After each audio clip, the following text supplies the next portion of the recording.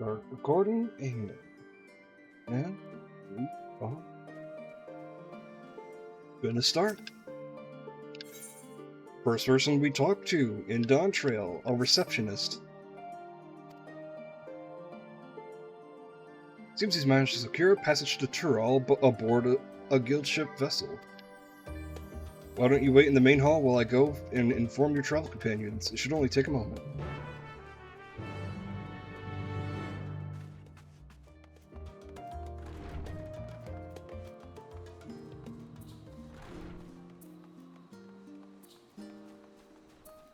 Cloudy morning?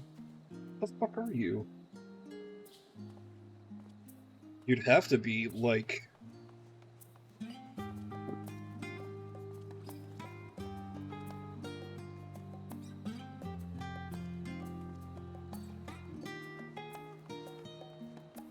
I'm gonna throw out a guess and say UK.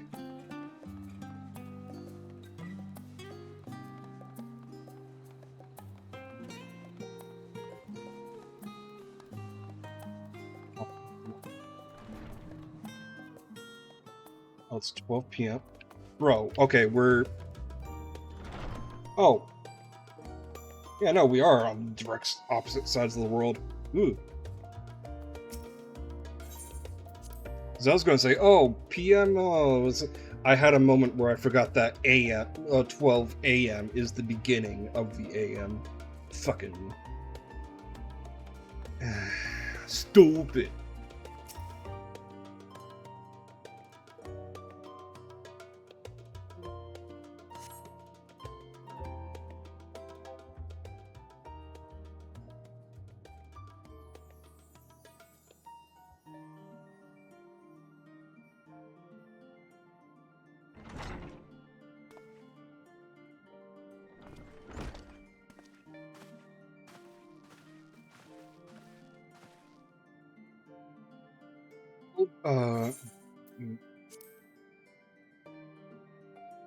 Ojika gave us the good news. We've made ready to set sail at a moment's notice. The only one yet to arrive is Aaronville himself.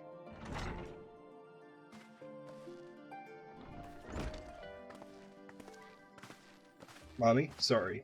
Mommy, sorry. Ah, you're all here.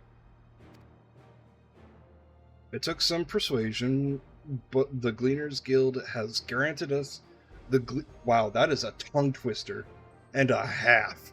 The Gleaners Guild ship has granted us places aboard a vessel bound for Tural. There'll be other passengers, researchers and artisans alike. So we'll need to share deck space. That's fine, Aaronville. I doubt anyone expected we have a ship to ourselves. They're not casting off just yet, so if you have any lingering concerns, now is the time to voice them. I wouldn't call it a concern, but everyone's still clear on what it is we will be doing in Tural, yes? We've not forgotten. The nation of Tuliyola. Wow. I'm glad that they give us it to read it before we hear it. Tuliyola is in the midst of deciding its next ruler. As your chosen allies, we shall assist you during the rite of succession and support your bid to become Dawn Servant. In addition to that, Alphanod and I have another objective. As a part of its reconstruction, Garlemald seeks ways to reconcile and re-engage with its neighbors. By visiting Tural, we hope to learn more about how its myriad cultures interact with one another, how they find common ground, develop stronger ties, the sort of insights that might help our friends in Ilsabad. But we'll pursue this goal in our own time. You can be assured we'll give the contest all our attention. Sorry, I had to look away for a split second because I just remembered. I like to keep like tabs open for everybody I'm associated with, just so I can be giving them a view while I have everything loaded.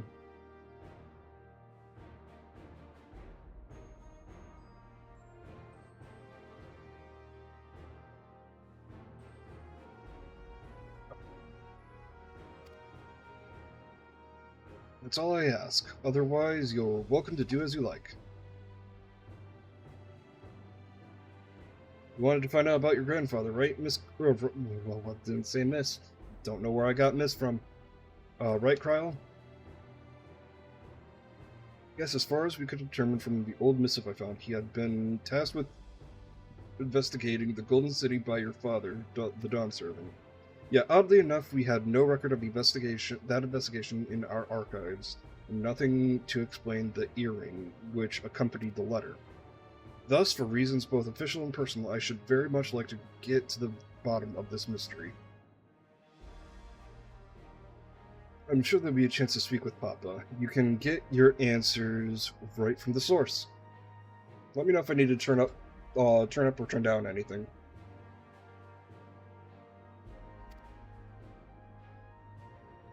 I look forward to meeting him. In any case, you're not the only one with an interest in the City of Gold. The Golden City is a children's bedtime story. I'm a part of an expedition only because the Third Promise has commanded that I serve as a guide. Okay, good. Because I know I have Final Fantasy XIV's volume low on my end. What have you? Don't you dare tell me you've changed your mind.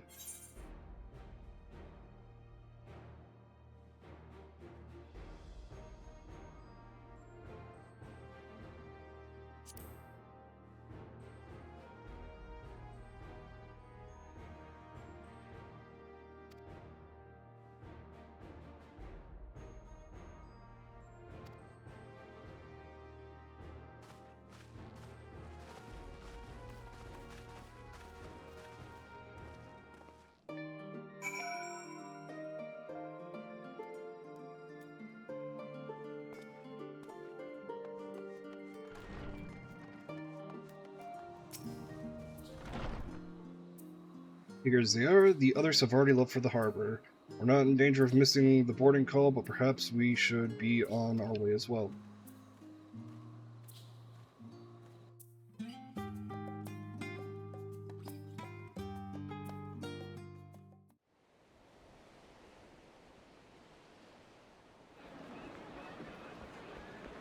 Damn, the trailer lied to us. We're not going in on a small boat. That's a big boat. That's about 100 times as big as the boat in the trailer. I'm kidding.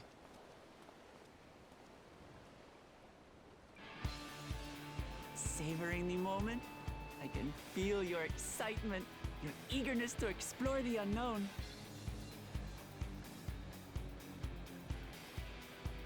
Wait.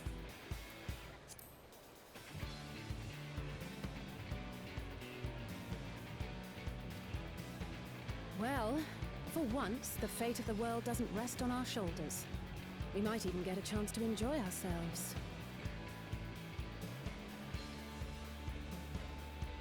Do not be so quick to relax. Though Tural may seem but a short sail away on a map, the vast seas between brim with peril. The treacherous waters of Shade's Triangle alone have claimed countless vessels. Even following the safe route plotted by Admiral Bufiswin herself, this will be no pleasure cruise. Perhaps, but my voyage here was uneventful enough. Disappointingly so. Either way, the two of you have first-hand experience, which will be of great comfort in the days ahead, I'm sure.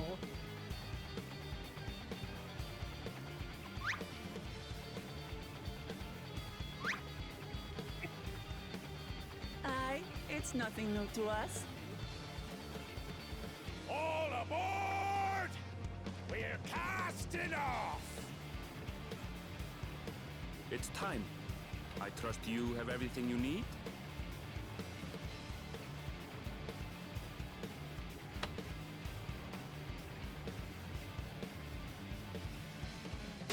Because I'm having sex with everyone here!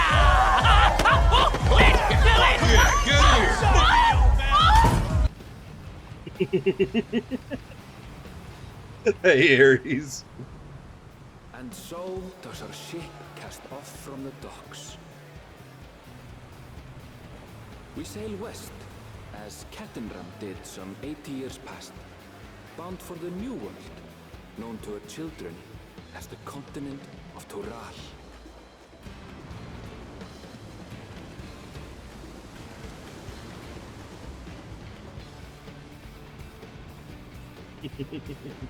It's from Hasbin. Just wait, Papa. It's probably one of my When this favorite contest jokes in is said Hasbin. and done, it'll be your daughter who sits the throne.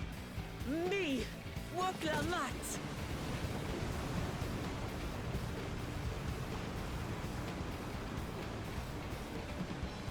Thank you again for the art, Ares.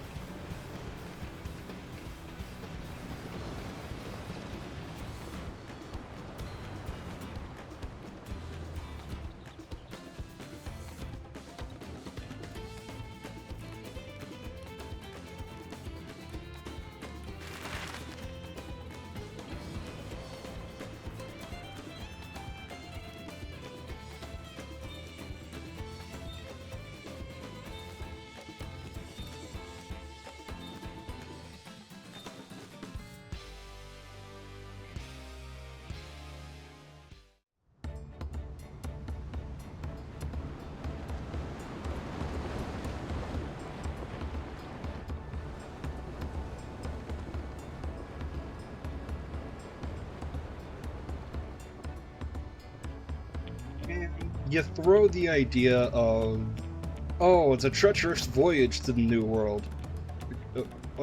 Okay, you're gonna give me Sailing so far? conflict? Aye, so far so good. But this sea, she's a fickle one. Calm one moment, blowing a gale the next. I'll take my rest while I can then.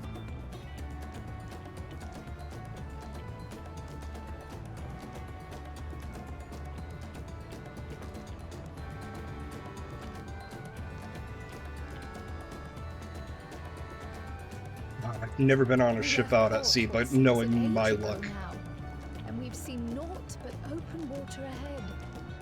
I knew Tural was far, but it's another thing to really know.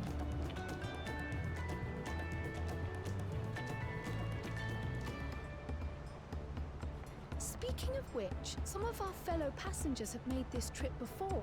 Several times, in fact. I was able to learn a few things about Tuliolal and the right of succession. Since we still have a long way to go, why not have a chat with them yourself? I'm sure you have questions of your own.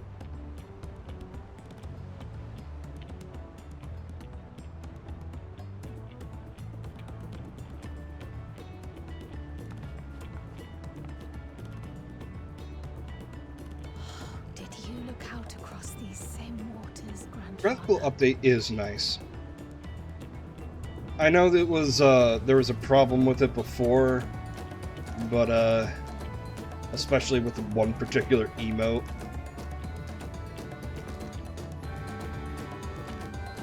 It actually looks really good now. I wonder.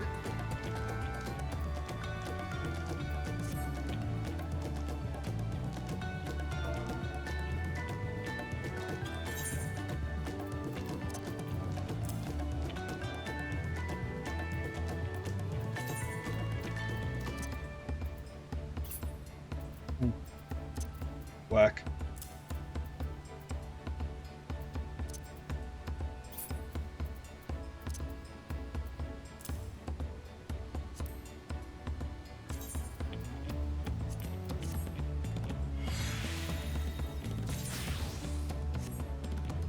Didn't know you need that particularly.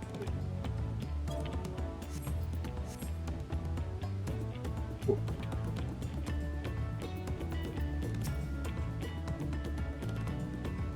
Oh, this will be my first time to Tyrell. Fun. What the fuck kind of name is that? That's the most. That is like French beyond French. I was working at Thames Aesthetics in Ulda, you see, but my employment with them came to an end.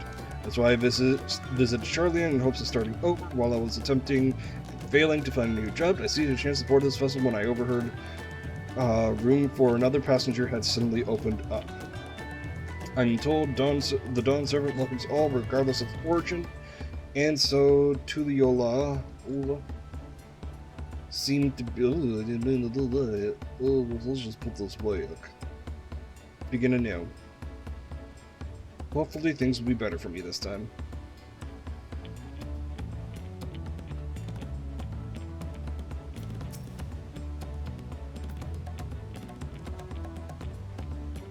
I see you in Eorzea before, you great famous hero. Yeah, I've had enough of playing the simpleton.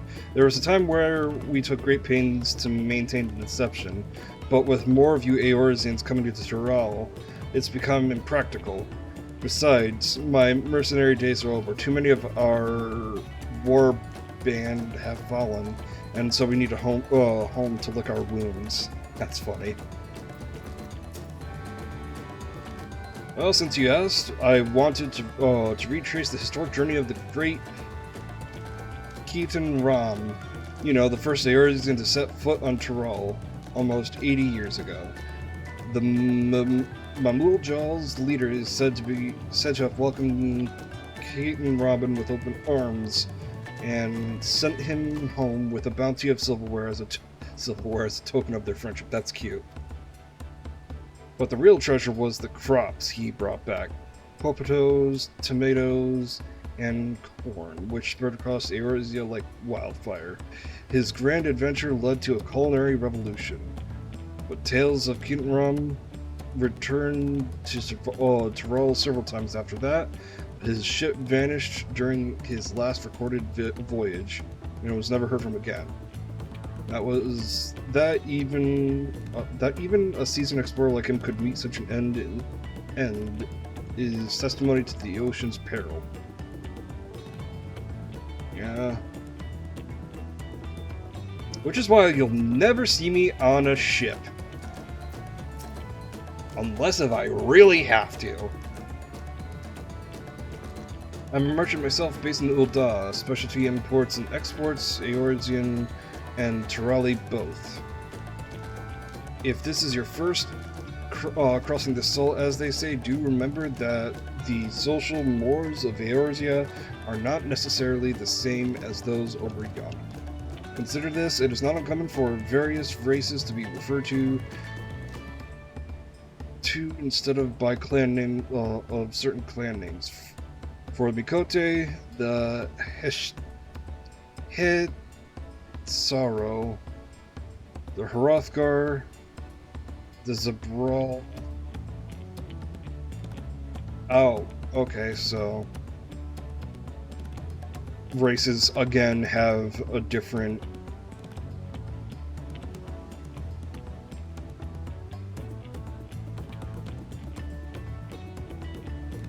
Okay, not because of every member of a given clan is one of the same race, mind, but because many individuals of said race are associated with the clan. A fair assumption in certain cases, but take care not to give offense. Okay.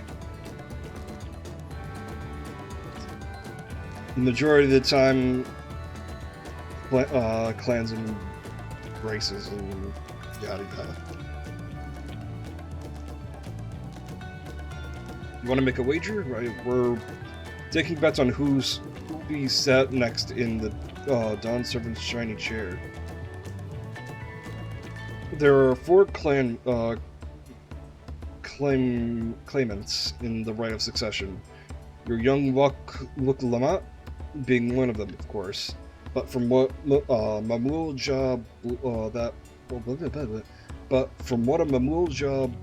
bloke was telling us, the other three are all strong contenders, not too many keen to risk their own point on the third promise. Ugh.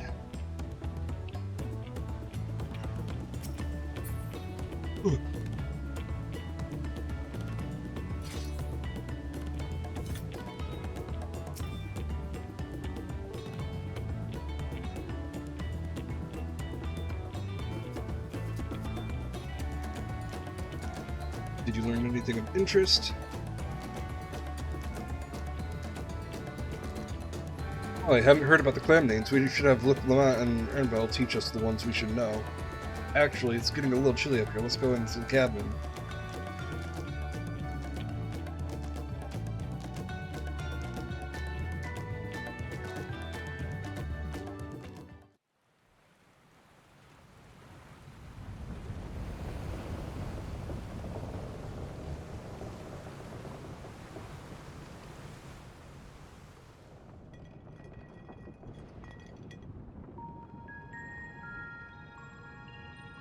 We're in for a proper storm, it seems.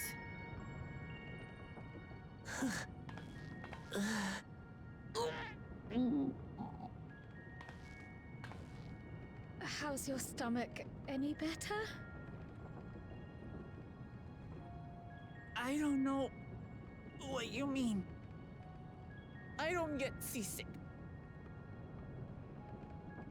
I'm just feeling a little nauseous is all. Isn't that what seasickness is? Erenville, you were born in Tyrol, yes? Do many of you ever live there? The Shatona, as my people are called, have settlements mainly in the north, in Shaptural. And your family? I know nothing of my father, not even his name. As for my mother...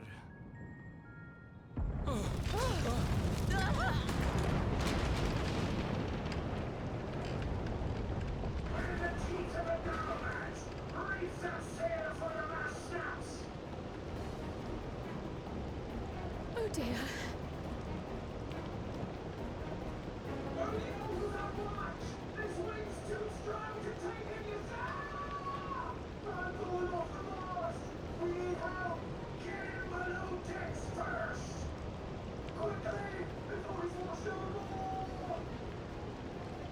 Come, we should lend what aid we can.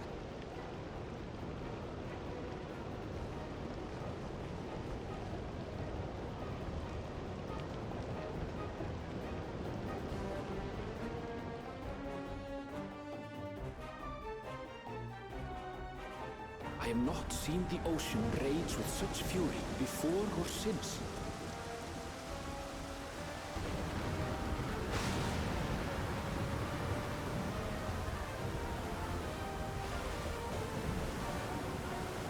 The heaving waves tossed our ship about like a toy, sending sailors tumbling. The dauntless Alizé, quick to the rescue, was almost lost to the sea herself.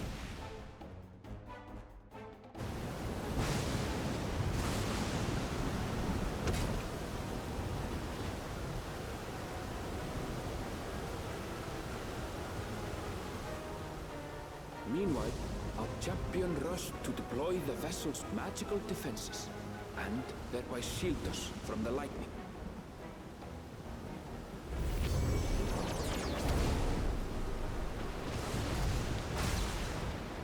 What an extraordinary life he must lead to be able to operate such a device with practiced ease. I mean, Leviathan. Oklama, too, threw herself into the rescue efforts, though one might have mistaken her for another soul in distress. I love her.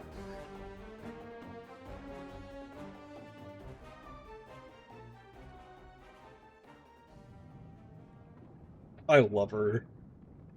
By the time the unruly seas had calmed, our strength was all but spent, and we had yet to even glimpse the shores of Tural.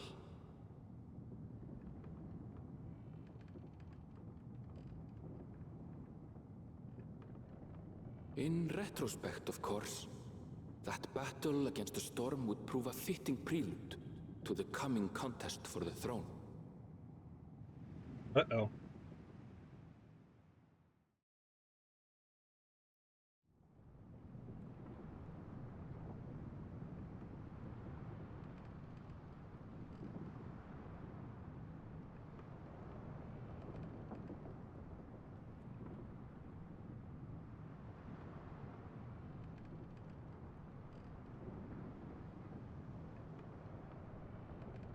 God, it looks so good.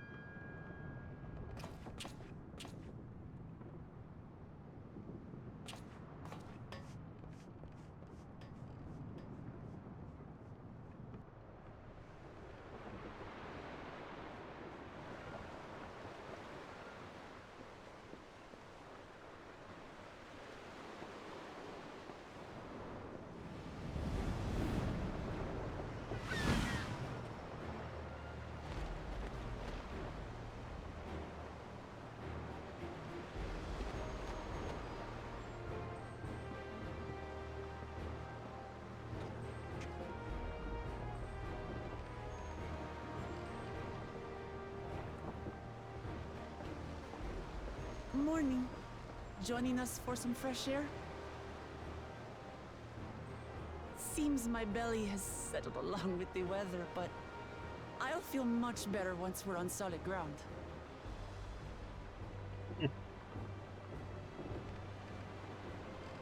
Ugh. Can't be much farther now, can it?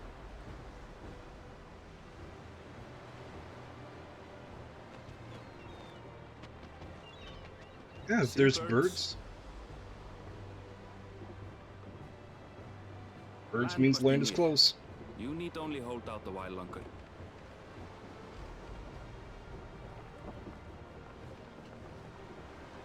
For a dark moment, I thought the ocean might swallow us. Glad to have my pessimism proven wrong. In other good news, I examined the sailor who took a fall, and he's faring well. I'm sure he'll make a full recovery.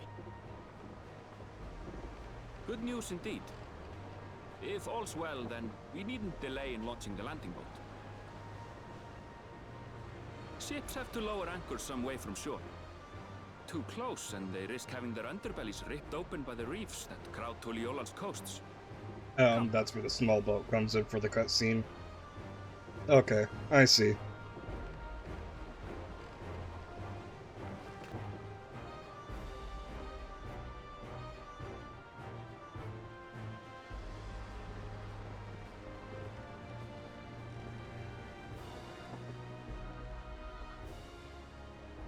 Thanks for bringing us all this way.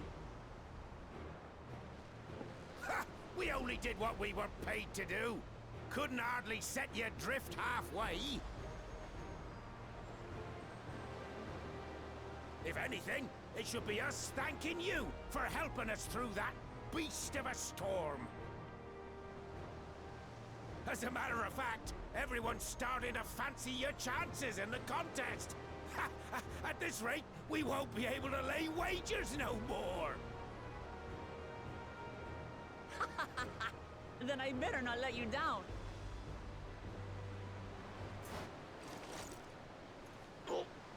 Easy, stomach. Easy. God, I love her. We're the last to board. If there's nothing left to say, then let's shove off, shall we?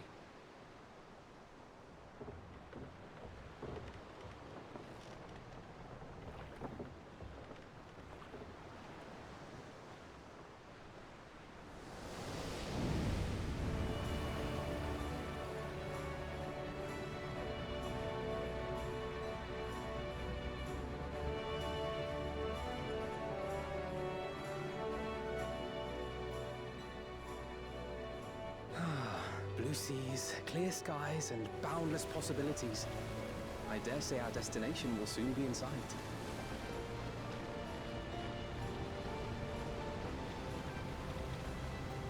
Oh, eventually. Well, let's see what I have to do to unlock it.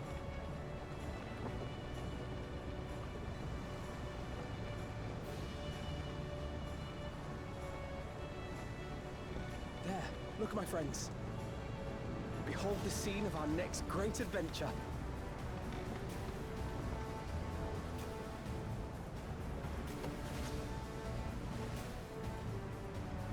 At last, we are come to the land you call the New World. To my home, Tural. Her hair is pretty.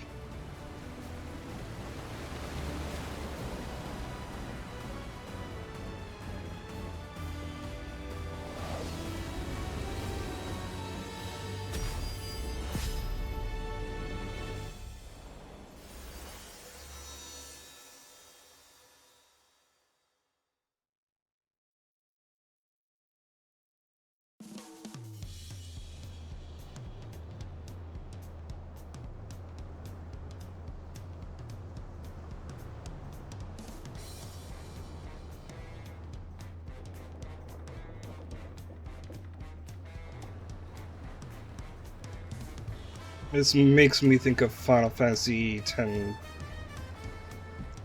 Chocobo theme.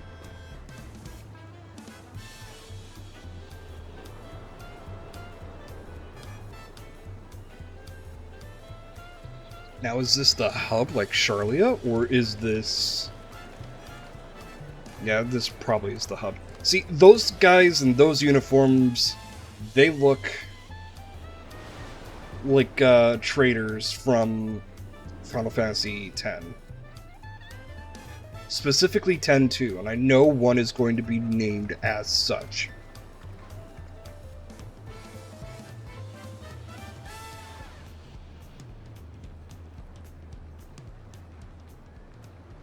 Gods, I've seen cities with an impressive mix of cultures, but this is something else. Is that a... No. I've never seen Varnu feathers in that color before. Oh, that's so pretty. You'll find much here you never knew existed. There may be a sea route now, but visitors to Tulihyolal are still few and far between. And as we don't build seafaring ships, only a handful of Turali ever venture abroad. Mamulja sellswords mostly. Those willing to play the fool sail with Lominsan merchants to secure employment in Eorzea. I suppose that makes us a rare sight in your country. Rare and currently undocumented. Were there some forms we should fill out, or...? Forms? Did you forget who you're traveling with?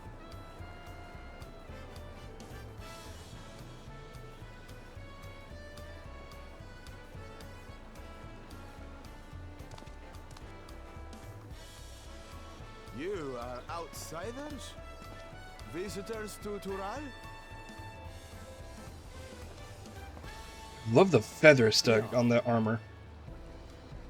Our nation is soon to hold a right of succession to choose its next dawn servant.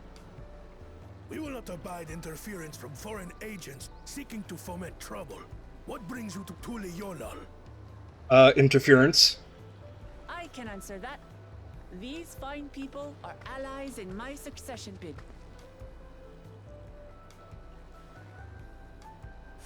Third promise. If you vouch for them, then all is well. Of course. Please, accept our apologies. No need to bow and scrape.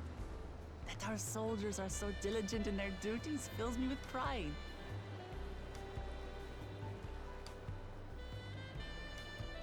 Oh, the We'll be Mamulja. continuing our patrol then.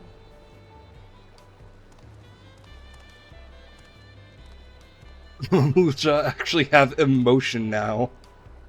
Well, well, you really are a figure of authority here. Are you suggesting I don't look the part? In their face, anyways. Anyway, first things first.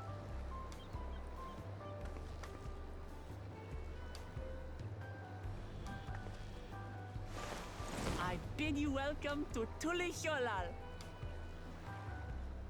Tulihyolal. Now that I've heard it aloud, I'll try not to mess it up.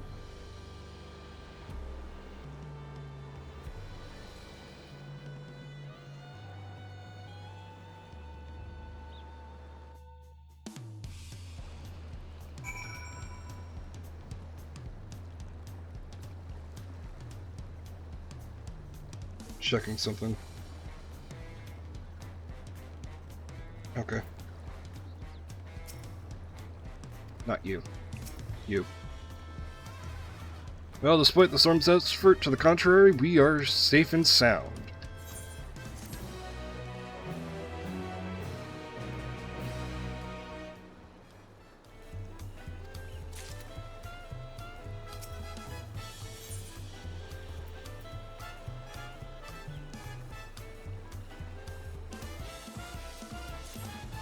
I don't need that for this weapon for any classes because I have good weapons for on all of them. First things first.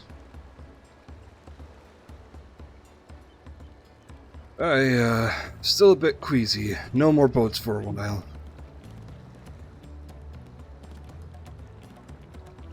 I realize we've just arrived, but we should get you familiar with the city before the rite of succession begins. No arguments here. I should very much like to explore. Then I'll guide you. Are you sure you're in any condition to do so?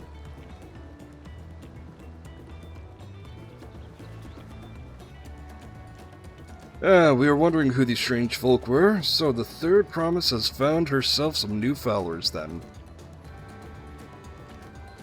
Followers. Wuklama, are you unwell?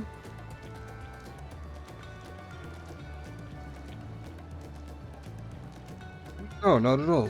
Couldn't be better. The third promise does not get seasick, no sir. As for my hand-picked entourage, here, I've recruited them to help me win the rite of succession. I was about to show them around the city, in fact. That sounds lovely. But a group of foreigners is going to attract attention, especially if they're in the company of the third promise. Everyone will be curious. We certainly were. Their siblings have a tendency to, command a respectful distance. But you're just so easy to approach. And I enjoy it so much, and I enjoy it so much when you do. Please don't ever worry that you're a bother to me. You're very kind. Good day to you, third promise.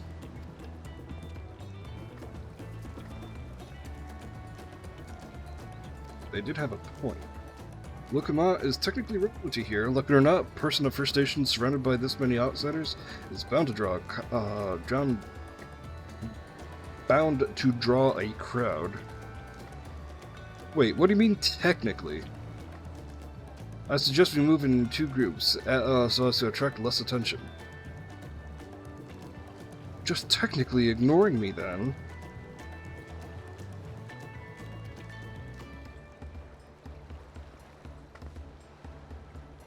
Drake, you and Kryla can come with me, and I'll take the twins.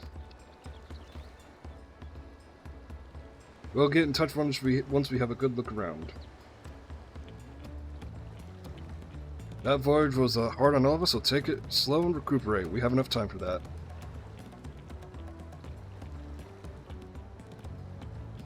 Enjoy your wanderings.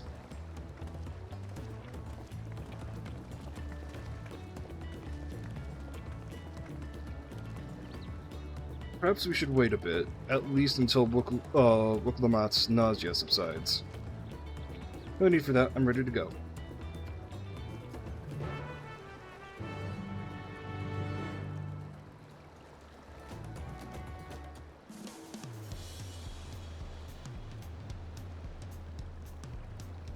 I love Wuklamat already.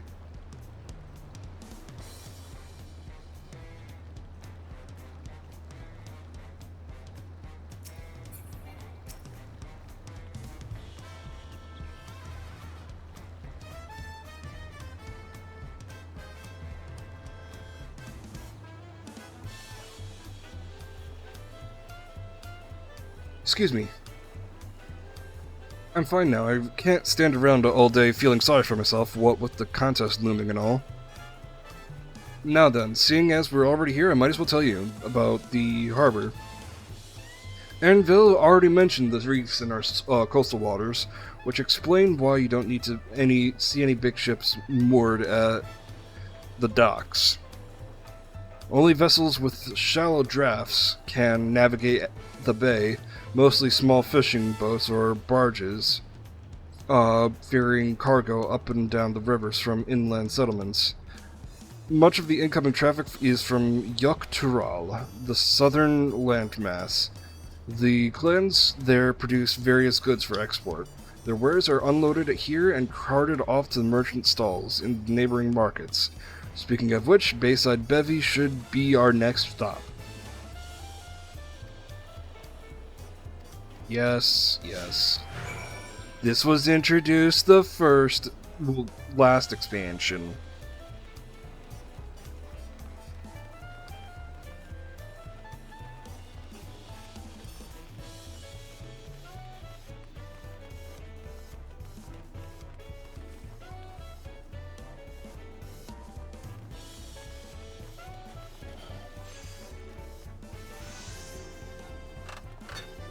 There a market board over? Yep, there's the market board.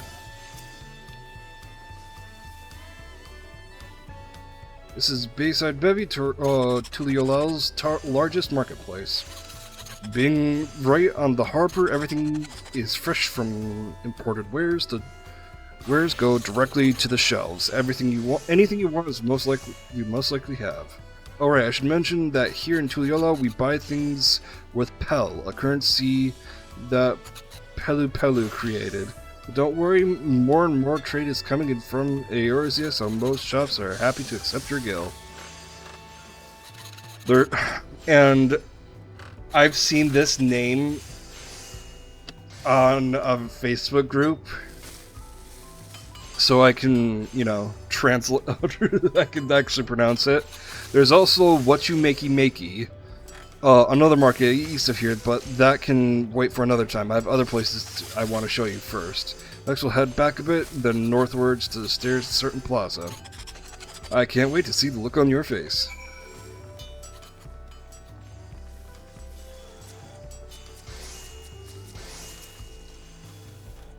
Sorry, you gotta tease one of my clan members.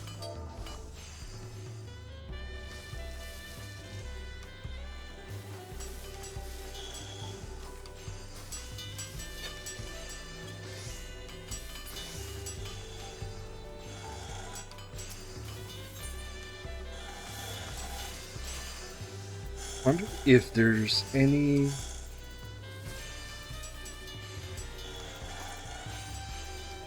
base stuff.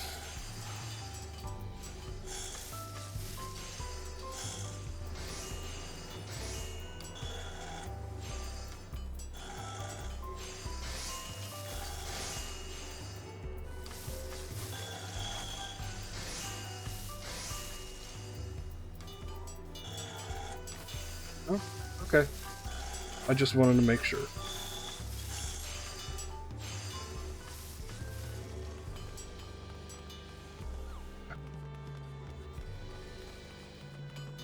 I wonder.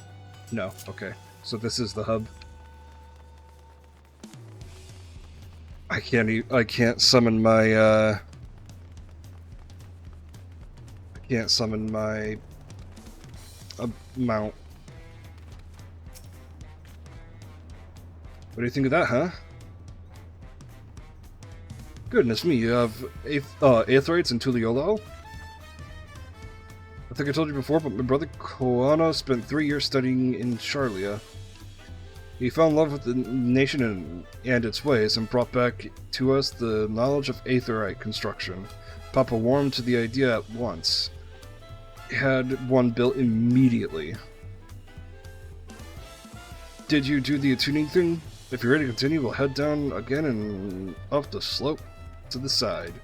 Right at the top is the gate which leads to Zakturao. Let's make a stop at Bright Plume Post on the way. On the way, though. That's the headquarters for the Landsguard.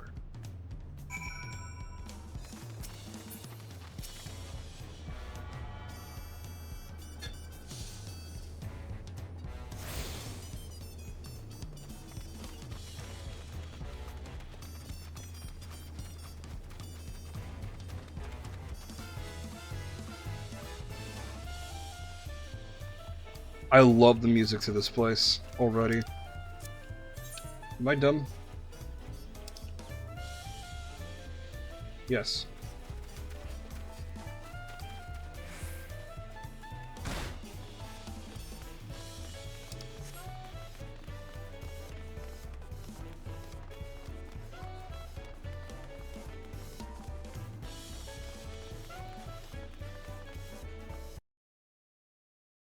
Uh-oh.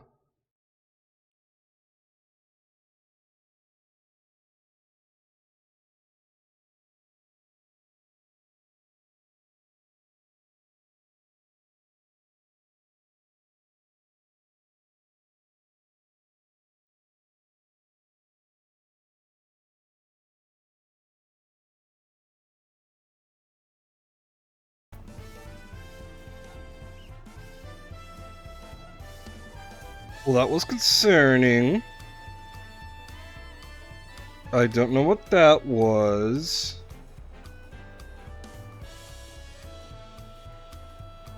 Cool. I'm just making sure everything is fine. Okay.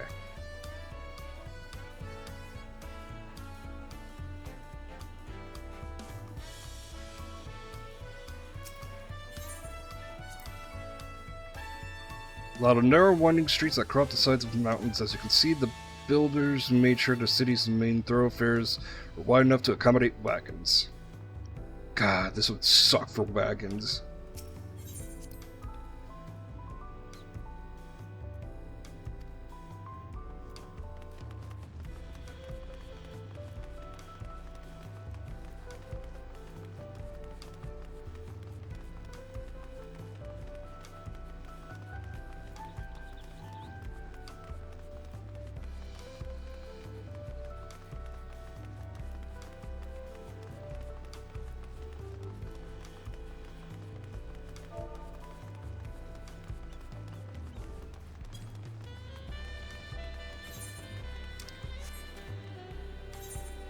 Did I pass any on our way like a baka? No.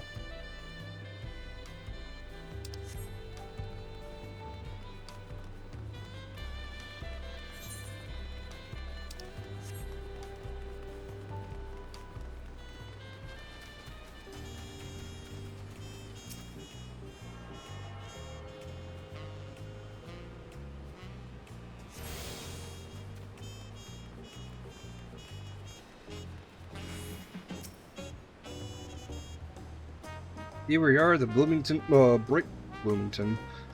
Plume Post. The soldiers stationed here are responsible for defending Tuliyollal and preserving the peace. Landsguard are led by our nation's strongest warrior, and so naturally Papa has commanded them since the beginning. At least until 3 years ago, when Zoral Jah took over as commander. The title is no empty The title is no empty honor. It means the first promise is considered equal to Dawn's servant in martial strength. Meanwhile, I haven't even managed to. Well, I'll discuss my brothers and their accomplishments later. Alphino and Alize should be around to hear it too. Come on, it's time I show you the Sky Gate. It's right at the northern end of Talonmark. Speaking of, I'm reminded.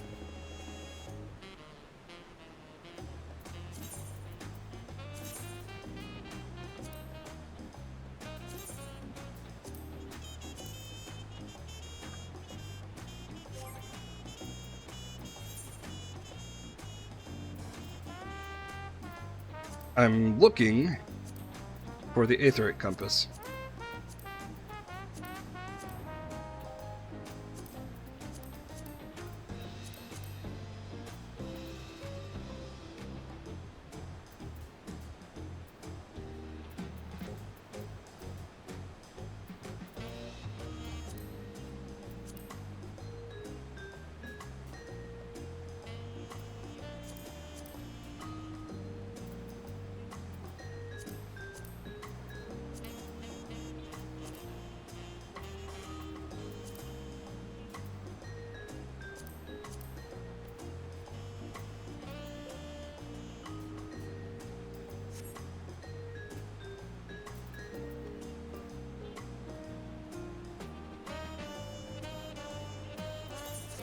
wonder, are items that are available to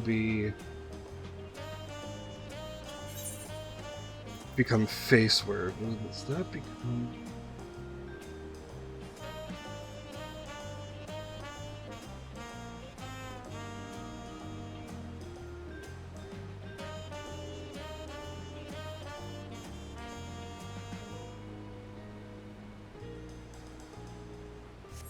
No. Doesn't tell me if I can turn into faceware. What else was I going to do? Oh, right. Give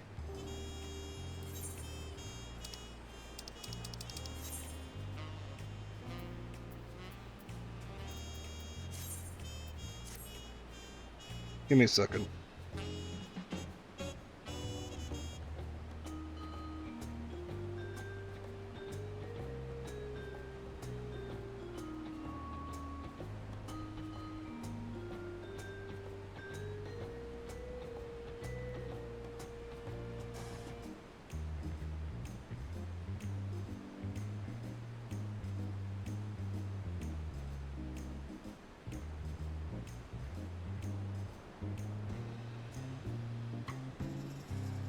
Collections.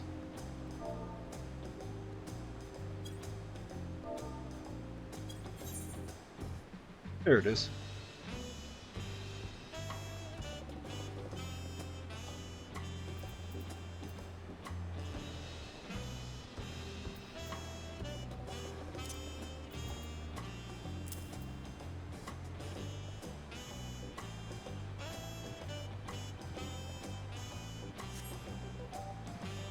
Perfect.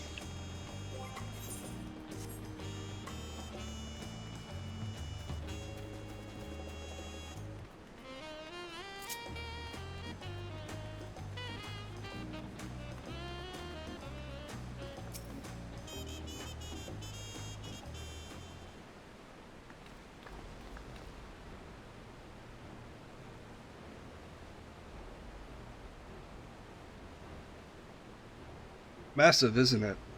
That's what I said. That's what I keep saying.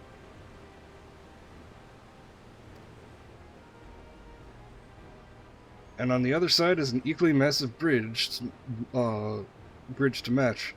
Both were constructed by a race of giants, the Yuck-Hua. The Yuck-Hui. The what? Yuck-Ya. Strictly speaking, Tyrell is actually two separate continents. Yuk-Tyrell, the southern lands of the mother, and Zuk-Tyrell, the northern lands of the father, which lie beyond the bridge. Legends say it used to be one big landmass, but long ago, the two gods fought. Oh shit. Fought a titanic battle, and when one threw the other into the ground, the impact was so devastating that as it split the continent in twain. Familiar sounding tale. I am put in mind of the conflict between Heidelin and Zodiac. But getting back to Zuk-Tyrell, these lands are also part of the Tuliyolan nation, correct? That's right. Isn't my father incredible? He united the peoples of two continents into a single nation. The many clans of Tyrell have been at war for generations. It was only when Papa traveled the lands and put a stop to their myriad conflicts that we finally had peace. And that is the main reason I want to win the throne, so I can preserve the peace he built. But you see, you're more. But I see you're more interested in what's beyond the gate than hearing about my aspirations. Crossing the bridge to Zuk-Tyrell requires a special travel pass. Fortunately, they won't issue any new permits until the right of succession is over. I promise to get you one when I'm Dawn Servant, but until then, you'll just have to wait.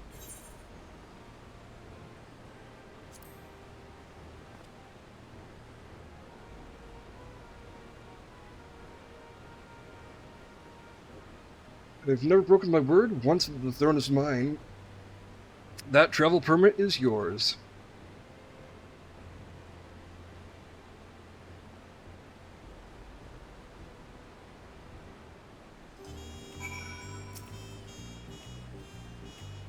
We must have covered half the city by now. Tuliyola is unlike any place I've visited.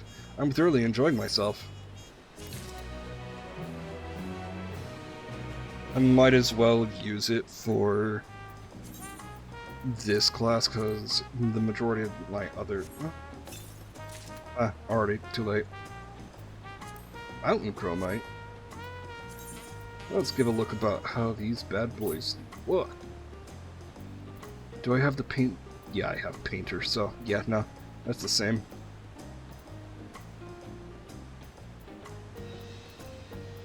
Don't have painter yet. Painter 90 yet. No, not decent. Tryon. Not compare. Tryon.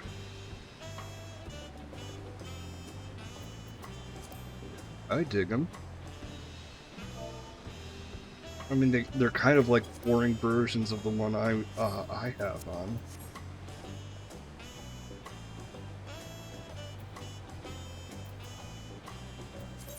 Assuming they are of lower, yes they are.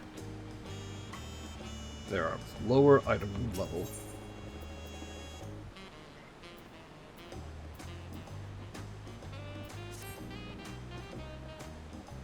We'll head west next towards the Arc of the Dawn. The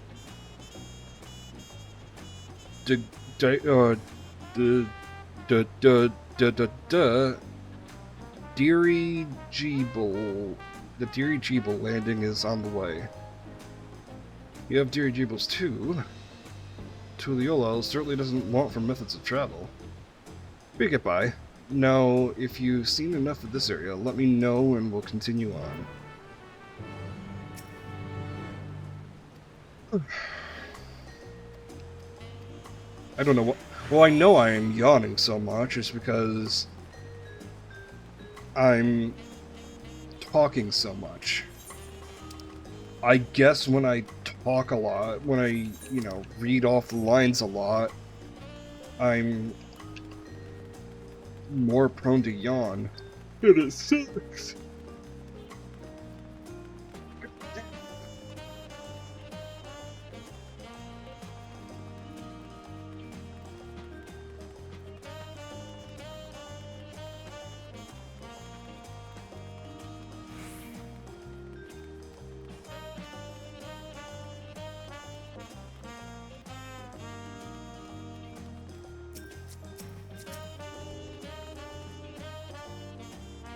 Struggling to conceive how one could construct an entire city on the side of a mountain. This was originally the site of Yukkyo Temple. The giants built it when they were first making the bridge to Dawntrail to appease the god who slumbers in the Great Ocean Trench. That's going to be a primal. After Yukkyo withdrew, the temple stood empty for centuries, so when Papa was establishing his new nation, he saw a structure he could refurbish into a palace, sitting practically in the center of Tural. He gathered artisans to do the work, and houses they built for themselves became the foundation of the city you see today. Speaking of houses, we'll be passing by the Resplendent Quarter, the biggest residential district in Tuliyola. We'll climb these sets of stairs here, all the way up.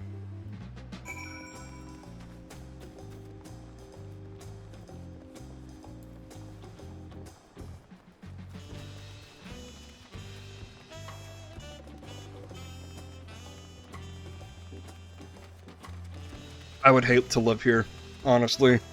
Too many stairs, too much verticality.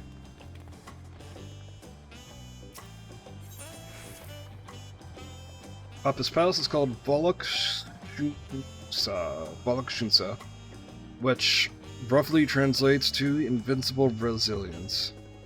We probably want to take a closer look, but we'll be coming back here later. Let's be on the move for now.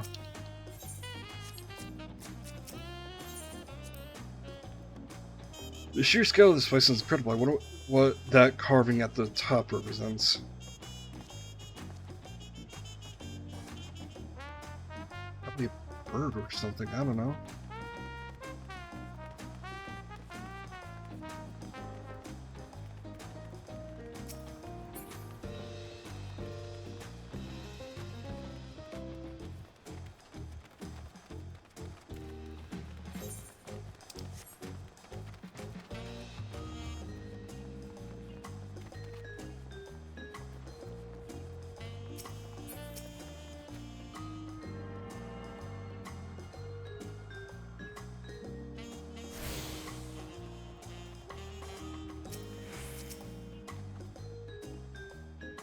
So this is Resplendent Quarter. The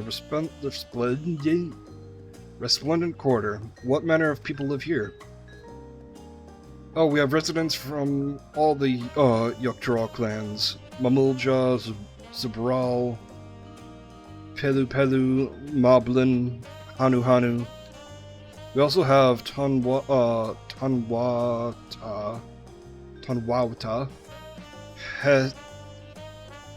Hetsaro, and Shetona, who moved south from their ancestral lands in Zaktaral. In essence, it's a gathering of people from every corner of Taral. A true representation of Tuliyolo's diverse character. The adornments on each building contribute to the eclectic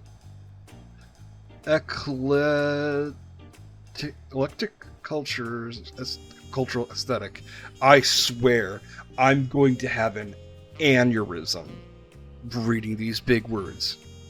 It's all so beautiful. I'm glad you think so. Come. We continue down the stairs.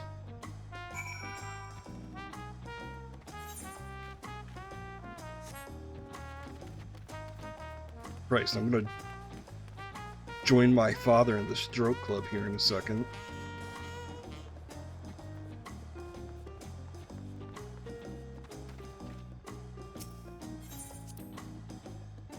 That big drum there is called the Dawn Herald. They play it for formal occasions, like when honoring the Landsguards. Bleh.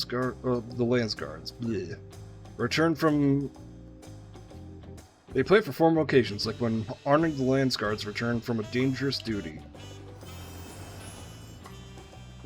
I'm tired of hitting it with my axe. I tried hitting it with my axe once and ripped the skin. Earned me a proper scolding, let me tell you. I think that was the time Papa held me upside down by the ankle. Yeah, her Papa's big. Ever seen such an enormous drum? Excuse me, I've never seen such an enormous drum. What would even use to beat such an instrument? I'll tell you what I beat. Oh, that drum. Way over there.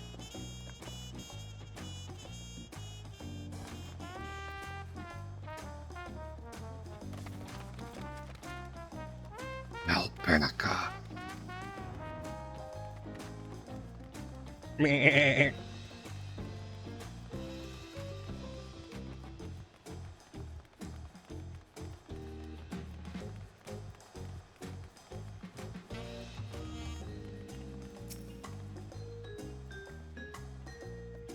And here are our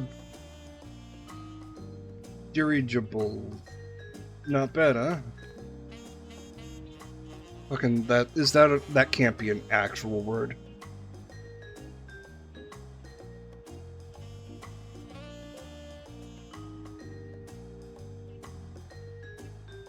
Airships. They're airships. They're a type of airship capable of being steered or guided or directed. Most commonly are blimps.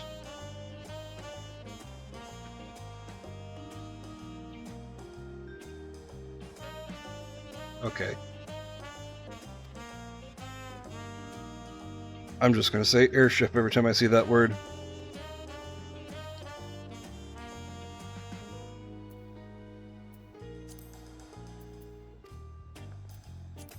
Shit. I hear other nations use airships to sail the skies, but you'll only find balloons in Tuliyollal. We have them for the exact same reasons as Aetherites. Koana brought them back from the plains of Sharlayan, and Papa taught them fantastic and commissioned fought them. I read that as taught. And thought them fantastic and commissioned their construction. This was around 3 years ago.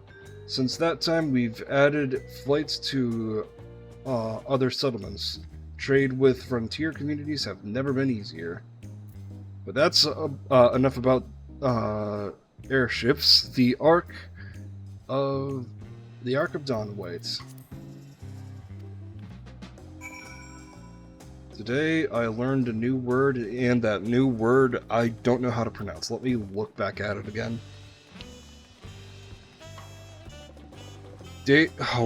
What is with this? You know what? Hold up. Dirigible. Dirigible.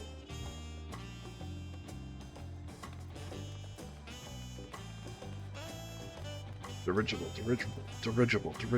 Man, that word sucks!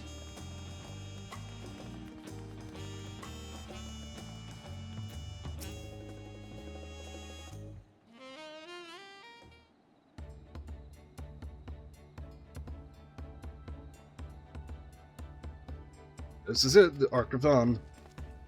When the Giants were still here, it was known as Yogg-Toroll's as the Yogg-Toroll Land Gate.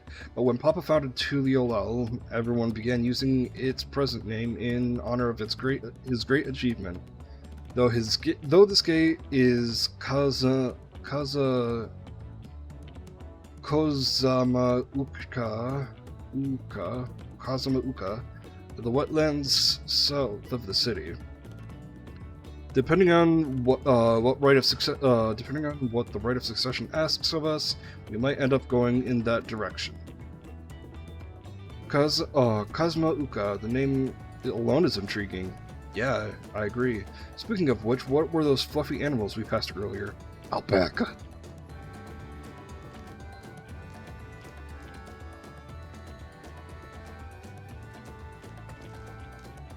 Ah, those are alpaca. Fearsome force-legged fiends. Fearsome? They seem quite placid to me. They're mean bastards. I know that they are mean bastards.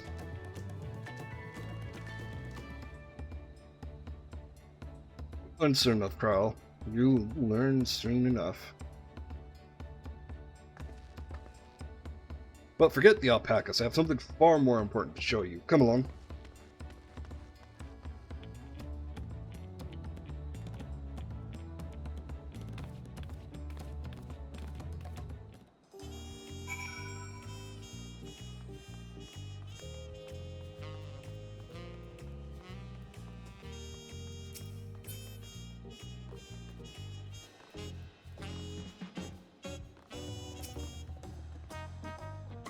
If you wish to learn the history of Tuliyollal, then look no further. Those stone pillars, you mean?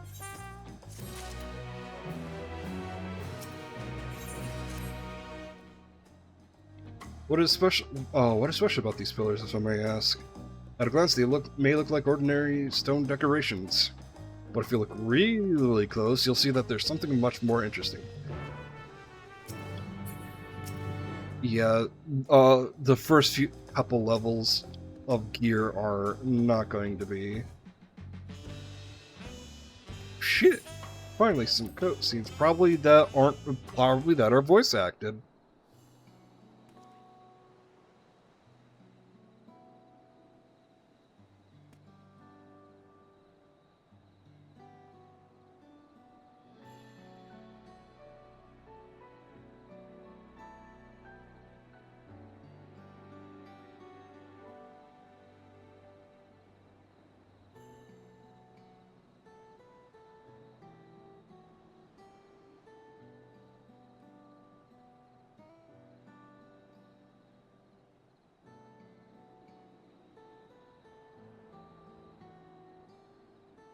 Oh man, no voice acting.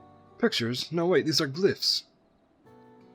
They seem to tell tell a series of stories, many among them featuring a two-headed Mamulja.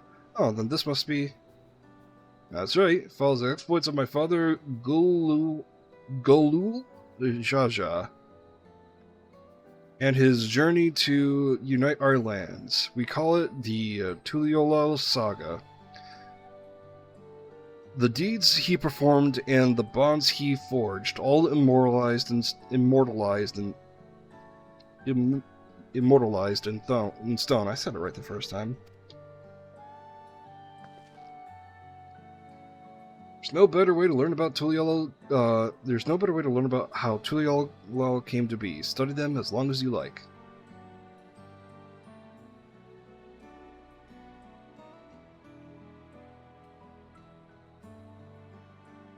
Oh shit, what?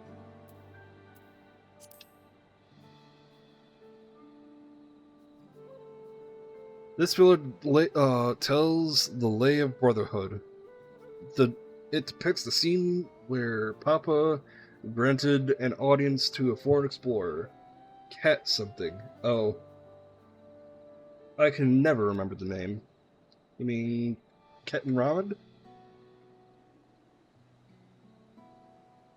Well, Ketan Ram. I keep thinking Ketan Ramen because it almost flows like Tutankhamun. Ah, that's the one.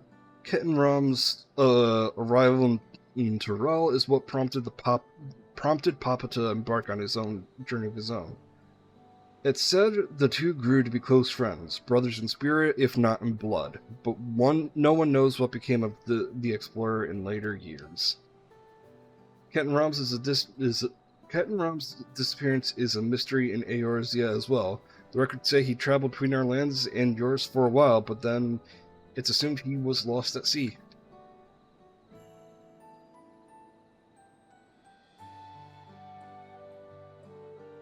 Yeah, no, this is different.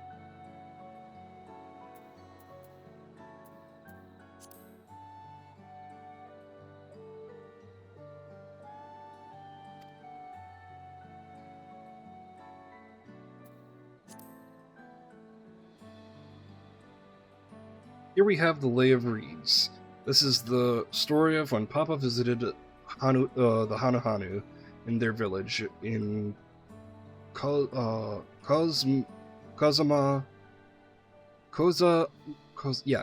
Uka. The people Alphanode almost mistook as Vanu, if not for their colorful plumage.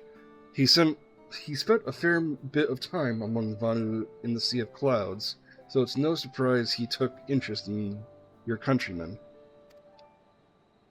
I don't know how it is with your Vanu, but our Hanu are bright and cheerful sort. They hold this one festival every year. Very famous and a lot of fun.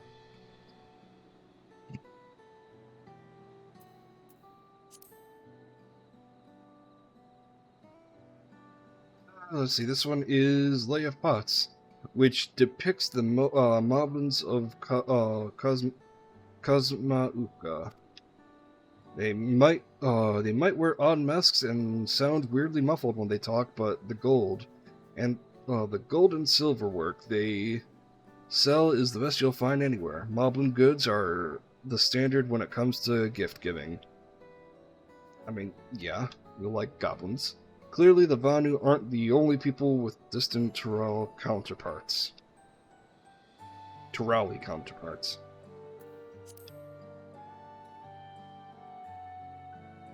This one recounts the Lay of Repast.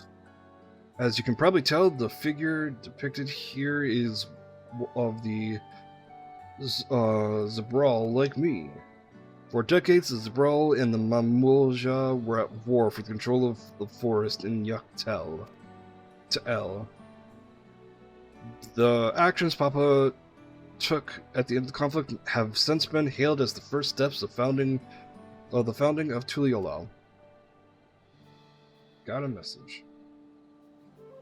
There is a clan of Hrothgar in Boja known as Hellions. In their society, the women rule as queens, and the men serve as devoted subjects.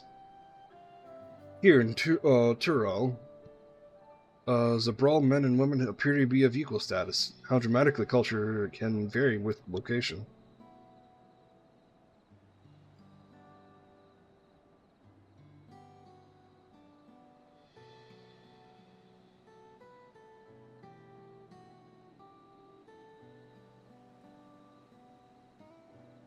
If you're done with the first stuff, we can move on to the second.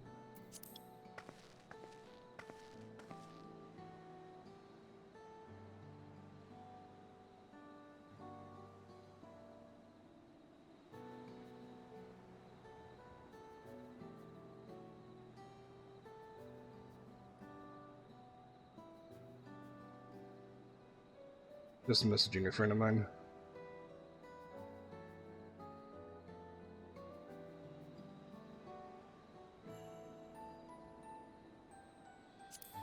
Lay of Gold. Lay of Gold. This pillar shows one of the Pelu Pelu, whose homeland is. Oh, fuck off. Urkopacha,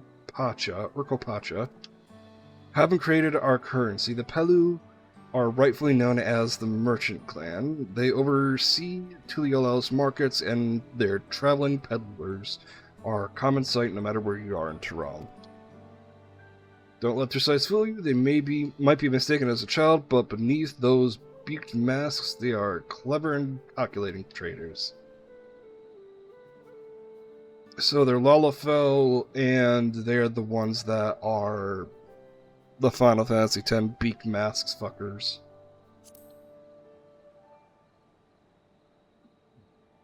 Oh, this one's my favorite, the Lay of Ice. It depicts the battle with the legendary Tyrol Vidral. Valigarmanda. I should explain. A Tyrol Vidral is a creature who has lived far beyond its usual lifespan, and has awakened to preternatural powers. Toucher described the Far Eastern off-species in a similar fashion. Could this be the same phenomenon? Valigarmanda was dubbed the Sky Ruin, a name earned for the destruction and terror visited upon Tyrol every time it stirred from its slumber. But 80 years ago or so, its ruinous reign was brought to an end. After a great struggle, Papa and his comrades managed to overcome the raging Vidral and sealed it away in the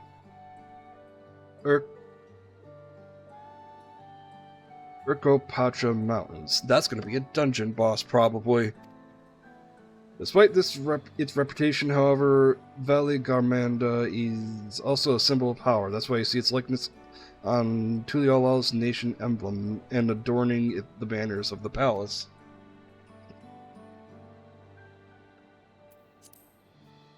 Oh.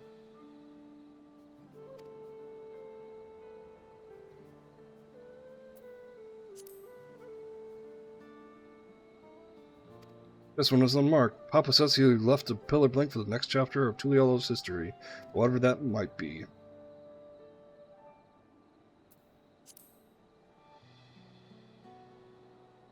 The layer of proof. That big fellow there is Yok Yul, the largest of Tyrol's people.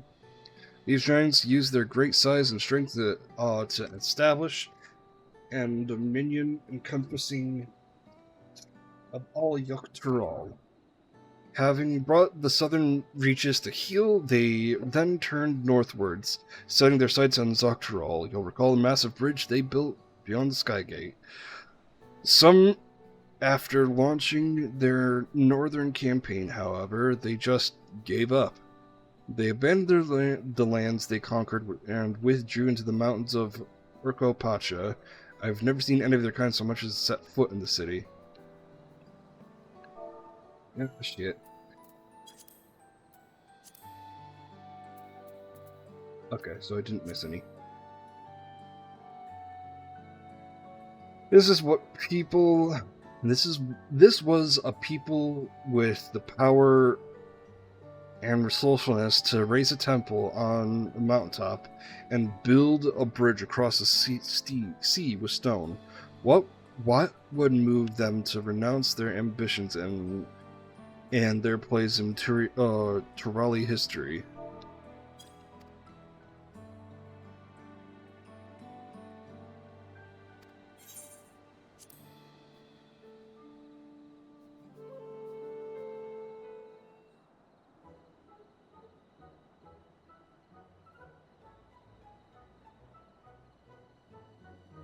Glad to hear it. You know, I feel awfully hungry all of a sudden. No surprises there, seeing I couldn't keep anything down for a while. But now I'm ready to eat again. So let's go back and have ourselves a bite of a local delicacy. Come, I'll take you to the best restaurant in the city.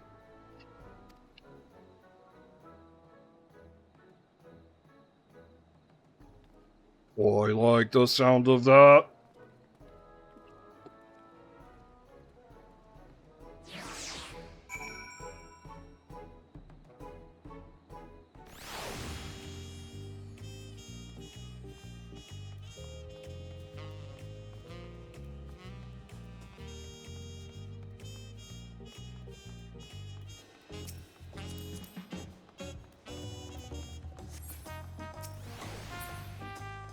It's so crazy seeing level 100.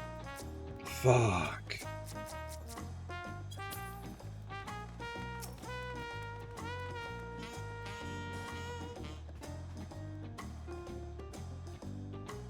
Have you ever had tacos? They're Tuliolo classic. You bake a crunchy shell made from corn flour and fill it with meat and salad. A lot of shops and stalls sell them, but I like how they're made here. Fuck you!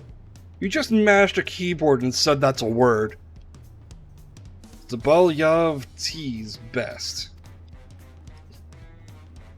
And I need one right in front of me right now. Let's head downstairs and place an order with old Brooke Evu.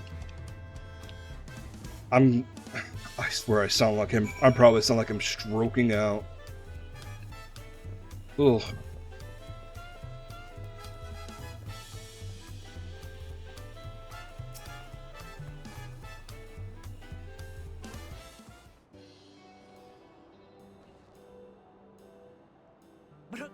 I suck.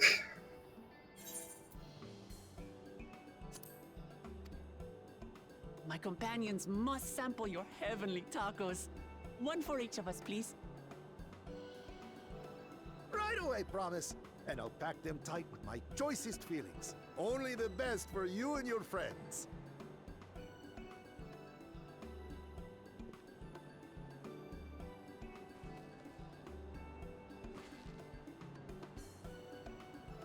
Did you hear the silver scares are back? Seems their overseas foray ended in disaster. More than half their warband is missing, including their leader.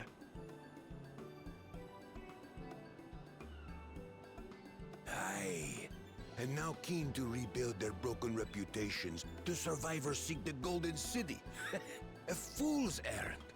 How many hopefuls have disappeared in search of that fable? They should count their lucky stars they came home alive at all.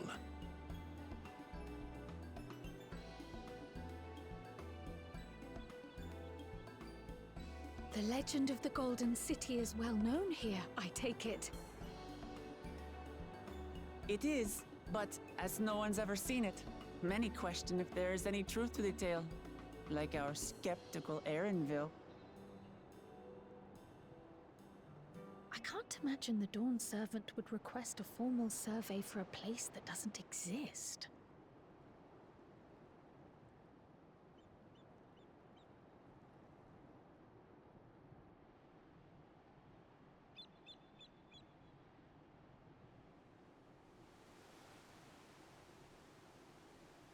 Now to find a spot with a pleasant view to enjoy our crunchy spoils.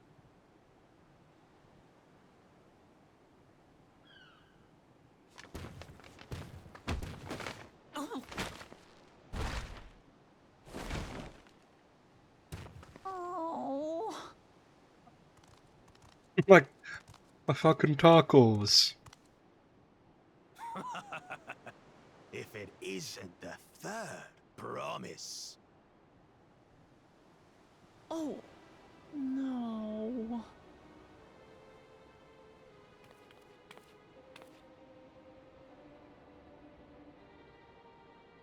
I don't know these ones. New salt. Dredge from foreign waters is my guess, brother. Of course, that's it. Wuklamat is so afraid of the coming contest that she went crying for special help.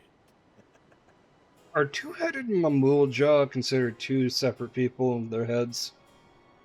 Because then who's Papa in her dad's case? Was there something you wanted, Bakul Jaja? The third promise remembers us! Such an honor! Glory on your name, brother.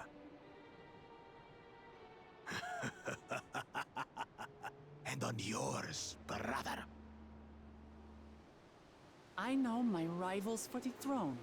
Nothing more. Another child of the Dawn Servant? No, this brute. We have no ties to their farce of a family. Unlike the sneevling house cat, we are blessed siblings, the elevated chosen. We alone are fit to succeed Golul Jaja as Dawn Servant. All peoples are equal in Tulihiola. Your heritage gives you no greater claim to the throne. Shall we test that idea here and now? See if your strength is equal to ours.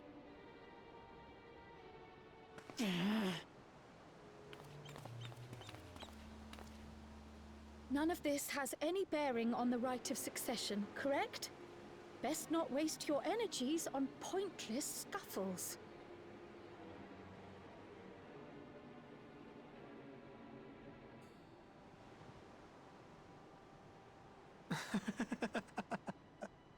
The kitten comes to the house cat's defense.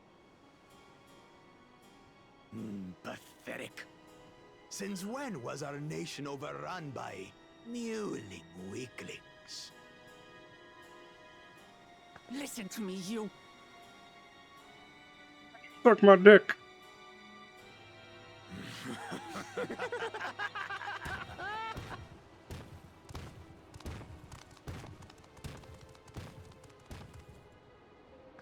A two-headed Mamulja. I knew of them, but that's the first I've seen in the flesh. Some get it into their twin heads that they're destined to follow in my father's footsteps. So they travel to distant lands to hone their battlecraft. Those are likely the ones you've heard about. Are there other two-headed claimants? No, just Bakul Jaja. Even in Tural, his kind are far from common. The Mamulja people largely belong to one of three clans. The Hubigo, the Bunewa, and the Dopro. Every once in a great while, a two-headed offspring is born from a union between the brown-scaled Hubigo and the blue-scaled Bunewa. The child grows to possess immense strength, both physical and magical. Blessed siblings indeed.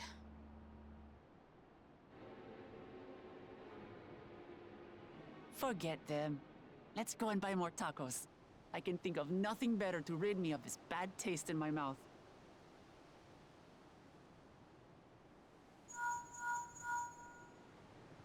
Enjoying your tour of the city, I trust. We've seen our share of notable sights and took a moment to rest. As such, we're ready to present ourselves at the palace for the rite of succession. Shall we meet you there? The palace it is. I'll let Wooklamart know. Destiny calls. Perhaps we can return for more tacos later? So it goes.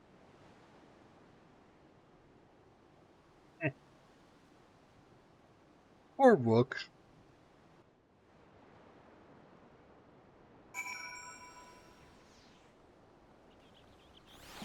My fucking tacos. I was looking forward to having some authentic Tuliolal cuisine, but we should hurry and join Alphinaud and the others at the palace. Alright, it's a bit of a climb to the top, but we can head up from the Resplendent Quarter, or even the other eastern side of Talon March if you prefer. Now do you have an idea of the city's layout? I'll let you find your own way to Boakboa.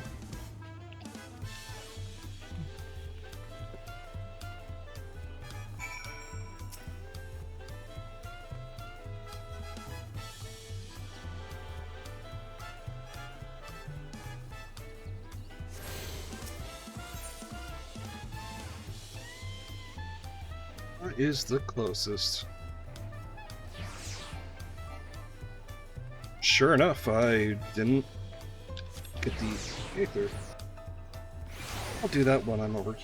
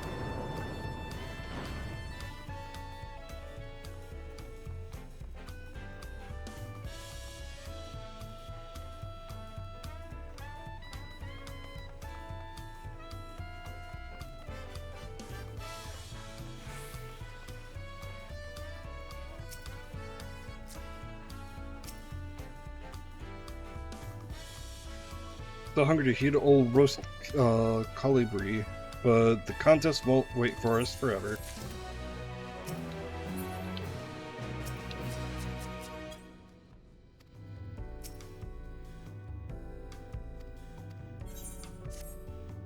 Please be voice acted. Fuck! I've acquainted the twins with the city as best as I could in a short time. Their unbridled enthusiasm made it rather difficult. Invariably, something would catch their eye, spurring them to run down an alley to investigate. It was like herding a pair of unruly curls. Yeah, sounds about right.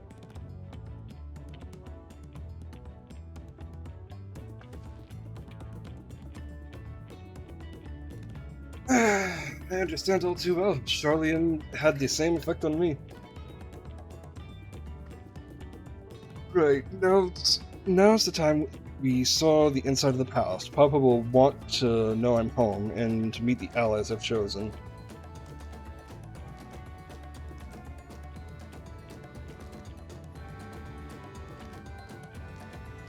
It's like adjusting my mic real quick.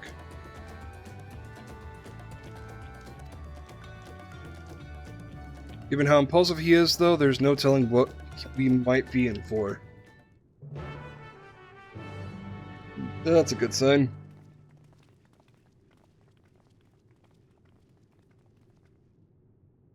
Fight me, old man. Fight me.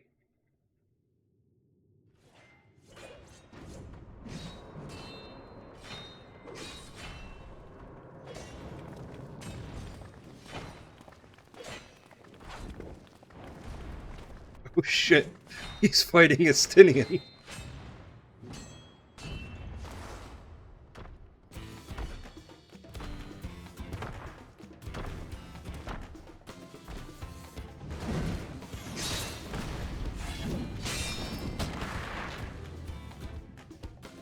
Estinian? When did he get here?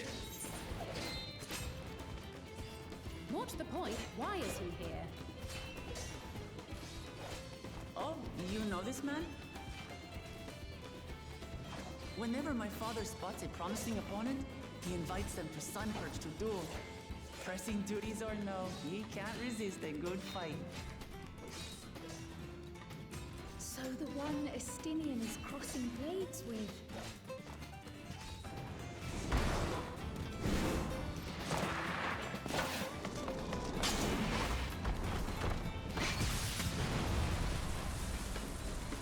God damn.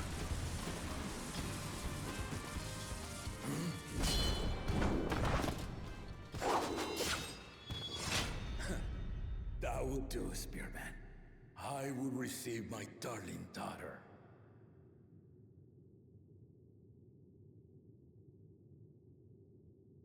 Estinian, how's it going, man? Know that you are the strongest I fought in many a moon, if not longer. It is the privilege of a life long lived to face such a formidable soul.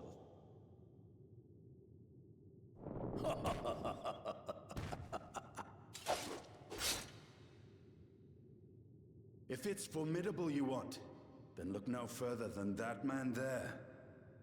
Don't fucking point at me, man.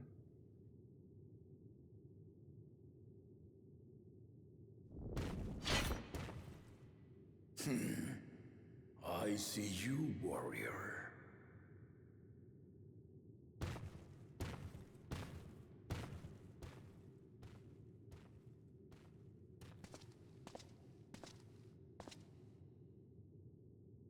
We had no idea you meant to visit Taral.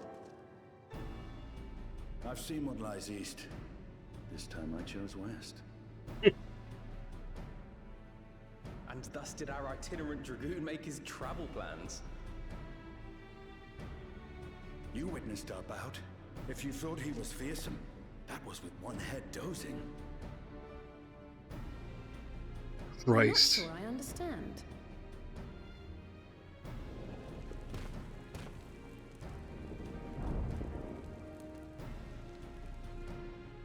The old man has been feeling his ears. The uncovered side is the head of resolve, and age has only deepened his love for combat. But the head of reason, wiser of the two, sleeps more and more these days. As I understand it, the veil helps with the restoration of his magical energies. Enough about me, Lamati. I want to hear of your adventures. Lamachi. A term of endearment. It's what my family calls me.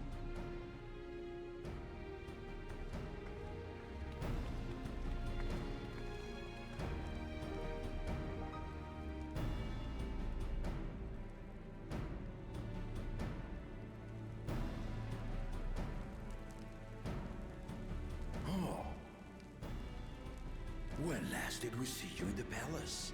Greetings, Solonesh. It's Erenville now, Dawntrail. Ayo, hold up. I took the name while abroad, and have since grown accustomed to it.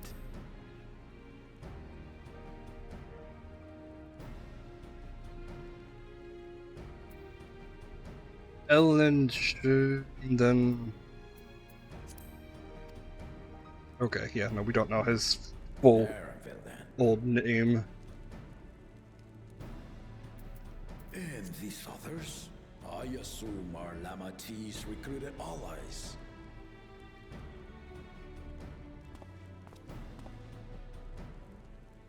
Ha! Old-tempered steel. Yet as much as I'd enjoy testing their metal, the hour of the right is at hand. I will summon the other claimants at once.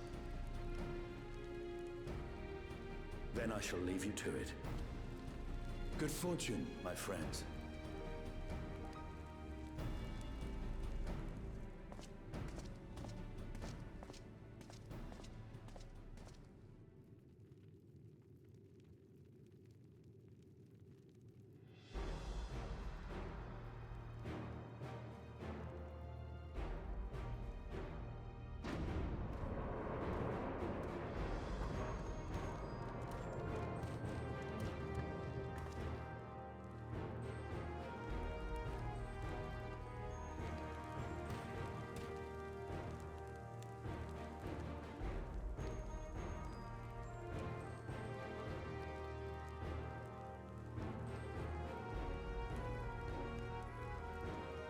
The claimants are assembled.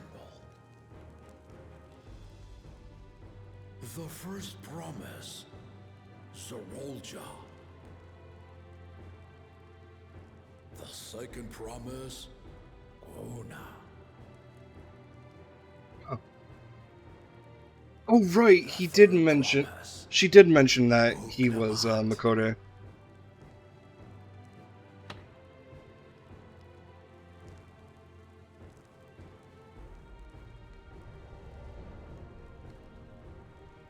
And lastly, the chosen of Mamuk, Bakun Jaja.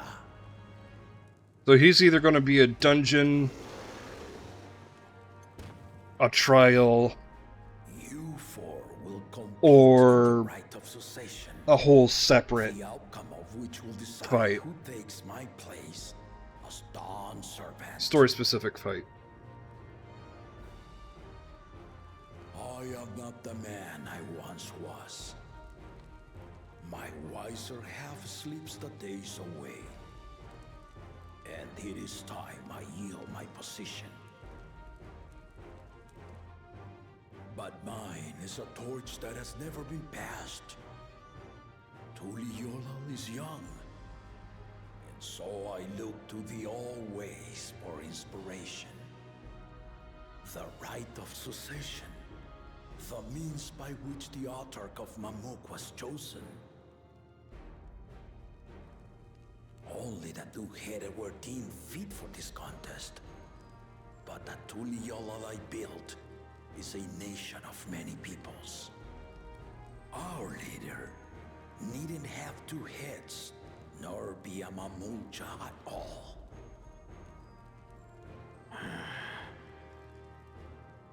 So I gave the right of claimant, not only to the son I sired, but to my adopted children as well. I wonder how the actual, his biological son feels. That is why a recent tournament offered a place in the contest as the winning prize.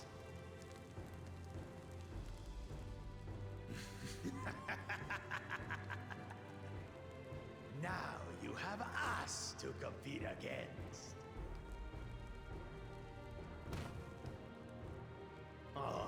Though it seems the one-head was already too afraid to face us in the tournament.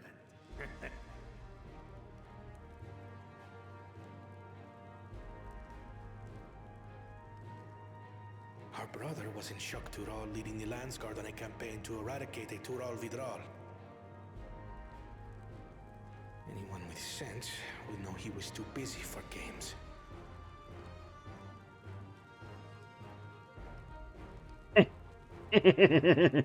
Get fucked, nerd. Waiting to hear the nature of the contest itself.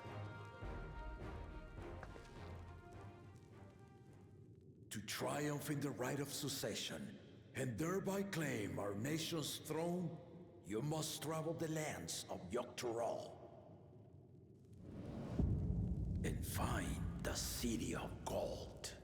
Oh shit.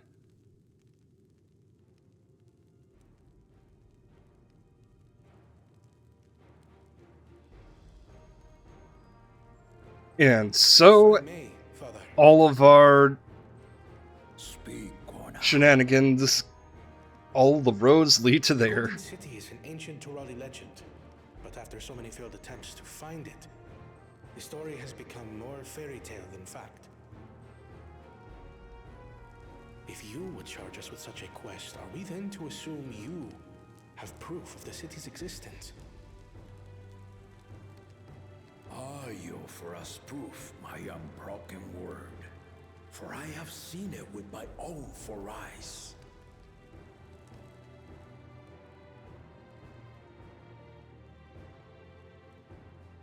The city's real. All those years. This was before the founding of Tuliyoba. I traveled the lands of Tural with my companions. And we ended our journey at the gates to the Golden City. I mean to have you do the same.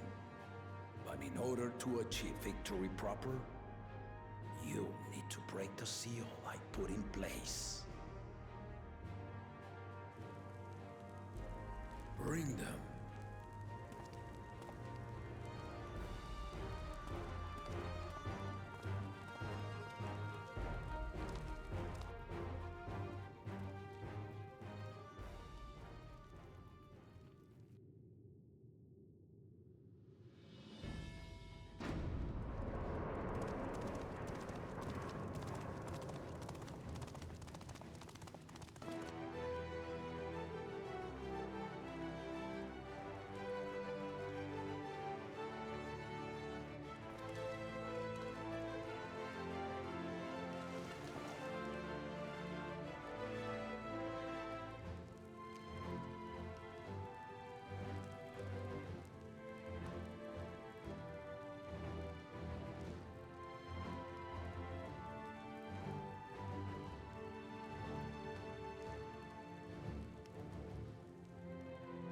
Tuliyola saga.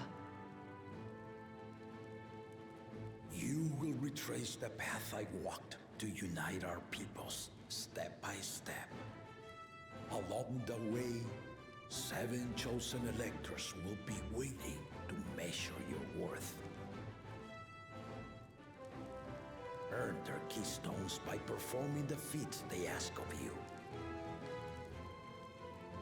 Once you've fitted each of the 7 tablets with the keystone, you'll have the key to unlock the seal on the Golden City's gates. And those might be our dungeons and trials then. Okay. So the contest is in stages, none of which can be skipped by rushing to the ultimate objective. Exactly. Exciting, isn't it? Martial tournaments, hunting festivals, and now this? You do so love your contests, Papa.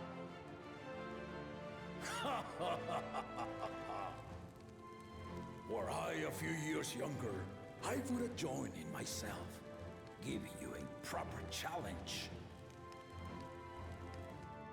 You may think the ride is tedious or nonsensical, or both. But I am yielding our nation's throne. Let me have this final indulgence. A waste of time. Just name Bakunja just successor and be done with it.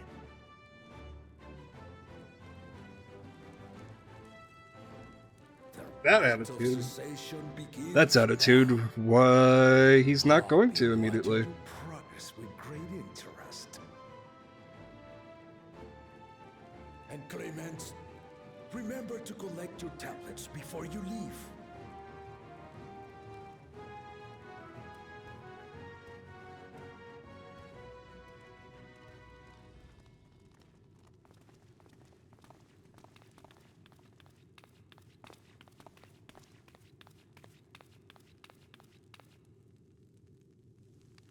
You are one of Lamachi's allies.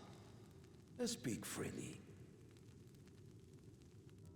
I am Cryle Baldessian, representative of the students of Baldessian. My name is perhaps familiar to you? Ah.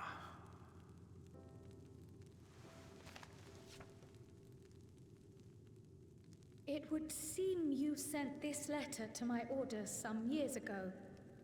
The ink has since faded and much of the writing is illegible. Even so, we managed to determine the essence of it.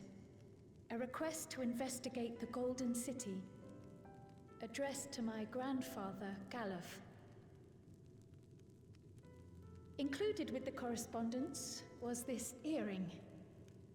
A fairy tale and a piece of jewelry were enough to convince my grandfather to sail halfway across the world. So there is surely some greater mystery at work here. On behalf of the students, I've come to seek clarification on the matter. Have you any knowledge you might share with me? It's the sleeping one who does. No, not at this time. I have tasked the claimants with finding the Golden City. To fulfill your request would afford one of them an unfair advantage in the right of succession.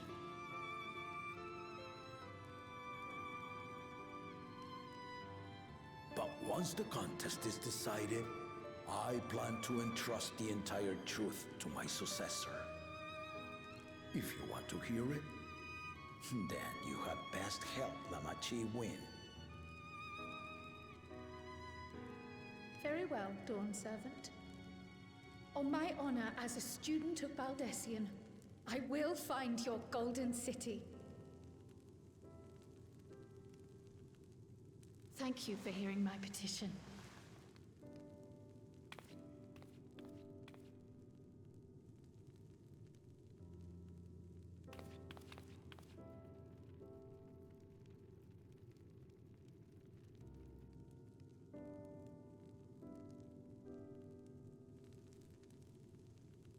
How about that?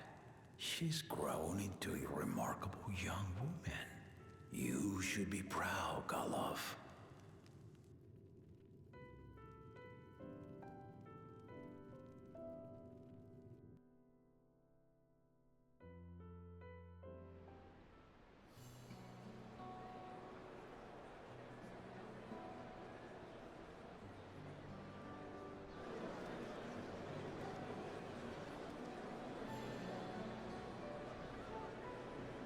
Too late to change your mind now, I suppose. But are you sure you wish to be part of this? Why do you want me Our gone? third promise is not wont to take no for an answer.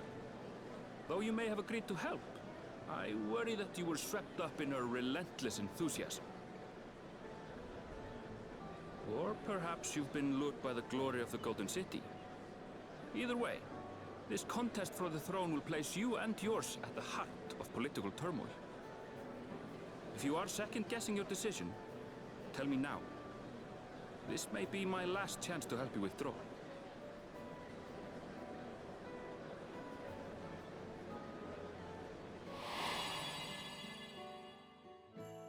Life is a series of journeys, my friend, and there's no telling what awaits us on the long road. Oh, that's right. Where is Graha? Is to be true to yourself as you walk it. Only then can we hope to be content when we arrive at the end of one and step forward into another.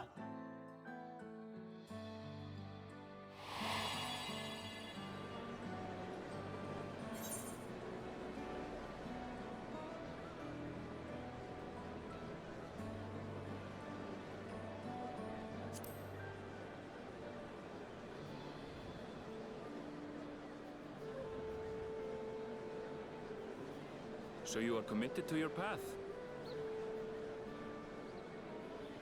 I will speak no more of it then. As for my own involvement, I can no longer conduct myself as a mere guide, I think. Not after the Dawn Servant's revelation.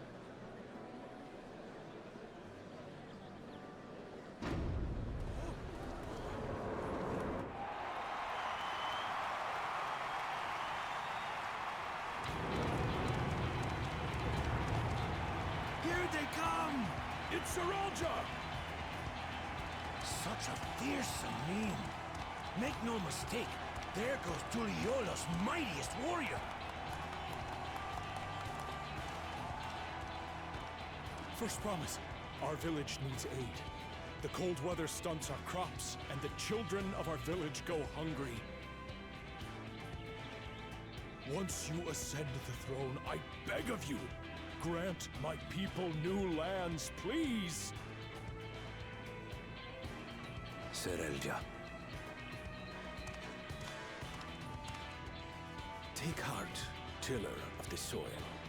The resilient son, blood heir to the Dawn Servant, has heard your pleas.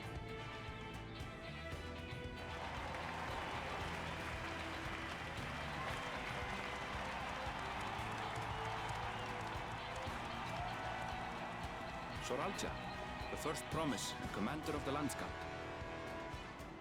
I want to fight him. Serelja, the Palaceer. As he was so careful to remind the crowd, Soralja is indeed the natural child of Gurul Jaja. And Resilient Son, is that another title, like the first promise? After a fashion, common knowledge has it that two-headed Mamulja cannot sire children. Yet Soralja was born all the same, with a head of resolved features and a head of reasoned scales. An extraordinary example of life's unyielding resilience. Will that be considered a And the threesome? warrior's reticence. He says little, but the way he moves... I know a hardened soldier when I see one. He's a natural swordsman, a gift he inherited from his father. Some even say that the son has already surpassed the sire. Should he come to power, the first promise means to employ that martial prowess in the conquest of foreign lands. For this, he and his supporters have been labeled expansionists. This puts him in direct opposition to Wuklamat, who advocates for the preservation of peace. You may recall that she spoke of a claimant who cannot be allowed to rule. That is Soralja, the warmonger.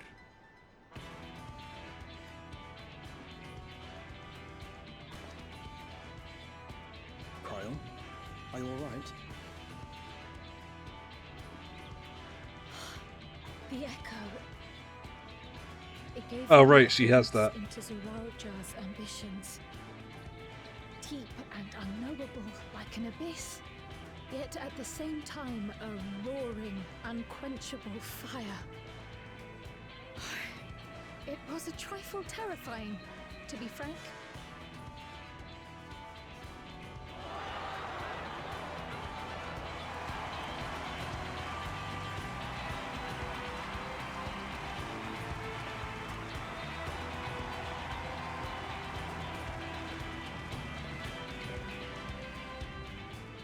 Second promise, you must bring us more marvelous conveniences. More dirigibles and trains and the like. We need you in charge to make trading easier.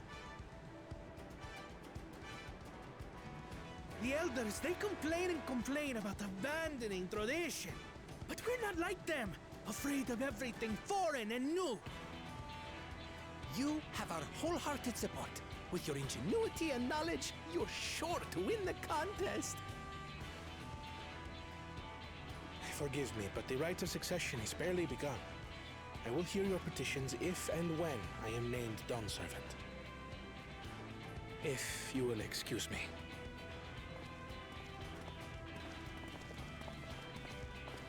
Plain spoken, as always.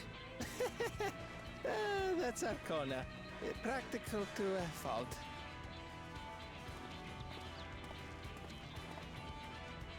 Here we have Kona, the second promise, who spent time as a pupil at Charlian's own studio. Now that you mention it, I think I did see him in the halls once or twice. There was nothing to suggest he was Turali, much less from a royal family. That was by design. He forwent his usual garb and took an Eorzean name to avoid attention. So it was Kona who introduced the dirigibles. And the railway too, given what we just heard. in furtherance of his goal, to enrich Tuliolal with every bright notion he learned of in Sharlia. I like Kuona so far. He is the hope of those who prize innovation. As aloof as he may seem, Kona and Wuklamat actually get along rather well. They bicker and banter as only close siblings do.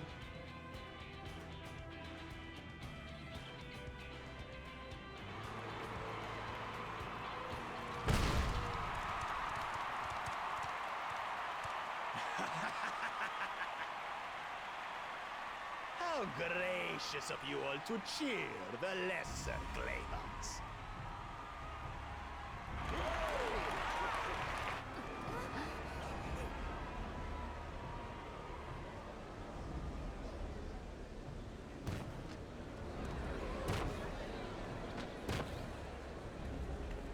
Don't be a dick to the civs. Oh, come now. What are you afraid of? I'm no different from your Dawn servant. Your dick? That my kind should reign is Mamulja tradition, and has been so since before there was a Tuliyola. I'll brush aside your feeble contenders, and then you'll see who deserves your deity.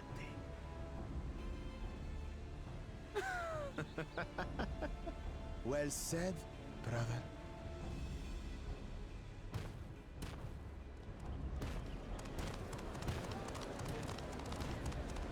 The Mamulja have finally found peace in Tuliolal. I pity those fanatics are intent on keeping that tradition alive.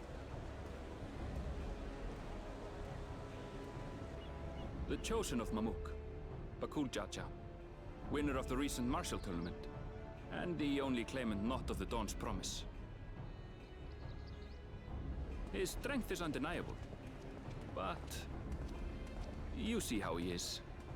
A few devoted Mamulja are his only supporters.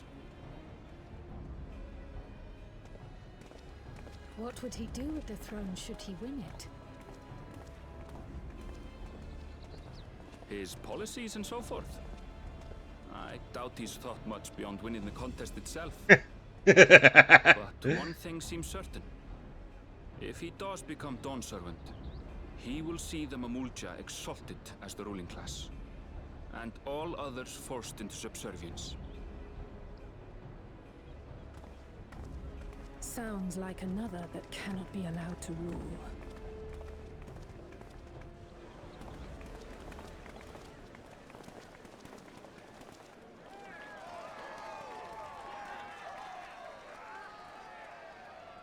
Ah, people leaving before she comes out?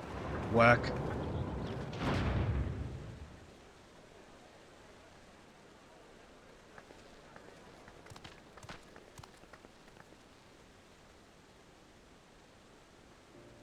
We wish for one thing and one thing only, Third Promise. To abide together in harmony with our neighbors whom we love in this land we share. It is our way, the Turoli way. Galul Jaja built for us this peaceful nation, and we beg you to preserve it. You have my word. I won't let your pleas go unanswered.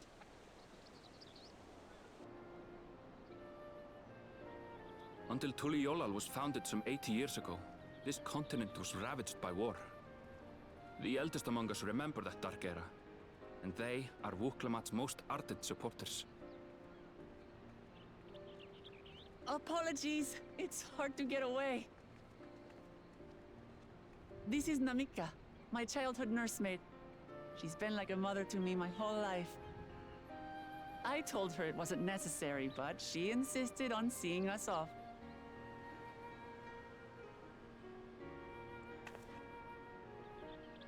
I place our precious Third Promise into your care. Did you know Wuklamat was taking part in the rite of succession? Of the Dawn's promise? I thought it was only Zoralja and Kona. If she has any accomplishments to her name, I've yet to hear them. Compared to the two Mamulja, she pales in martial prowess. And then there's Kona, who's far and away the most educated of the bunch. I hate to say it, but it's hardly a competition. It's fine.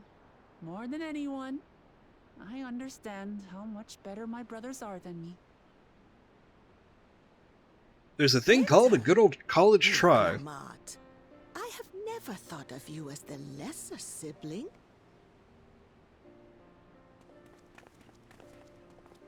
Your brothers may excel in their respective ways, but you boast qualities that both lack. A strength that is yours alone. Having cared for you for so long, I should know. Calling it now? It's gonna be a more like a shared position between the three siblings. Well, we ought to be on our way. Yes, hurry along. But I with await Lamont word of your being on the victory chair. with bated breath.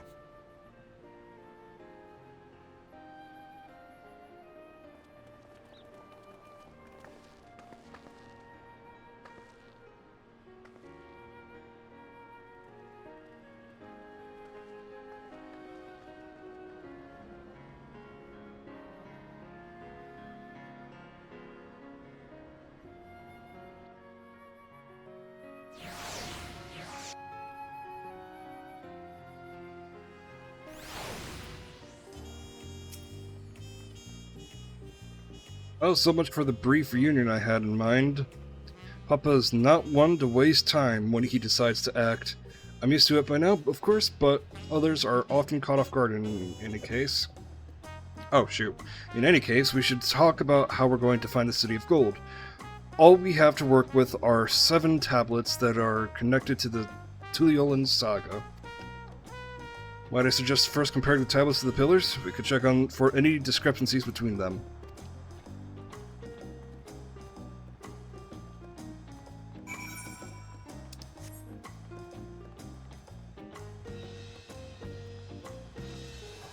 Boing.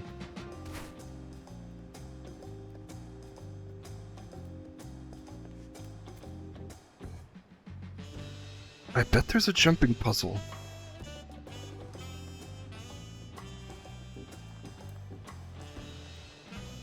Hold up, hold up, hold up, hold up, hold up, hold up. I'm gonna check to see if there's a start to a jumping puzzle.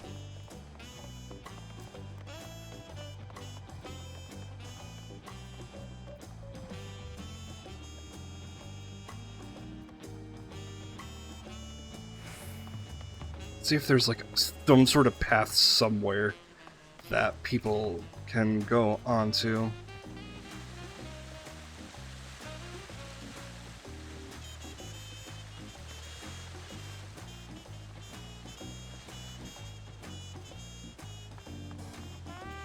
Because there's one in Kugane, and I don't know where any of the other ones else are.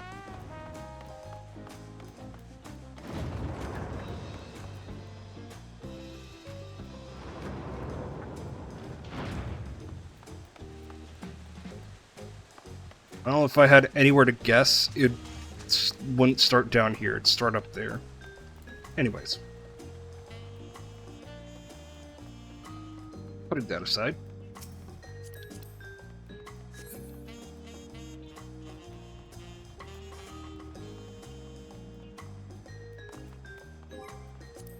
I'm just realizing.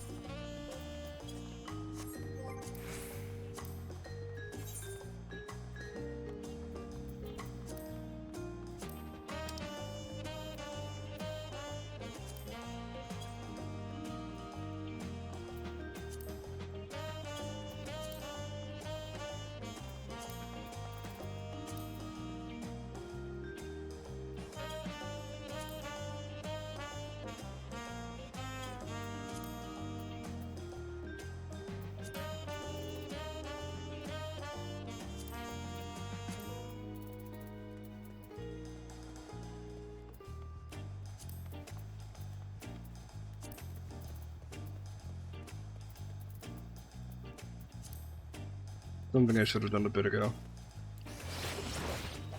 That is not what I wanted to do.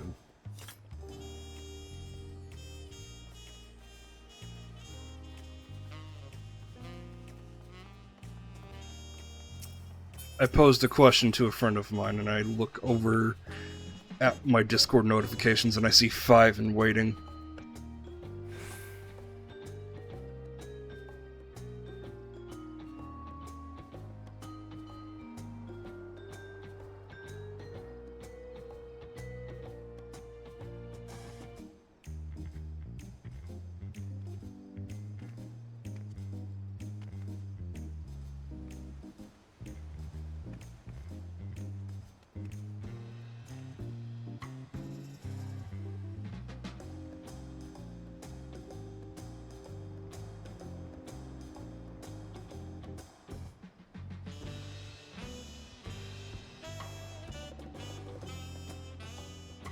Matt, the tablets if you would.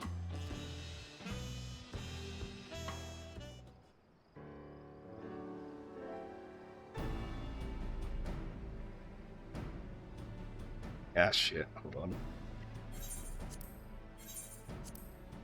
Everyone has the tablet. Then let's compare them to their respective pillars. Keep an eye out for even the smallest differences.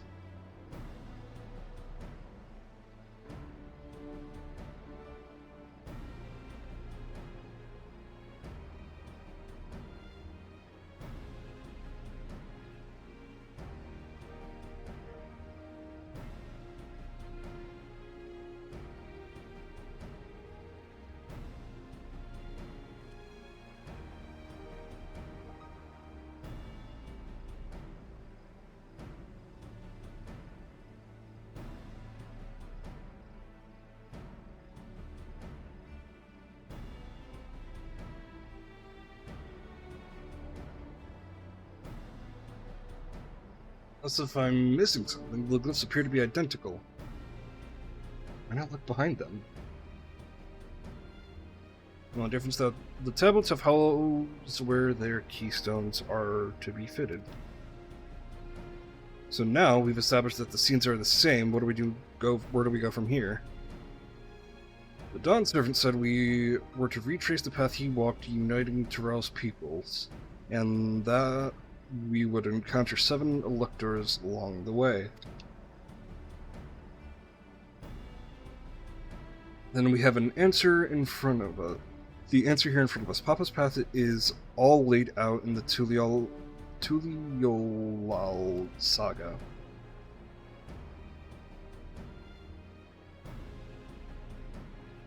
The events the glyphs portray. Do we know the exact locations where they take place? If one is close, we could go there and search for an elector. That would confirm we are on the right track.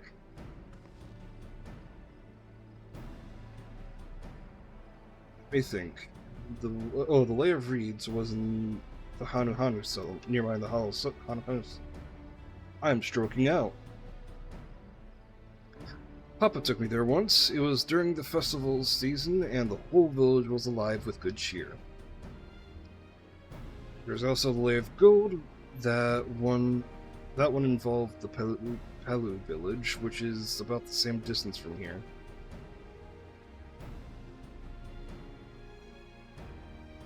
Before going anywhere, we should ask around about the road ahead.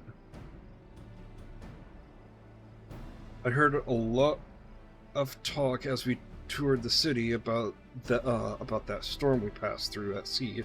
Apparently, it ravaged Dawntrail several days ago.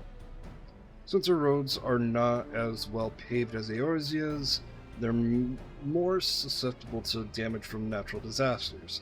If we want to avoid wasting time taking a dead-end trail, I suggest we spend a few moments making inquiries.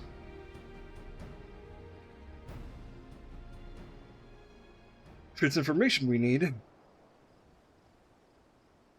just leave it to me. I'll bring the information to us. I love her.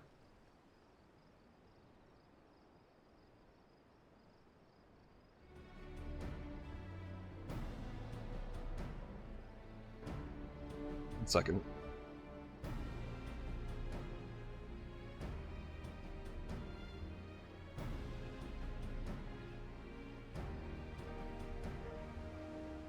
Would be prudent to ensure we're prepared for the journey. I'll guide you to the accommodations I've arranged.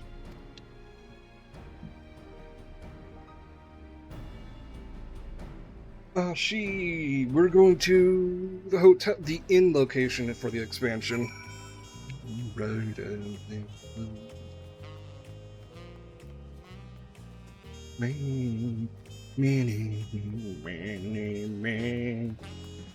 It's cute.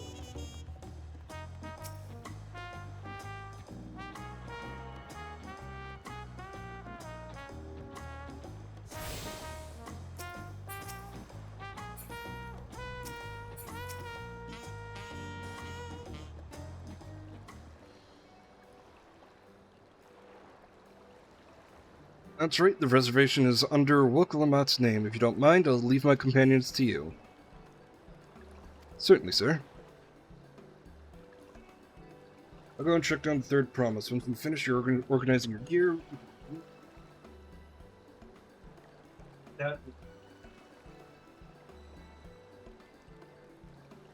Thing about this expansion.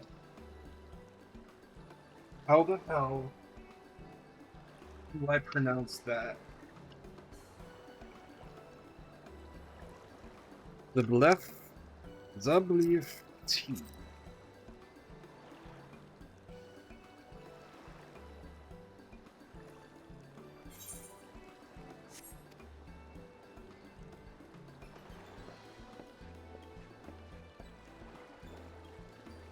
Greetings, visitors to Tuliyola, and welcome to the four cabins. Whenever you are ready, I will show you to your room. Sorry, I'm having a bit of a snack. I'm a little hungry.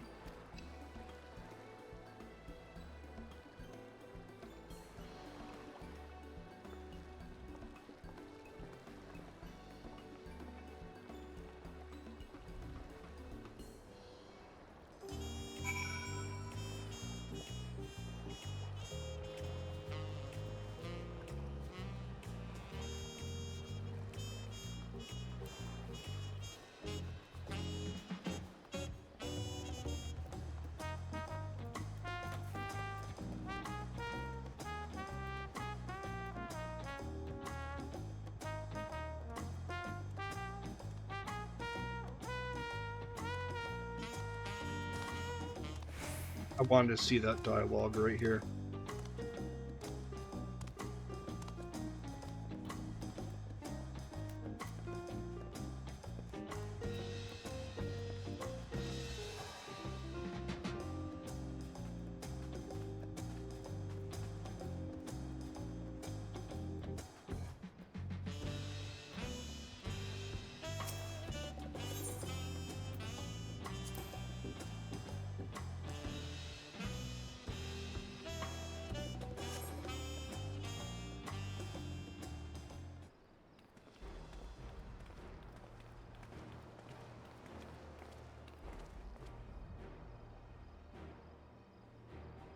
Trust you to be the keenest to head out, Drake.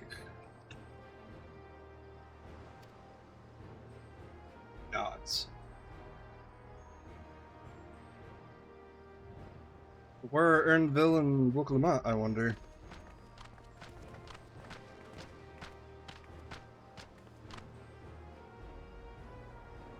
Oh good, you're all here.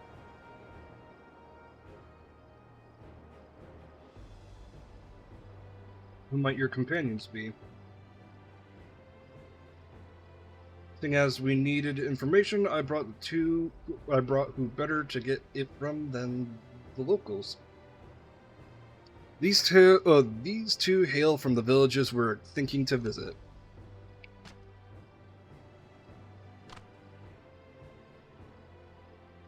I give you credit for taking the initiative, at least. What do you mean, at least? I'm honored to be the third promise would seek my advice. I too am happy to answer your questions. Any encounter might be an opportunity to do business. Thank you both for your help. Before we begin, there will be doubtless other occasions we need to act independently, so I brought these for the two of you.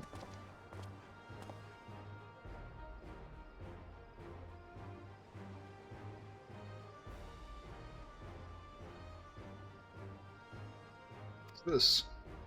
Tis called a link pearl, a gemstone harvested from a special shell. When linked together, they allow people to communicate from across great distances. Is that so? What a handy thing to have.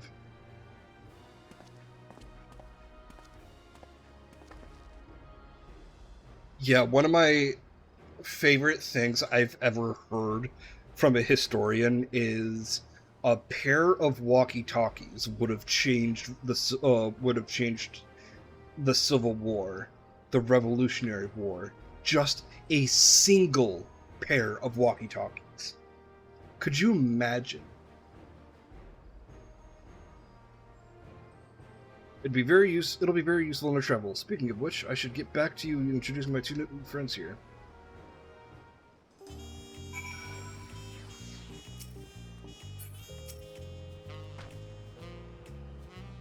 Tulliola Saga features a number of Tyrell's clans.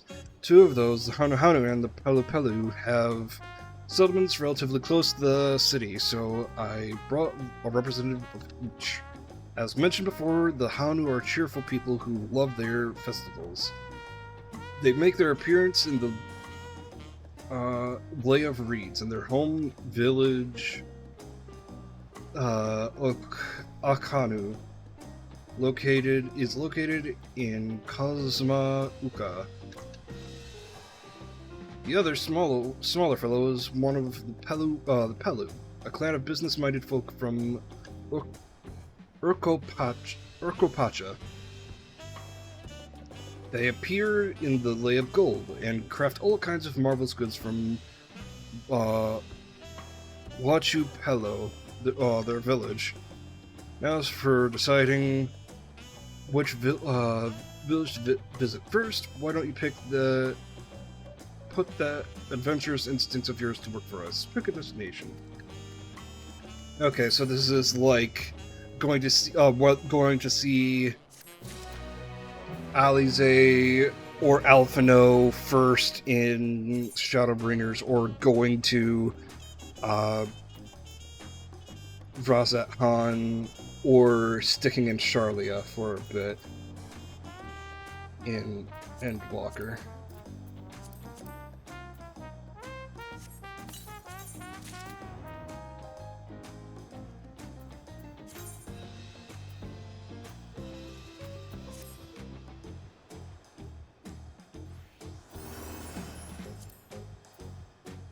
So this is... Oh, I see. I don't have... Okay, I see. I see.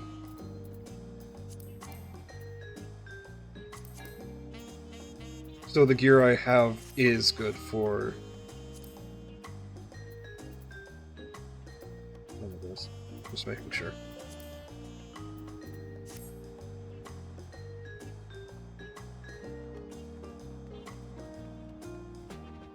See, I'm going to be right back. I'm going to get myself a drink.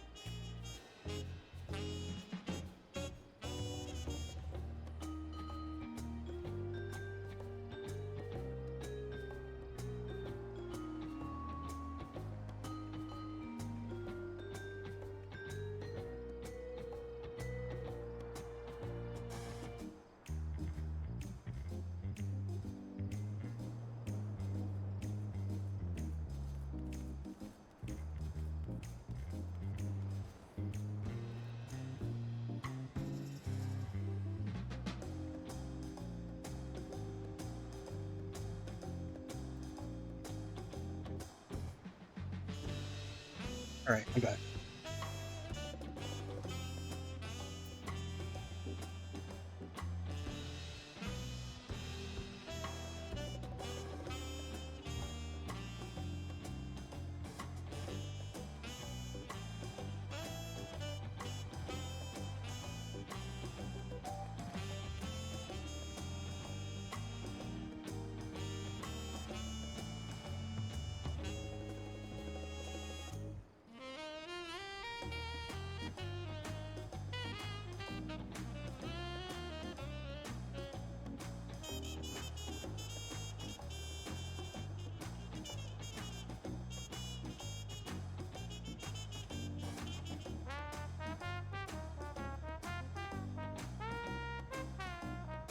Okay.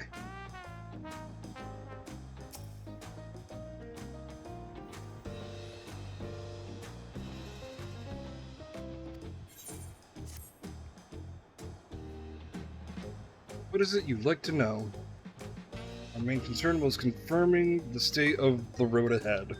As I recall, to reach Orcopacha, we depart from the Arc of Dawn, then take the road west at the first fork. Should we be wary of anything along the way?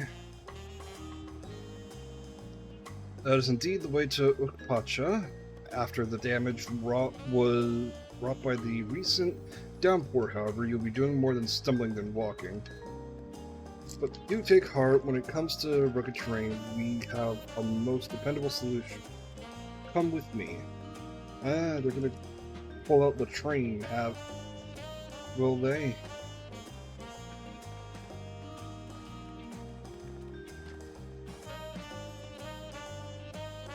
Be back to talk to you in good time, my friend Hanu. Meanwhile, you can eat and drink your fill as it's all been arranged.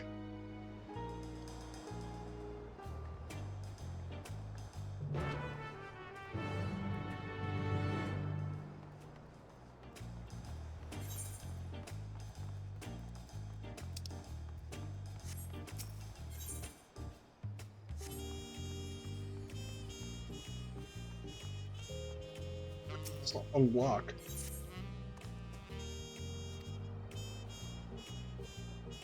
Not main story, so I'm just gonna glance over it. Hunts.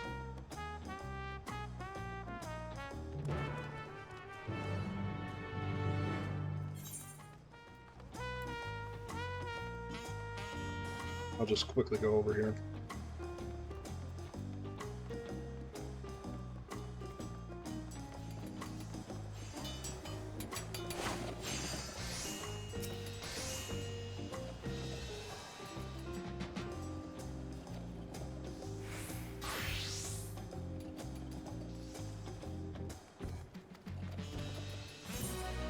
Just skipping it over because it's just hunts.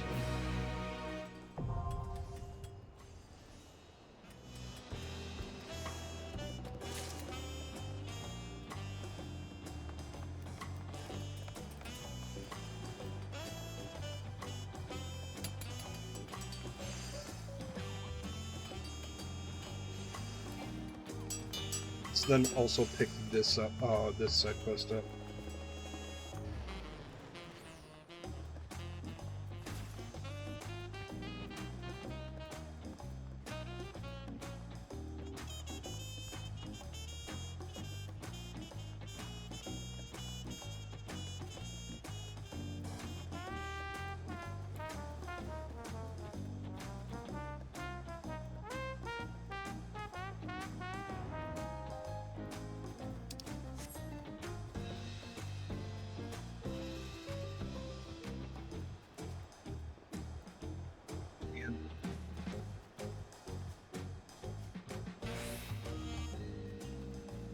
Or up more.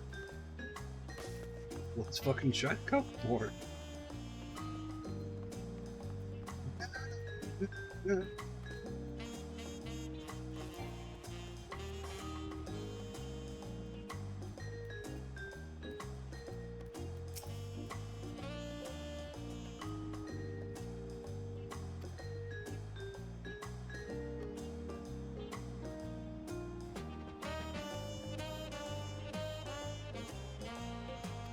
Uh-huh.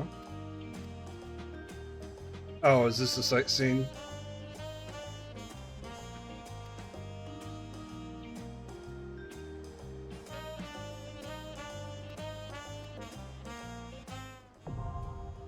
Yep, sightseeing. I always forget.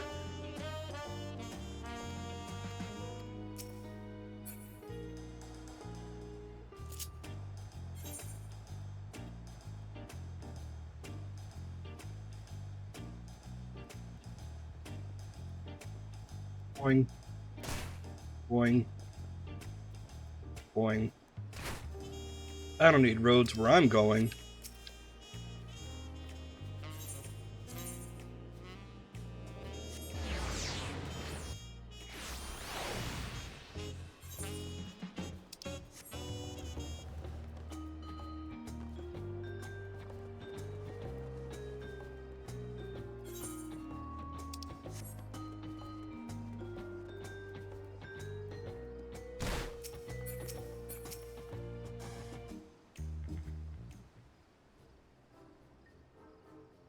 I introduce you to our most dependable companion, the alpaca.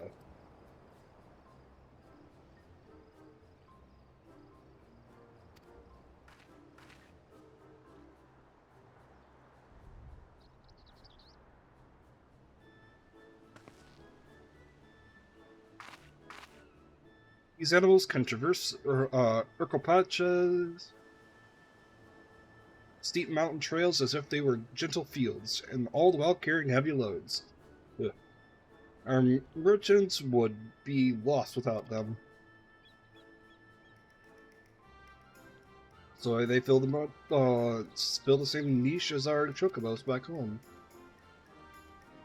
You don't have the alpacas in other areas, yeah. Alpacas are native to Yoctorel. The Orizines has its chocobos, and the Eastern Lands has their horses. Why go to the trouble of breeding another pack beast in a place where it ill suits its qualities and where it's not needed anyways? But must we ride these little monsters? I get the impression you're not fond of alpacas. And when I was small and being a bit naughty, I went around pulling on their wool. One of them spat on me, and it was the foulest stench you could ever imagine. Sounds like you fucking deserved it. Be nice to the alpaca, and the alpaca will be nice to you. What did you like to ride? Alpacas are bred... Bleh. As mounts are inquisitive and docile. Even those without experience find them easy to handle.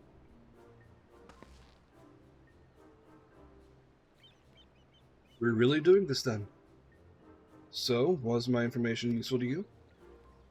Yeah, yes, very helpful, even if it wasn't what I wanted to hear. Good, I'll take my payment now. Want me to pay you?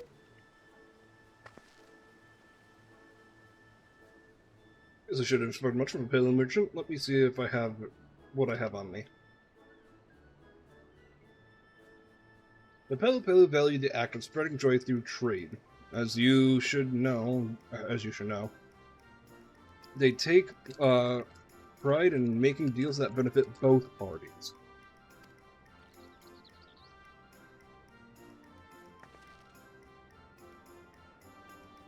There you go, a fair price for all your fair advice.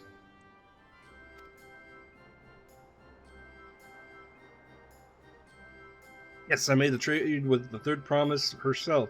My friends will never believe this. I shall be on my way now. I wish for you safe travels. Yeah, I guess that makes sense. If you're from a people of merchants, then making a deal with an actual princess would be fucking awesome. Off you go then, and thank you.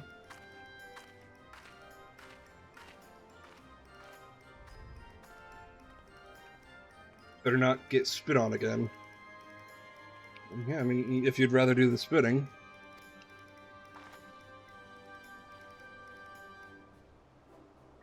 Brought that on yourself. Remain calm and gentle, and so will they.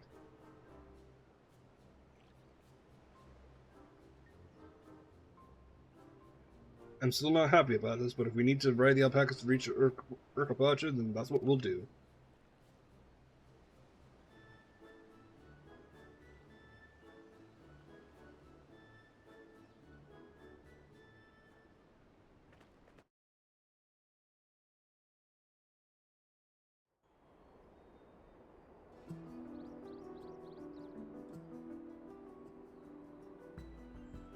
Turali poets of yore sang of a mountain that would stand tall, even should all other lands sink beneath the sea. Indomitable It looks so and good. eternal, it arises from Urkapacha, the 100 peaks of time. Of all the beasts which crawl and fly, only the legendary Valigarmanda could hope to disturb the summit's serene majesty. Yet, with that flying calamity imprisoned by the Dawntrail, what great feat remains for those who would claim the throne? Meaning we're going to fight that thing in there.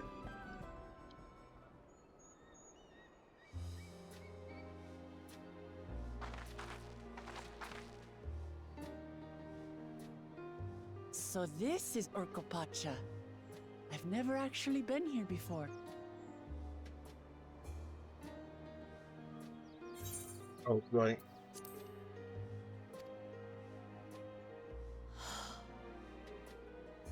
The air is so crisp and clear. Mountains everywhere you look. That one massive peak in particular has quite the presence. It puts me in mind of Som-Al. That is Workor Sormor, the tallest mountain in Yogg-Tural. Its sheer height makes it an imposing climb.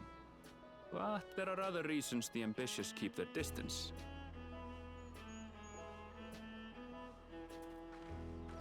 Oh? Do tell. Where to begin? Excuse me, but you're Wuk Lamat, are you not? I hadn't thought to encounter one of the Dawn's Promise here, of all places.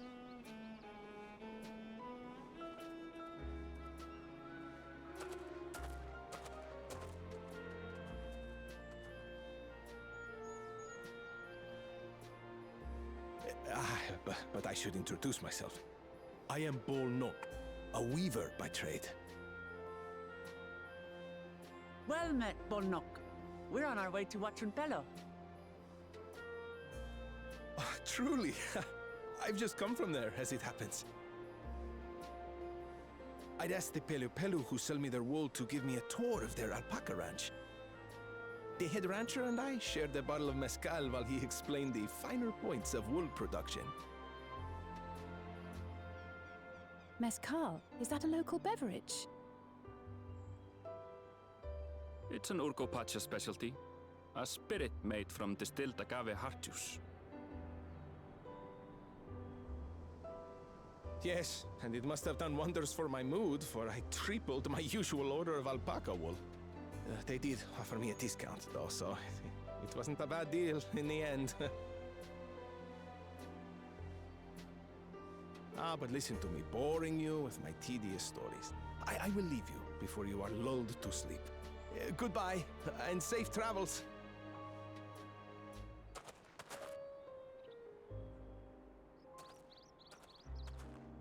Oh, silly me. I almost forgot to say the thing I actually wanted to say. Peace for Tural. I agree with your vision, Third Promise. You have my support in your bid for the throne.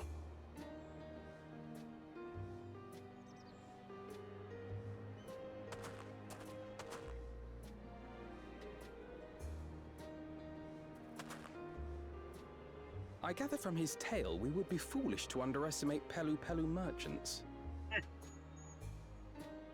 Yes, they do more than run the markets in Tuliyollal. Pelu Pelu peddlers can be found everywhere in Tural, traveling from place to place on their sturdy alpacas. They are effusive and engaging speakers, and many's the customer who's been talked into spending more than they bargained for. They won't find this customer so easily charmed. Oh, I highly doubt it. Watchun Pello's down the path. Off the main road. Don't get lost. It's right there.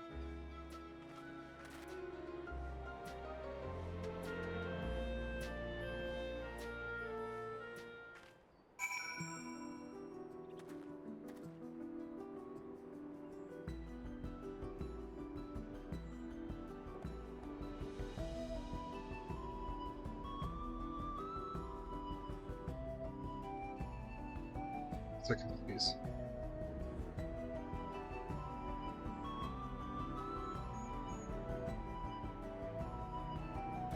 Okay.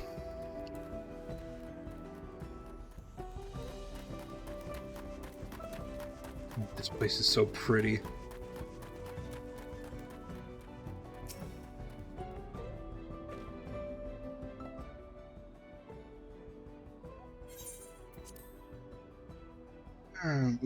This is it, Watchun Pello, the home of Pelu Pelu.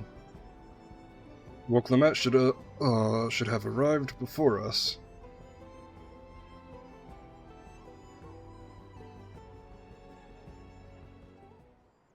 That's not good. Come all this way from the Ready Succession. Oh, this means I'm exchanging words with the future Dawn servant. Please don't. Please, the outcome is far from decided, but it's a possibility. How fortunate then that I can. How fortunate then that I deal in cloaks woven especially for luxurious alpaca wool. Such garment would look magnificent when draped over the shoulders of our budding ruler. And our nation's ruler should be dressed her best for her adoring people, yes? Finery for our finest lady. Finery for our finest lady. That's right. Come, third promise. My well-stocked shelves are but a few steps away. Finest lady. I like the sound of that.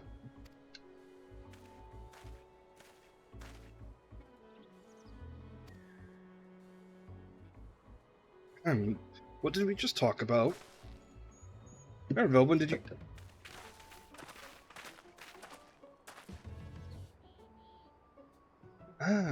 A Shatona from the far-off Dawntrail. Northern winters are bitterly cold affairs, I am told.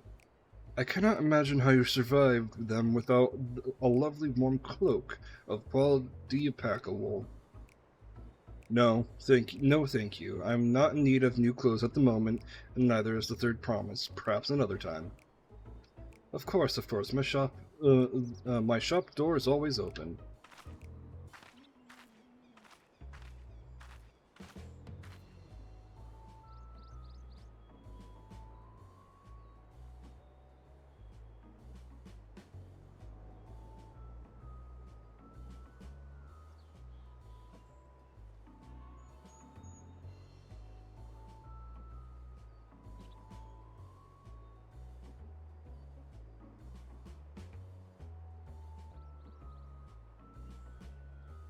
You were saying sorry, I had to message somebody. You were saying something about not being easily charmed? I was just... As I mentioned to you previously, the Pelu people live for bringing happiness through trade. They won't cheat you or sell you defective goods. They will, however, disarm you and with their deft turns of phrase. An unwitting customer like Woklemet fall prey to this affable approach time and time again.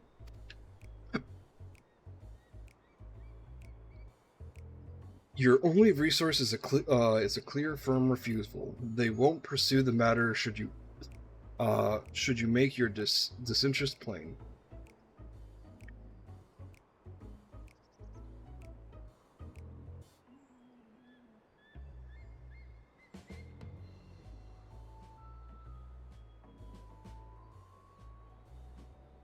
Valuable insight to the minds of the Pelu Pelu. Let us all take Ernvel's word of caution to heart.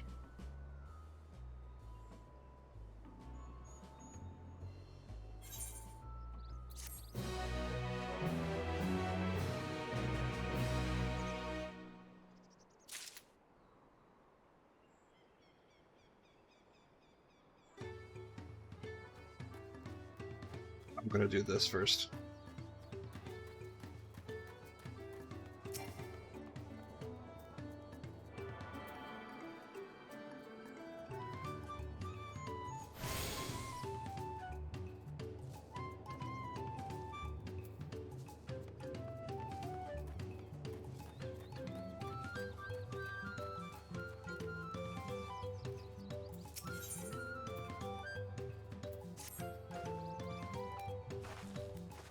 Not my finest moment, I'll admit, but now that we're here, let's do what we came to do. Find the Elector.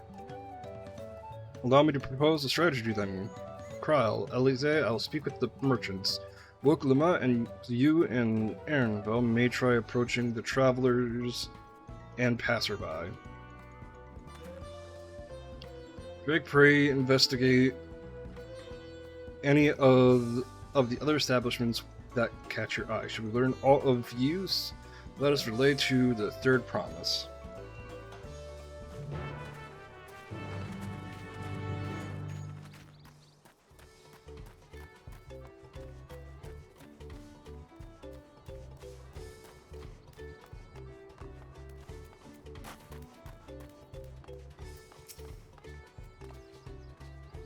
Servant Elector, I thought you were a new face in town.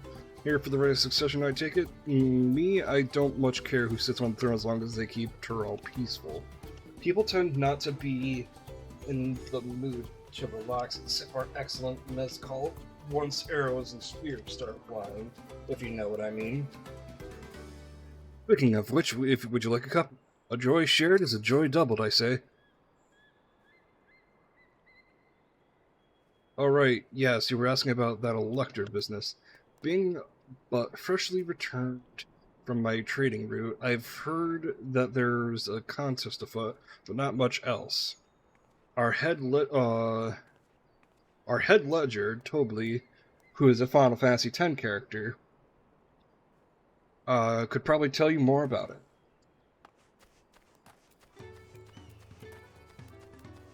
I should specify Final Fantasy X too.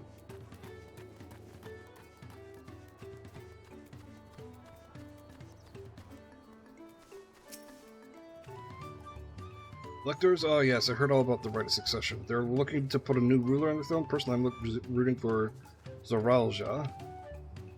If the first one wins, he'll look to expand our sphere of influence. That means access to more resources and more customers. In the thousands column, potentially. So many new trading opportunities to spread happiness far wide. Others have been coming around into my way of thinking, so I've begun crafting goods inspired by the resilient sun. Would you care to purchase something?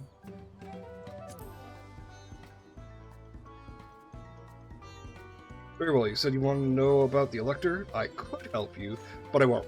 I can tell you're no supporter of Zoralja or his policies. Man, fuck you.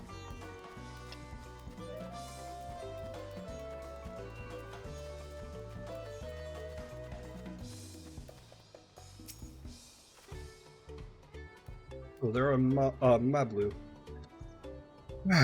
Do you have a question for me?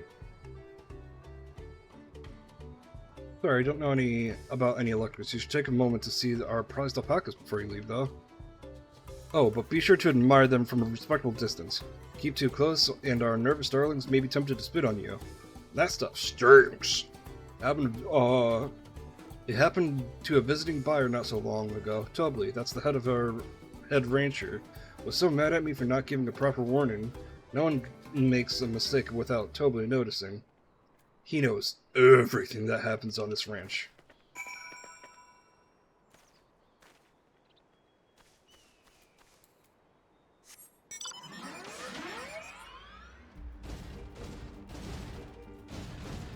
Oh, right.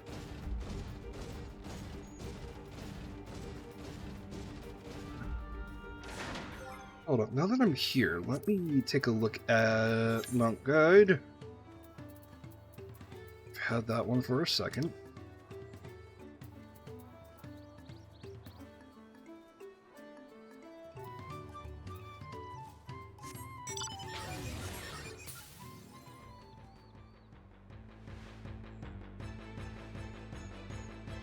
Is this the one I got today?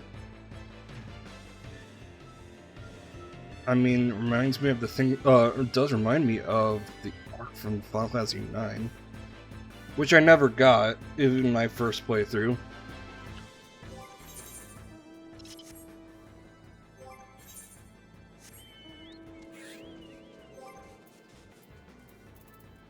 But I have seen it in Opera Omnia. That is Minion Guide. I want Mount Guide.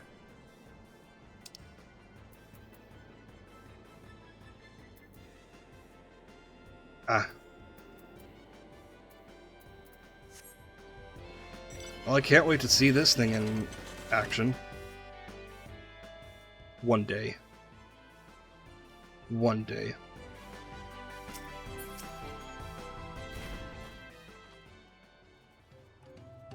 You really have to watch yourself around those silver tongue peddlers. I almost bought a bottle of mezcal, a stack of blankets, and then there was this enchanting ornament.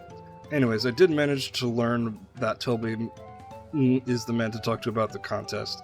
Now, if they only share where this head ledger of theirs would be found.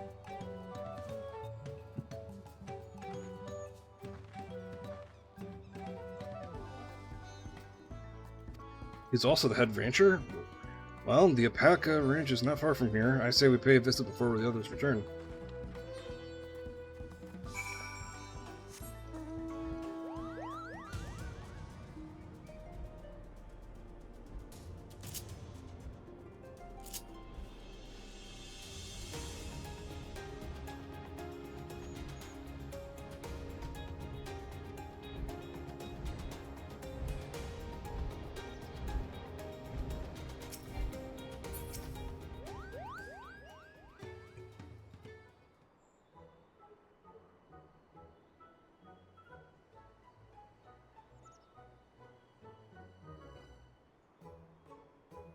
That's a lot of alpacas. Still, we know the head ledger could be here somewhere.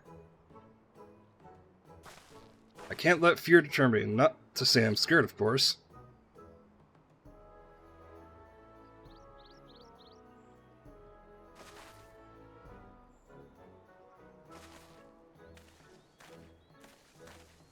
Excuse me, is one of these workers Tobley? Tobley? Oh yes, he likes to mingle with the ranch hands and keep an eye on things. I can't tell you which one he is, though. You can't? Is that part of the contest? All I can say is Toby often mentions his favorite pungent subject. He also can't resist profitable trade, though who among us could, am I right? Still, if you bring him a very good deal, he might let his identity slip. Ah, so it's like a game. Easy enough. All I have to do is offer Toby a deal he can't ignore. Well, maybe one problem. I don't know. I don't think my purse is deep enough to pay everyone we think might be Toby. Let's ask some questions first to narrow down the field.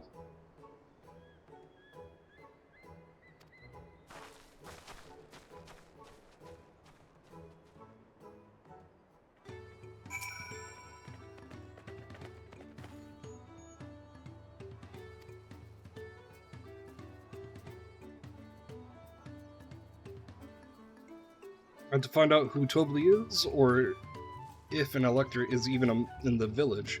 Good luck.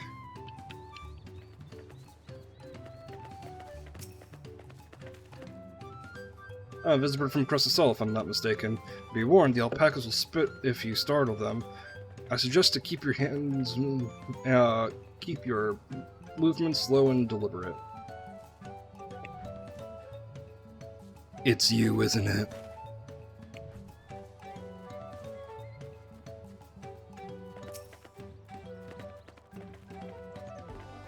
Think I might be totally? Well, I may be. All I want to, all I'll say that is, in this village, none have reared more alpacas than I.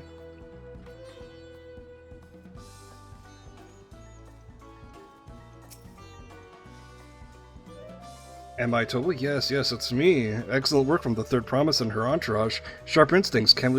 Shall we commence the rite of succession then?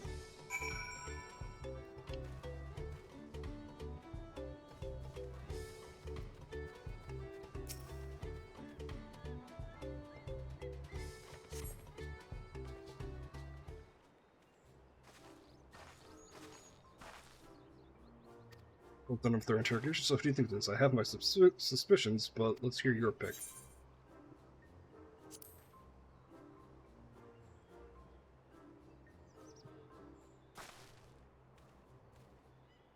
Yeah, the worker so intent on stable chores. I had my eye on that one too. Time to root out the mask and offer Mr. Yeah, no, he knew we were from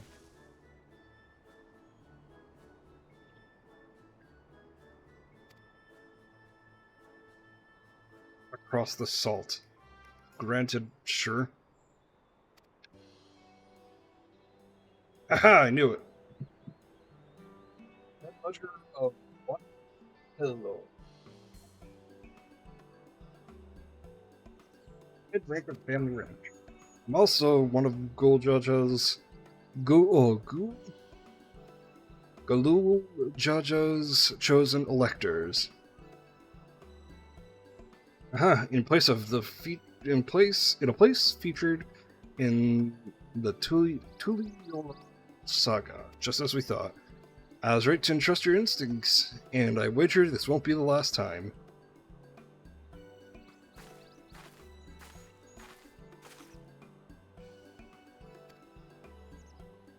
Glad she did. Would have been a pity had.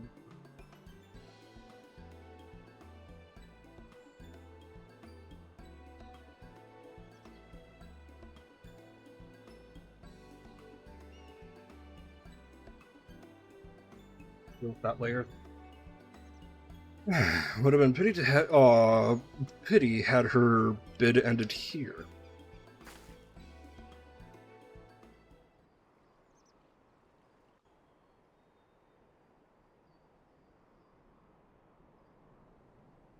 Deducing the Dawnservant's elector was the first step of the feat. Too simple a task for this aspiring ruler, eh?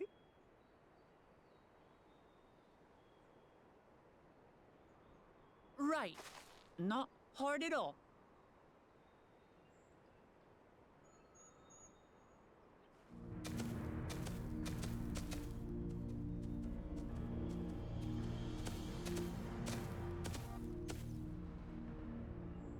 Zorolja.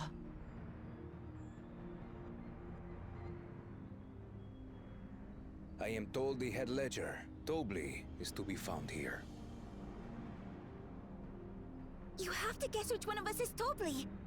That's part of the test.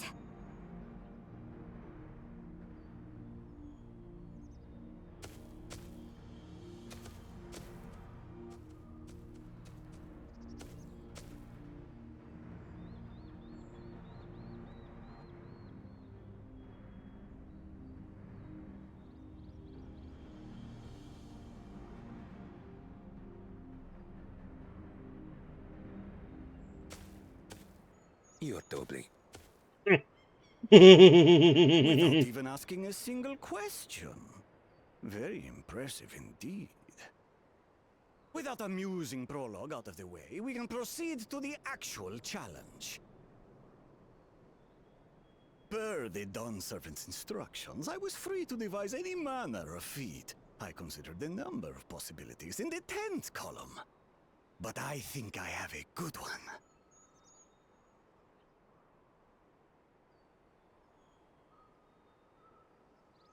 You must go forth and capture for me an alpaca.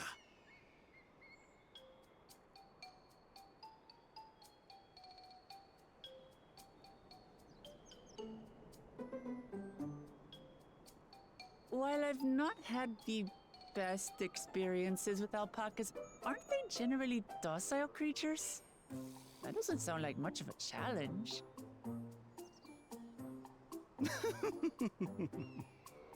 Bring out the example!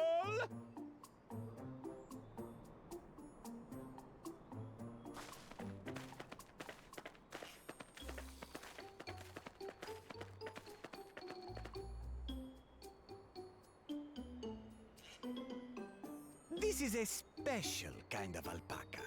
Would you please approach the animal, Third Promise? Who? Me? Well, it should stay calm if I stay calm, right? That's what Erinville said.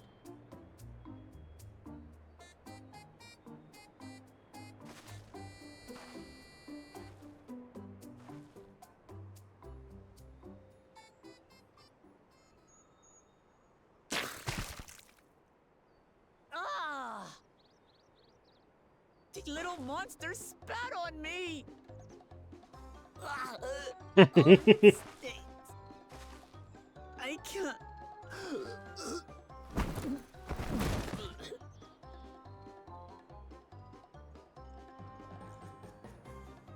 Alpacas are paradoxical, being both extremely curious and extremely kind. Oh, that describes my cat to a Once you're T. frightened, and you'll get a face full of spit, as you've all just witnessed. Has an awful stench, their expectoration. The globs contain half-digested food, you see, making it an effective deterrent against perceived threats. Wild valley braid like this one are especially timid. Thank you for heading. Thank you for joining me, Dusty. They're also especially hardy. Which is funny because that's one of my cat's names. We take the rugged wild alpacas and breed them with our gentle domesticated stock. This produces the strong but biddable pack animals prized by our traveling merchants.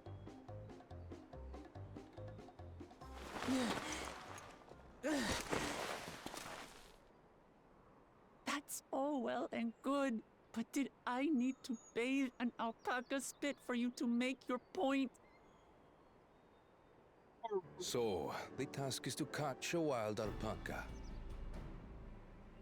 That is correct. But be warned that it is a feat easier said than done. I suggest you prepare well before you enter the valley where the creatures dwell. On my TikTok, he's not the one. Claimants only. Allies are not permitted to assist with their catching. The alpacas will help me judge which of you is worthy of receiving a keystone.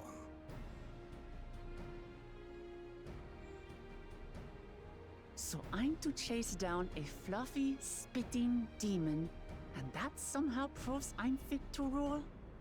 Yeah, on my TikTok, the cat that I made a video of is not Dusty, but that's Minnie. That's my cowardly yet curious girl. I dare say you will understand why I chose what I chose.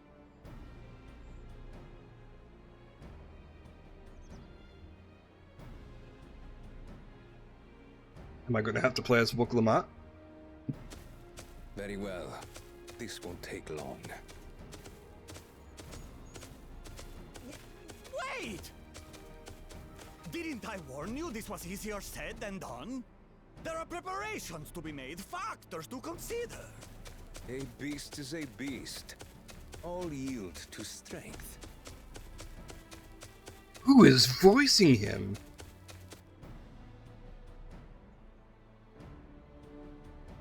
So Just far, the two. This experience has done absolutely nothing to improve my opinion of alpacas.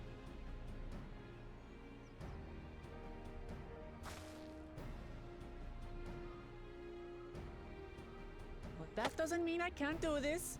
Revolting spit aside, they're just another animal.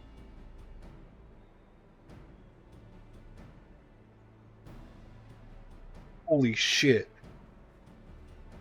The Japanese version is Daisuke Ono, otherwise known as, Are you alright, Clement? otherwise... I heard you scream. known as the voice of Does not scream. Kyojo It's Jotaro. more of a startled yelp. Scream, in other words.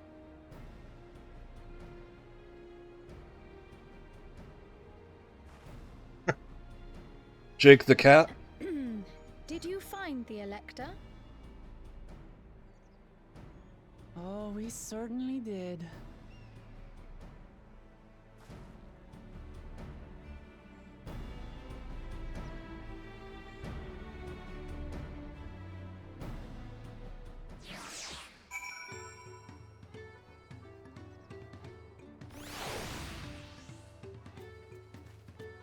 Spencer Ortega. Who else do you voice?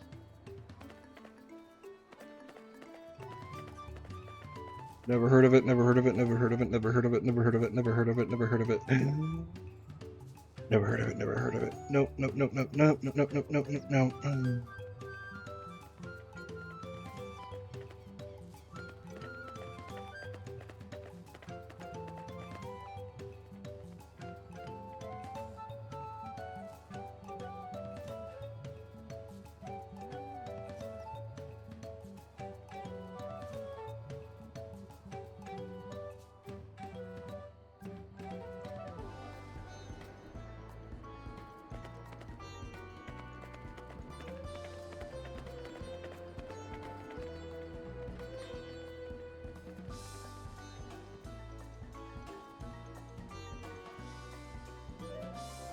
I have no idea who this Spencer Ortega is.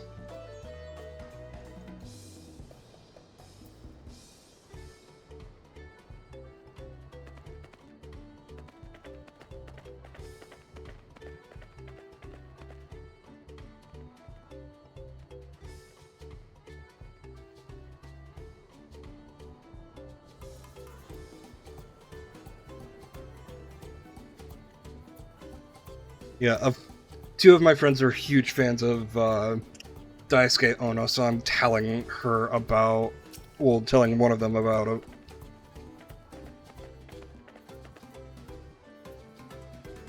Had to go wash that nasty stuff on my face. I think I got all of it. But would you mind taking a sniff for me just to make sure? The stench has ruined my sense of smell.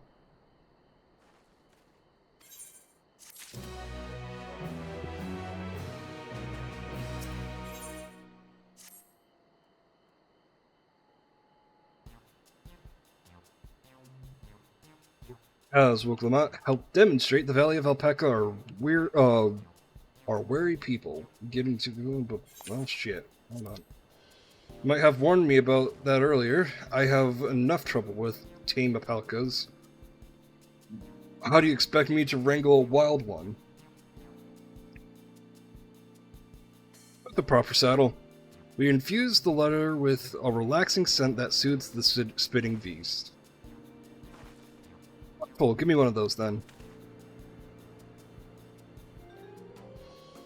Have you perhaps forgotten that we are a clan of merchants? If you want a taming saddle, then you'll need to find a saddler to make them an offer. They don't come cheap, of course. Crafting a saddle will cost you equivalent of 10 pel. In the thousands column. You mean 10,000 pel? I don't have that kind of coin. Converting the guild, that comes to around 1 million or so. If we all pitch in. No, this is my feat to accomplish. I want to feel right about having others pay the cost. I'll find the money. Somehow.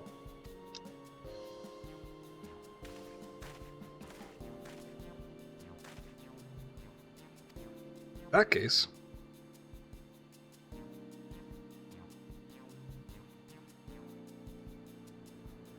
That basket of wool is worth the sum you paid me earlier. 1 pel, in the hundreds column.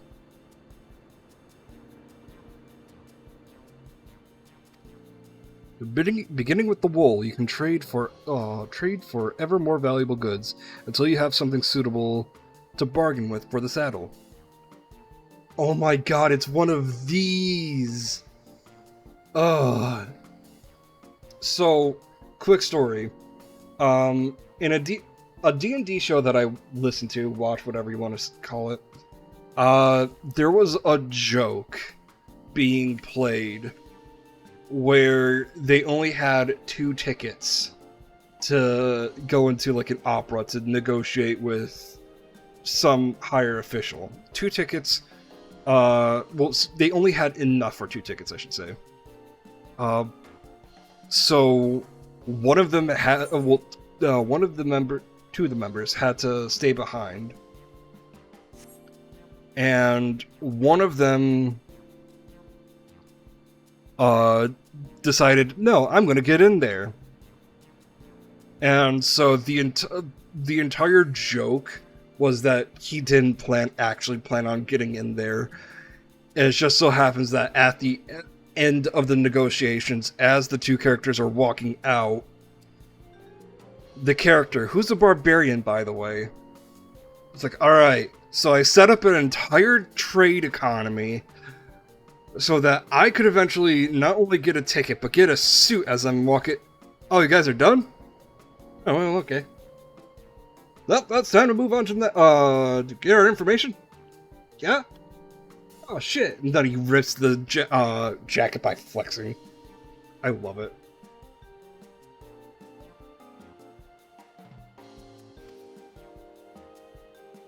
It's a nice gesture, but you think I can turn 100 pel into 1,000,000? That's 10,000 times more. We need 10,000 pel, not 1,000,000. So we're looking at 100 times more. Oh, right. I panicked and got confused with Alphanol's million gil.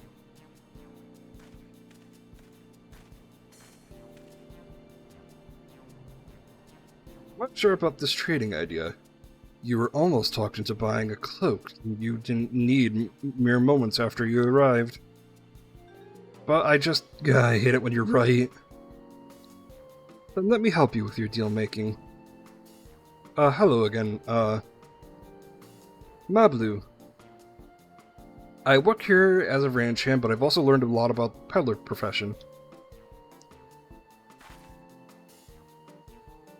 It's alright if I aid them now, yes? I guided the Clements towards the first step of the feat, like you asked. As long as Wilclamette goes alone to capture her alpaca, she is free to accept the assistance from who she likes. Alright, let's see about getting you that settled on Third Promise. I don't know why you made your offer, but I could see you as an ally with a beak for bargains. Welcome aboard, Mablu. Should the rest of us stay behind it, perhaps? It might be easier to haggle over prices without so many voices chiming in. Yeah, stay here and pitch with the ranch work. With Mubblegun, I'll need extra hands to tend the alpacas. Gladly, although Drake, I think I should go with Wilclamette. You've seen the markets and bazaars in the world over, surely have sage advice to share. In that case, you should also hold on to the alpaca wool. If it's misplaced or soiled in some way, you'll have nothing to bargain with. As if I'd do such a thing, but I'll leave the wool with Drake anyways. The better to keep my hands free.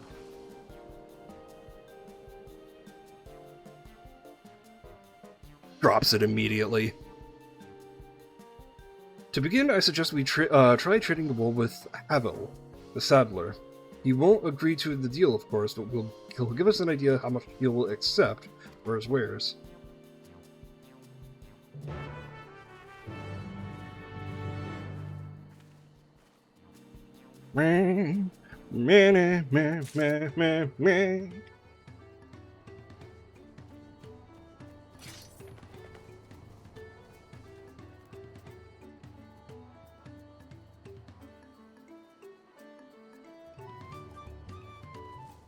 That does not look like a comfortable grip. Maybe it does.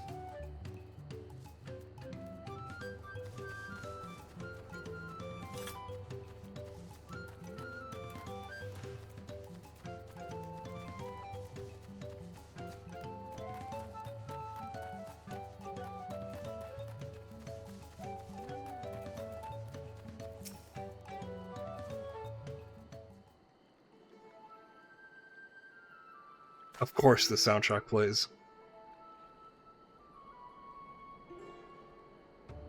Something I can do for you? We've come to bargain. Dormammu, we've come to bargain. I need one of your special taming saddles to catch a wild alpaca. A saddle is how much will you be paying for it? With this basket of fine alpaca wool.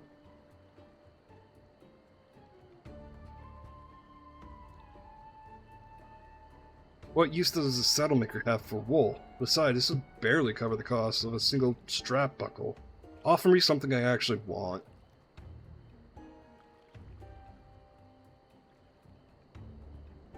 And what might that be? Fuck if I know. Last call. I'd like to nurse a cup at a day's end while I inspect my finished work.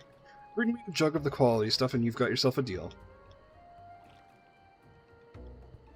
This bodes well for us, Third Promise. Such mezcal can be found for only 5 pel in the thousands column.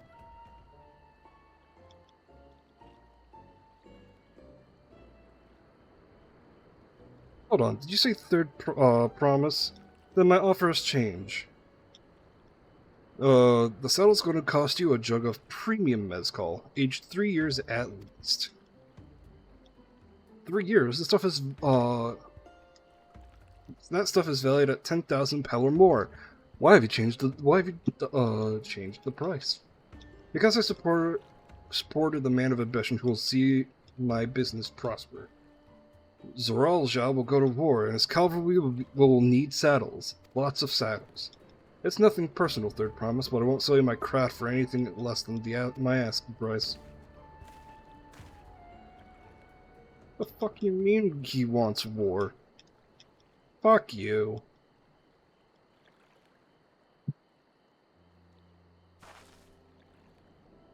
Can't say I blame him. I'm known for championing peace, and peace is unlikely to bring him more customers.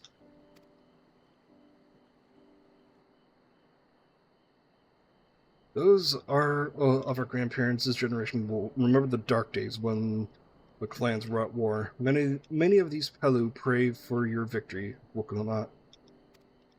Younger ones, though, to them, strife and bloodshed are as children's stories. They think themselves as safe from these horrors and take peace we now enjoy for granted. Still, others are unsatisfied with this quiet prosperity and crave the future the Second Promise envisions. They've become obsessed with innovations like dirigibles that have made trade swift and easy. Then you have those like Halvey, convinced that the first plans for conquest will afford them opportunities for great profit. But what about you, Malibu? Are you of the younger generation? At least a year or two younger than me, I'd say. Oh, I was raised on the old tales, and I've memorized the accounts of what was like, what it was like when our village. That's why I offered to help. I want you to become Dawn Servant to keep our nation from going back to the way it was. Well then, I guess I'd better make sure I'd win the contest. But the type of mezcal the saddle maker wants is so very expensive. Weren't we expecting to need 10,000 pel from the outset? Nothing's changed, we just need to get on with it. I may not have a head for trade or a stomach for alpacas, but I won't give up with the piece of Tyrell steak. And then neither will I. We will make you Dawn Servant. Aiming for the 10,000 pel jug right away will only bring us failure and frustration. So let's first try exchanging the wool for anything even a touch more valuable. The trick is to find someone who needs alpaca wool and is willing to trade at a loss to acquire it.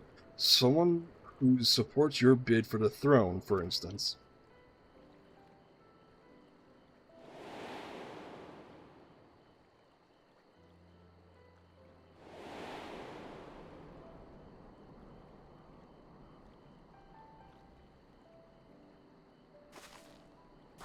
Of course, the Weaver. Bolnock was his name, I believe. He went out of his way. He went out of his way to say he agreed with my vision, and he was here to buy wool. I think I remember the direction he was going, but for now, let's head back to the road where we first met him.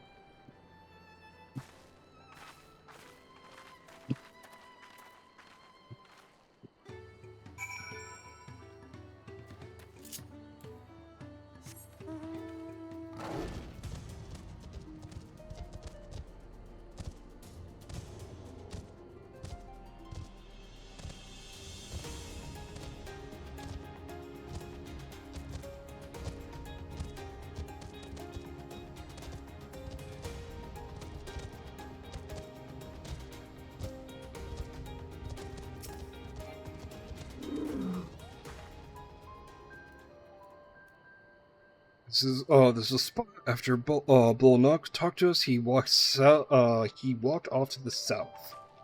And he was probably going to Ikulo's Inn.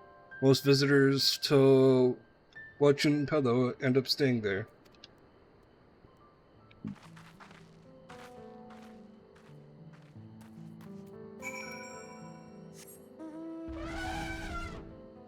When the fuck? Oh, right, this is from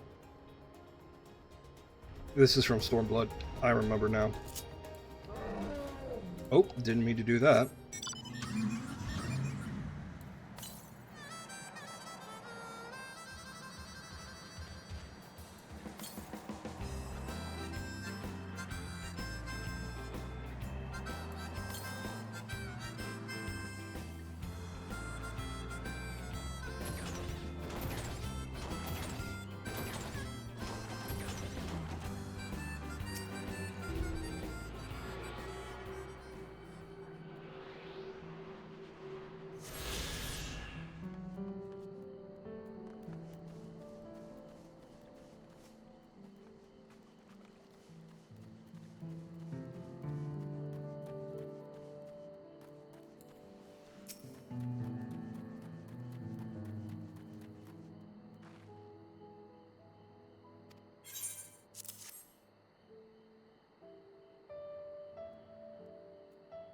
Let's see if we can turn profit.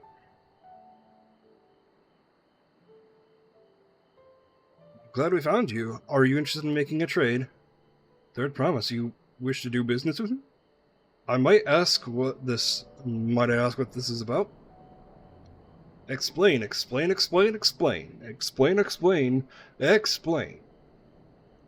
Exposition.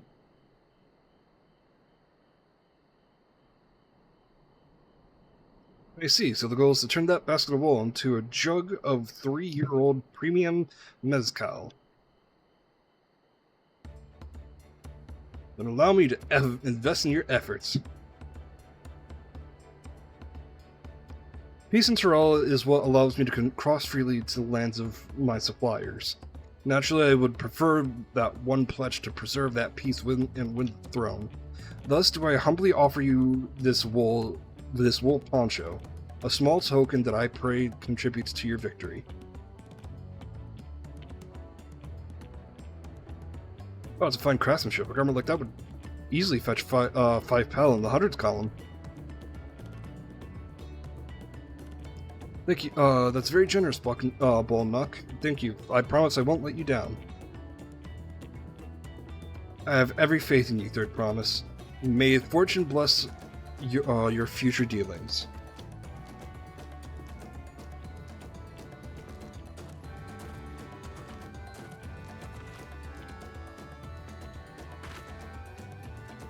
I can't believe you quintupled your investment with your first deal.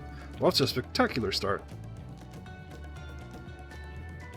All I did was hand over the wool. That's not true. The connections you build with people are vital. This is one of the most fundamental precepts of trading, one which you've instinctively mastered. I think so. I know so. Let's take our 500 pel poncho and trade it for something even more valuable. So the point of this exercise is Here, you take the poncho. If I lost it somehow, Aaronville will never let me hear the end of it. So, it's, in case it wasn't obvious at this point, the point of this exercise that is a good leader needs to know. Oh, that is adorable.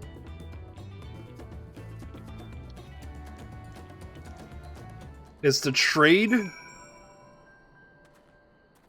Eventually get your, like, through connections and trading and whatnot, to, turn 100 currency into 10,000 currency.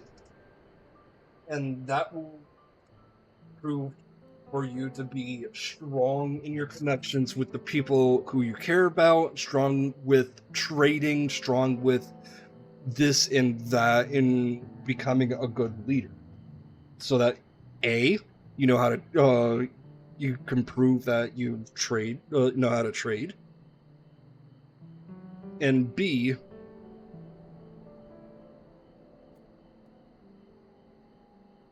know how to, communicate with people.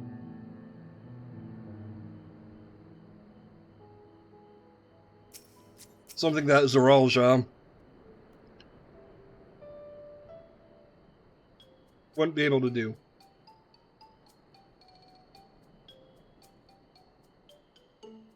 Leveraging connections is a sound strategy, but we also need to consider supply and demand. An individual in urgent need of a good poncho will offer more than a merchant simply looking to stock his shelves. That makes sense, but how do we know if somebody needs a poncho?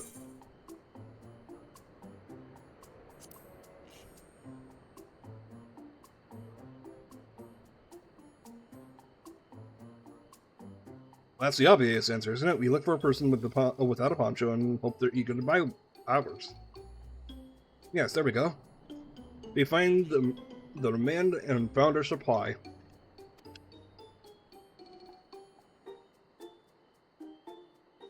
So where should we begin to search our prospective buyers?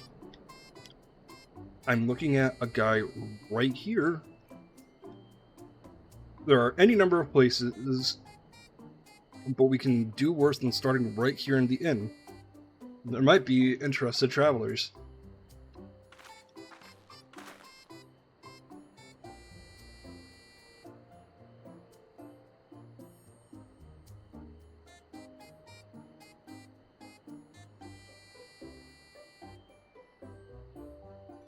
A lot of them, Bulljaw, don't hardly wear anything to begin with. Those are probably Landsguard or Sellsword. The Bulljaw who soldier for a living prefer not to wear much above the waist. It hampers their movement. So if they have barred shoulders, the Bulljaw carrying arms can be struck off the lip. Barred shoulders? Oh, bared shoulders.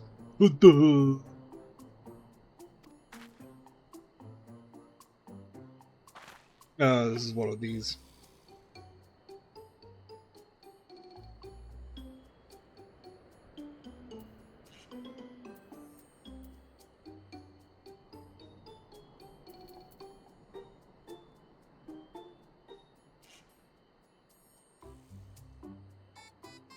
Can't tell in this lighting. So these two have weapons. That guy's already wearing a poncho.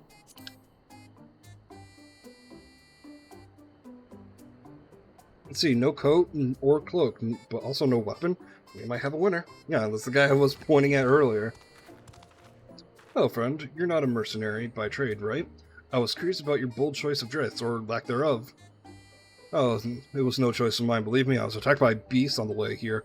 I barely escaped with my scales intact. My coat was not so lucky. I'm actually a toolmaker from Tuliolal, and was dressed quite smartly, all the better to show the Pelu I'm a man who takes pride in his appearance and therefore his work. But now look at me. Well, sir, it's your lucky day.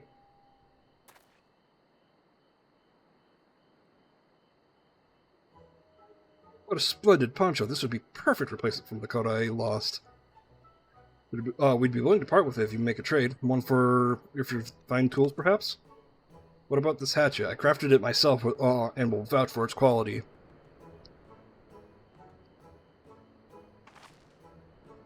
Blade looks sharp. The haft is well made. I'd value it 1 pellet in the thousands column. Oh, from 500 to 1,000, we have a deal. Wonderful. This fine garment is such as this will put me on even footing with any Pellu merchant, like the eponymous owner of Miplu's Mate Garden, for one. Her field hands use hatchets to harvest the mate, and I thought to impress her with the tool I sold you. No matter, I have other wares to sell. I'm glad to have met you. Did you hear that? We already found our next buyer. Miplu's Mate Garden. Let's go. As it's about, but it's a fair distance on foot. We should take the alpacas.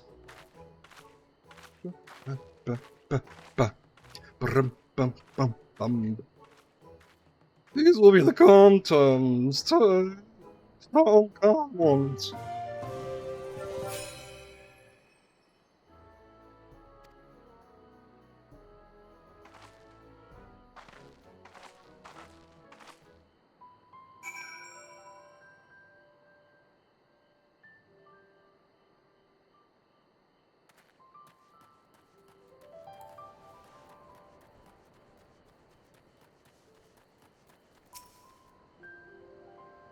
Well done recognizing that the tool maker is as a potential customer. If you've a mind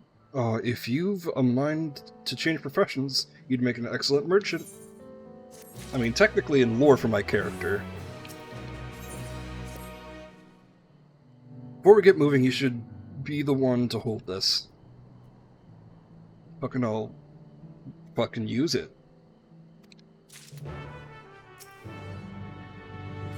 Let's mount up, begin the alpaca ride. That's one of these. I'm not even gonna try, cause it's limited. The limited time goes. Sorry, my brain is soup. That is an enemy from Final Fantasy XIII. Huh.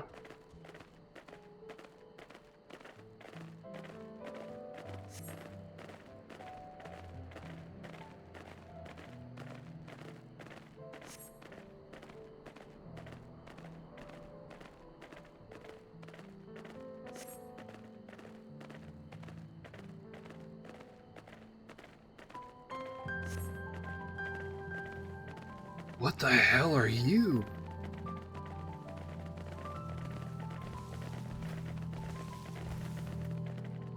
Are you just kind of some subspecies cactar?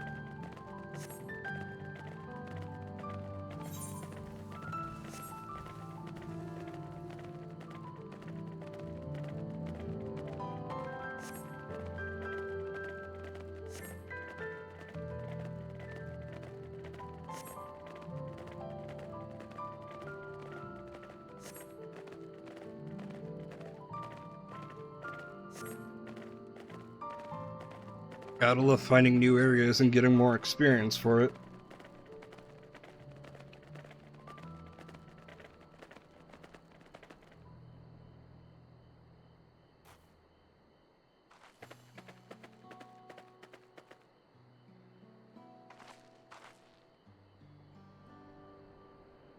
Made it, and we without a single smelly incident.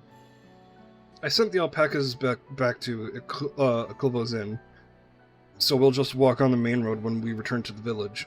Speaking of roads to travel, you were adopted by the Dawn Servant, weren't you, Third Promise? That I was. Then perhaps you understand, you understand. I was an orphan, you see. Tobley took me in. He took in all the ranch hands, actually. All of them? Yes, everyone works hard and works hard at their chores, grateful for the opportunity to pay the head ledger's generosity. Yet here I am, the only one wanting to go off and be a merchant.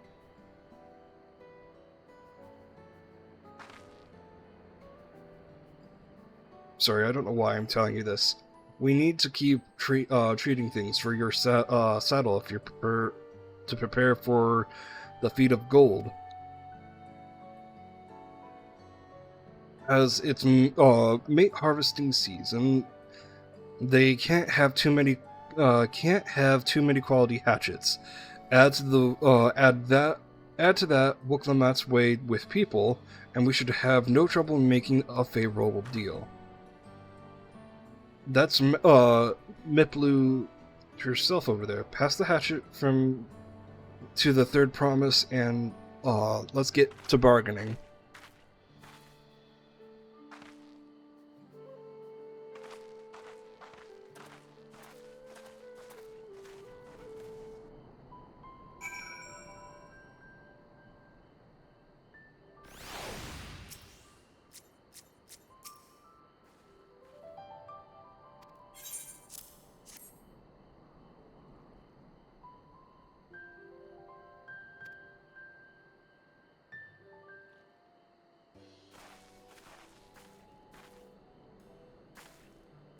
Miplu, the owner of these fields. I have a mind for trade if you're interested.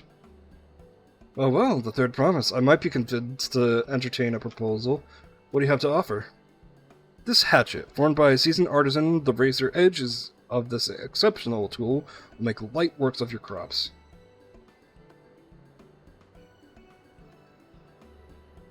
The quality is acceptable, I suppose. I'll offer you a large sack of mate leaves in exchange. A sack of mate leaves is valued at 1 pel in the thousands column. Same price as the hatchet. This deal will bring us no closer to the mezcal. Mistress Milku, it's harvesting season, is it not? Does not the demand for hatchets afford them a higher value? It is indeed season, which is why I procured an ample batch of tools as well in advance. We've missed the window for the demand. In that case, we'll have to fall back on connections. Think of it this way: a generous deal here will put you in the third promise's good graces. Surely that's worthy of consideration. I do not wish to give offense, but I must tell you I stand with the second promise. His innovations will improve every aspect of our lives. I believe, including farming, and I will no longer have a need of hatchets. I assure you I have nothing but respect for Wuklamot. That is why I'm prepared to purchase a spare hatchet at a fair price. I suppose that it is fair given your reasons, but we ourselves would be no better off for the transaction. How about this then? If we were to help bring in your harvest, would you give us a better deal? As a matter of fact, I would. Until Corona's reforms come about, I can always use more hands in the field. Then you can go ahead and add our labor to the bargain. Yeah. And the willingness to go far. We'll give a few steps. Added value to tip the scales. How could I forget one of the most basic rules of trading? You can rest here if you like, Mablu. Dirk and I have mate to gather. Oh no, I'm helping. Opt for the fields, and mind you pick the healthy leaves. I have 5 good bundles from each of you. I'll take 5 good bundles from each of you.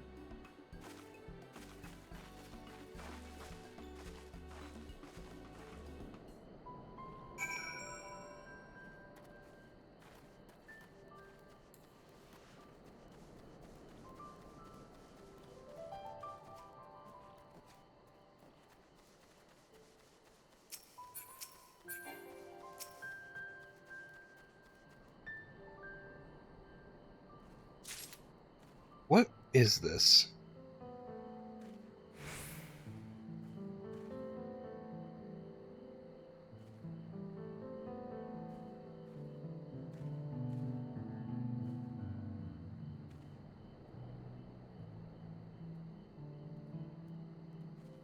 Yerba mate. Okay.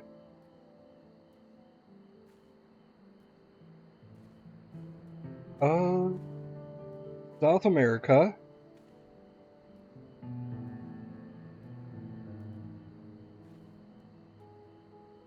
Okay. So it is kind of tea.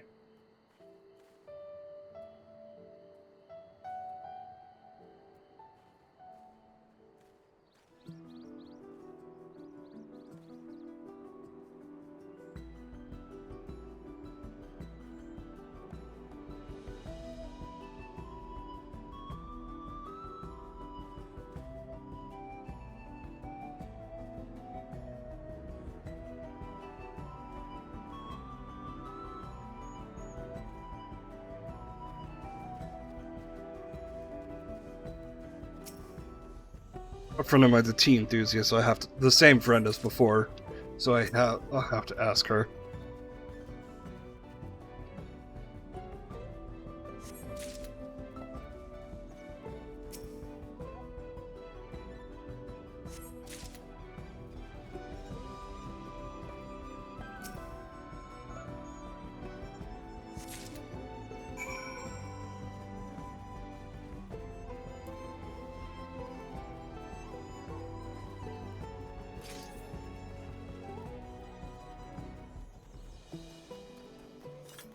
Suddenly, the music is reminding me of Nier Replicant. An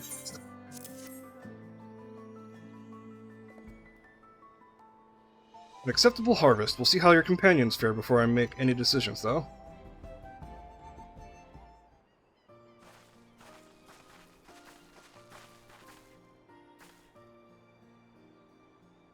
Here, we've brought you our share as well. Oh, no, that's not it.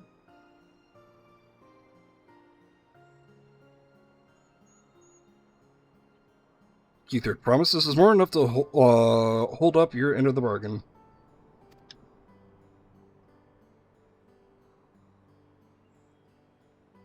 Now it's time to honor mine. After adding the value of your labor to the price of the hatchet, I prepared offer you a full sack of our highest grade mate leaves. Why is my controller not working? Premium mate. Bought at the shop, one sack of those leaves would cost no more than £5 in the thousands column. So we've more than doubled.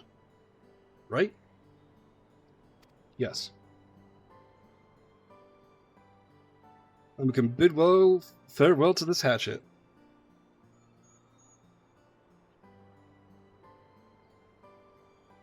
I'll give it a good home. Talk of the contest aside, I'm glad we could come to a mutually agreed trade.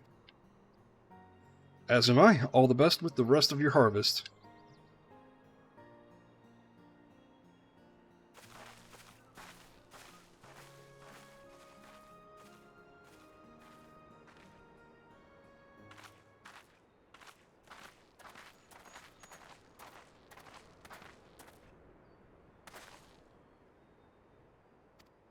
Nablu, what's wrong?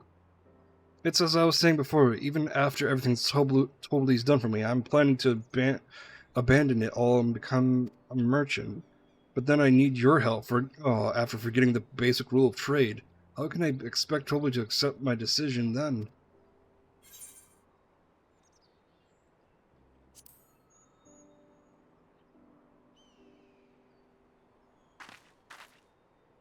Not exactly. I wanted to prove I could succeed as a peddler before I declared my intentions.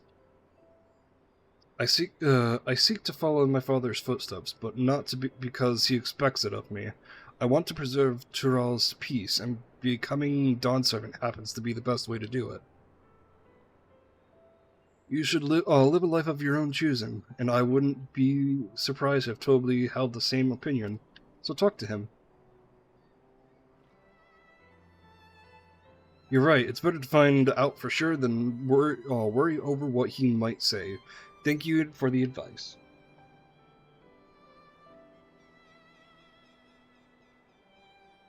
But first, we have a saddle to buy. I want that success under my belt so I can be sure of my decision. What's next on the plan? Trade our tea leaves or something halfway to 10,000, pal? No, I can, I think we're close enough now. I say we go straight for the premium mezcal. Bargain our way to double the value, huh? Think you could do it? Trust me, I will make this trade work.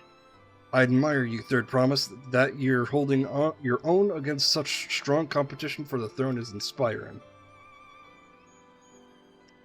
Am I really holding my own against Kona and Zorolja?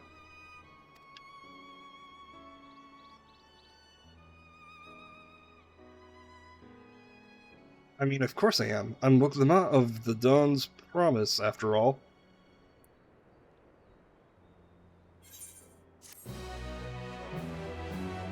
Don't you dare be doubting on me! Oh yeah, we quintupled it.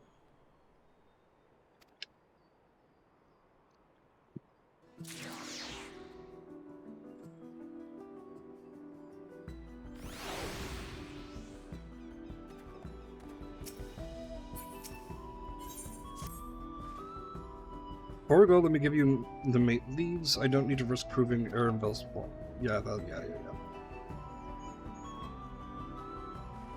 I'll get that. Ready then? Our next stop is the Mezcal Distillery. Excuse me.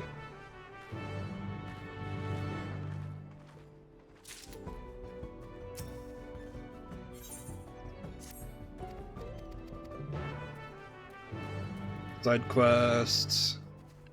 Might as well. Might as well do side quests for this because, you know.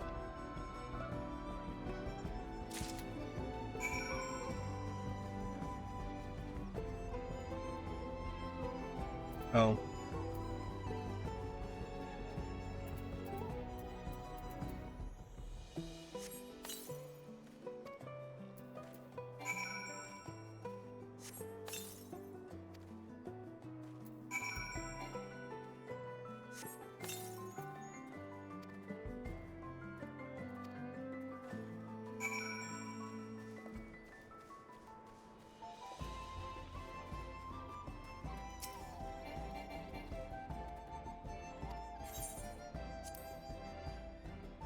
I always prefer fruity anything.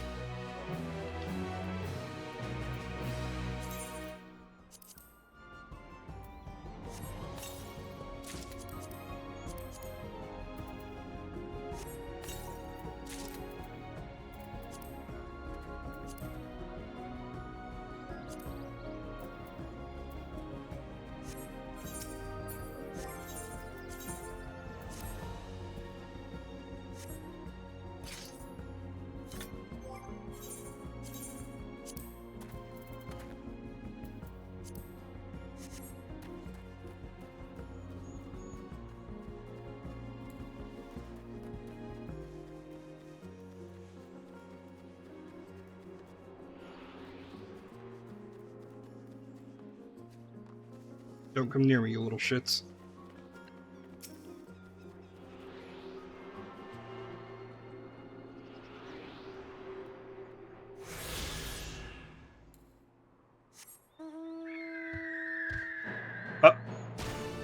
Yeah, man. Well, why don't I just teleport? I know technically that's not a good idea for 8th rate doing whatever, but I'll do that. All that on my own time. Besides, I'm only at the beginning of the expansion. This will probably be at the end of the expansion. So, like, no point. No point right now. We'll want to speak with the man by the name of Gobley. Gobley. Even among his fellow distillers, he's regarded as the master of his craft. He knows the value of his product, so if we're to convince him to trade for twice what he believes are worth, we're going to need targeted information. That means asking around and talking in gossip. If you could talk to people here in the distillery, perhaps Wukulamat could do the same at the village entrance. Meanwhile, I'll head to the north side and see what I can learn.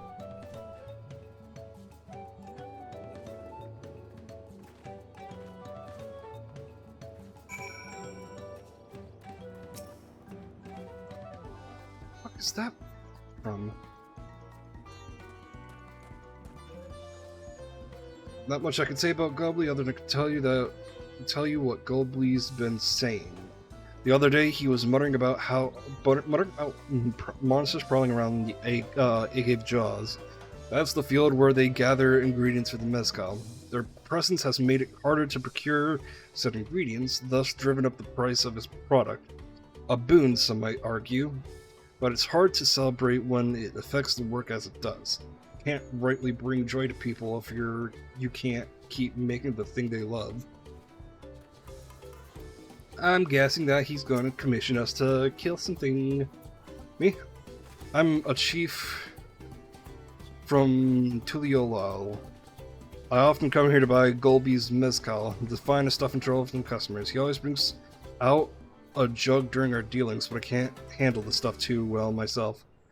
I take small sips, not wanting to be impolite, you understand, but still end up so addled as to agree to whatever price he quotes me. It would be nice to have less potent refreshments during such conversations, else I might have to seriously reconsider our arrangement.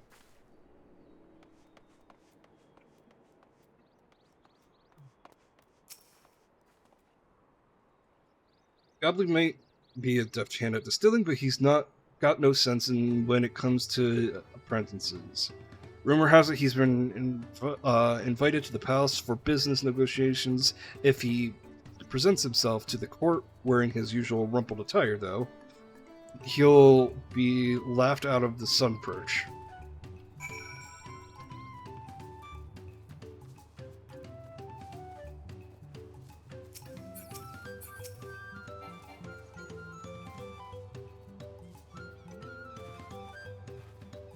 So, what did you find out? Oh, we can make use of those tidbits. The deal's as good as sealed. As for me, I found out where Gobbly is working.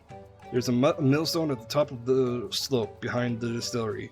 You go on ahead, I'll bring Wook the mat.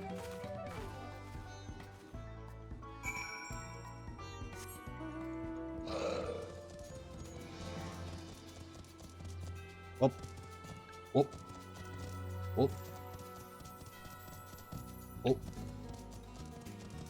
Oh.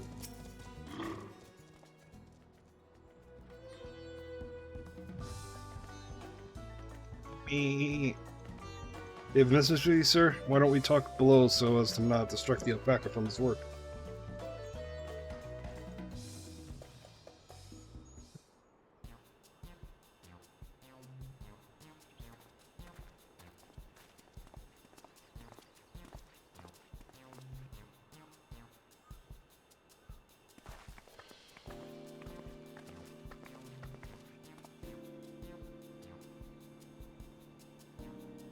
Now, what's this about? Keep it brief, if you would. I'm a busy man.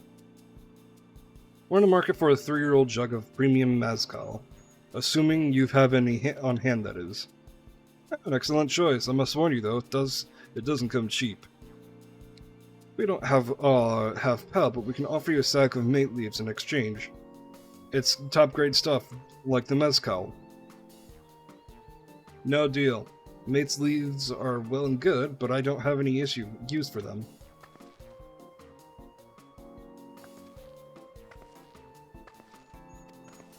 No deal.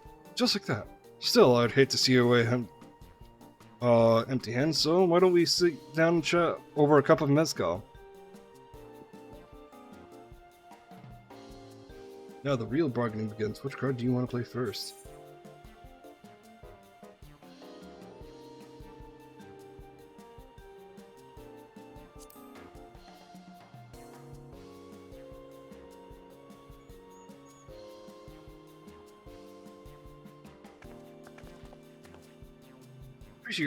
appreciate your hospitality, but I'm afraid I can't hold my drink.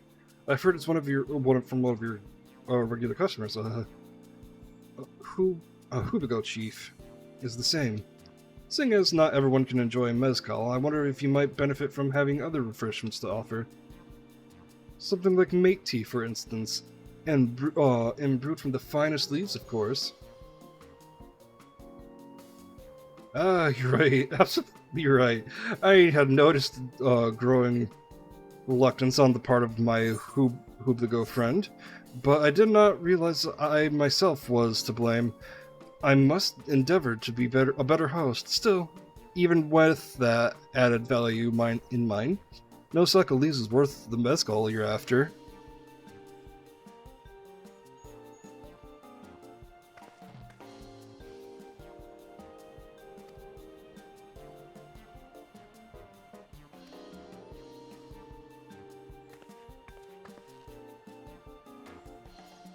As I expect you're aware, the rite of succession is currently taking place. That's why the third promise has graced us with her presence.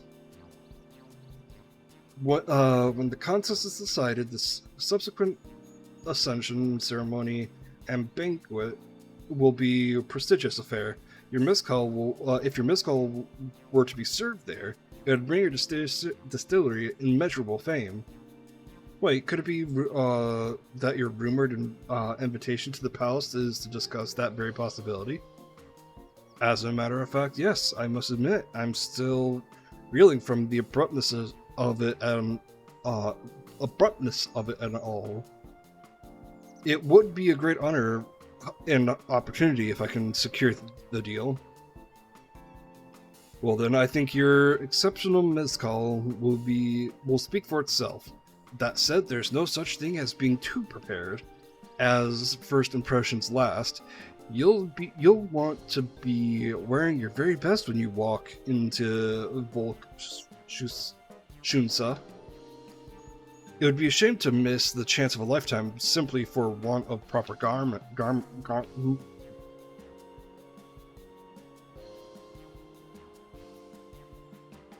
That it would. Are you saying you have garments to offer? Something ideal for the court? We have no garments on hand, I'm afraid, but we can provide you with the next best thing. An introduction to a weaver. His name is Bolnock, and his works are highly regarded in Tuliana.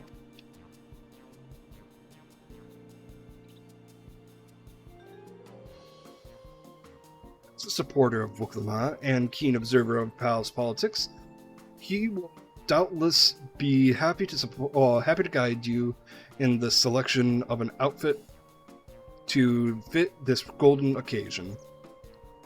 That is certainly a tempting offer, one which I should take full advantage, but the scales aren't quite balancing.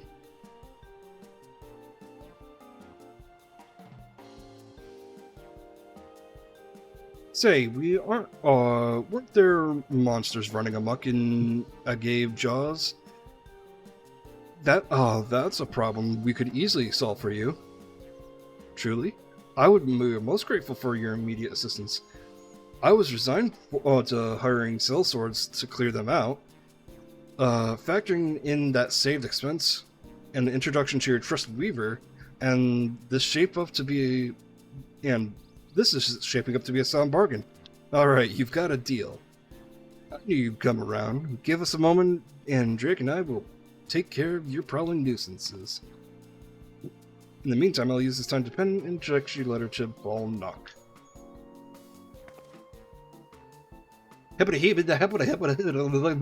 That's all, folks. I'll take care of this bit of quest and then call it. It'd be weird to end it here.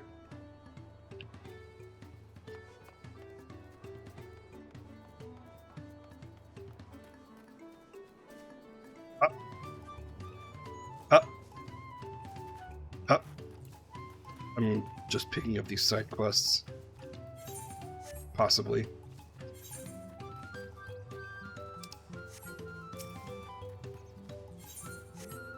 If they have gear as a reward, but those didn't, so... Stormblood.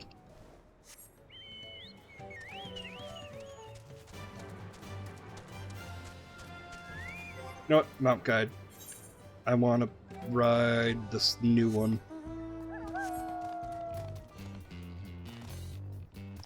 Huh? This is Byaku's!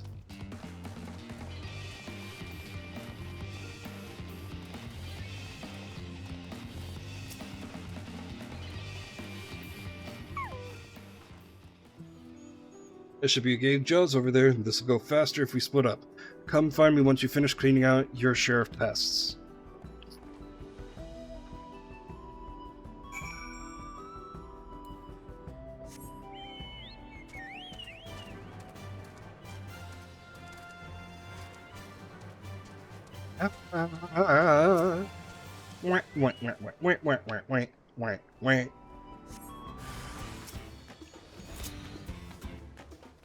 I saw it.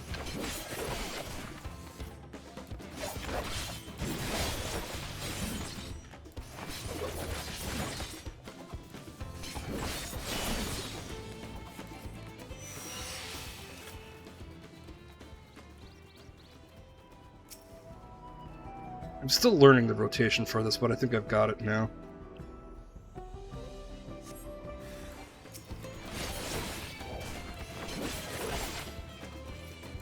Let's start with these.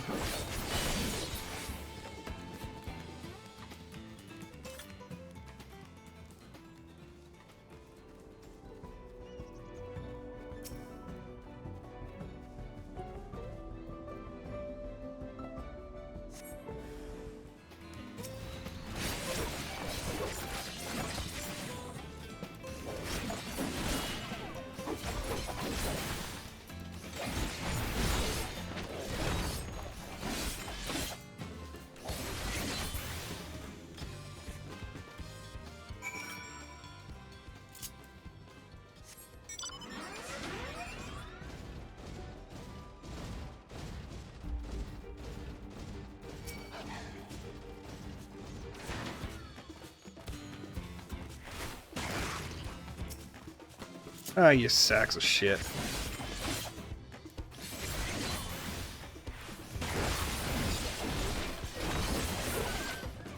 Yeah, that's right.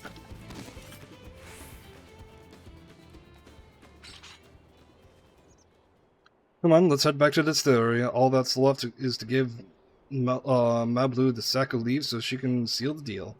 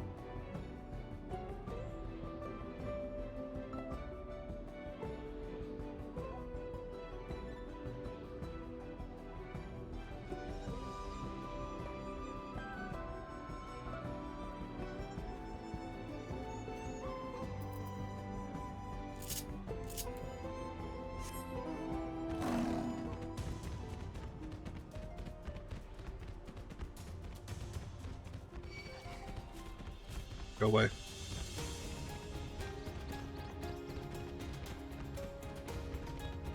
Yeah. Yeah.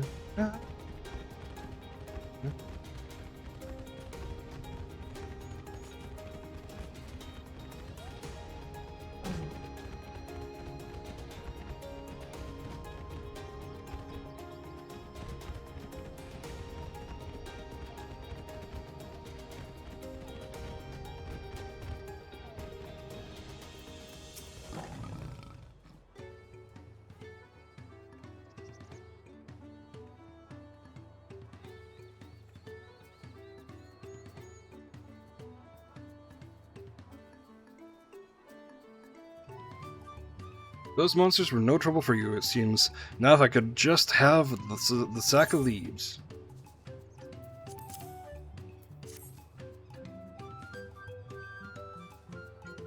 Thank you for looking after our precious trading goods.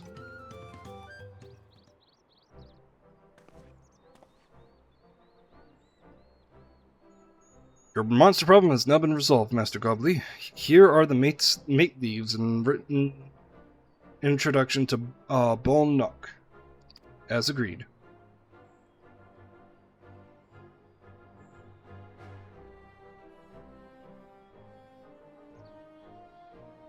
Then a deal's a deal. Then the deal's done. Here, your jug of premium mezcal, aged 3 years. Please accept it with my compliments.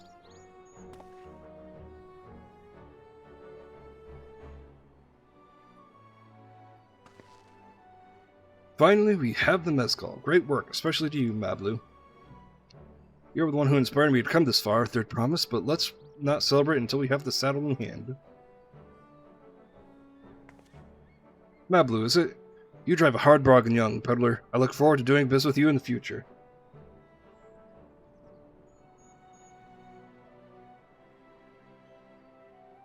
Thank you, but truth be told, I'm just a ranch hand for now. Should I ever become a proper merchant, though, I'll be back to strike more deals with you.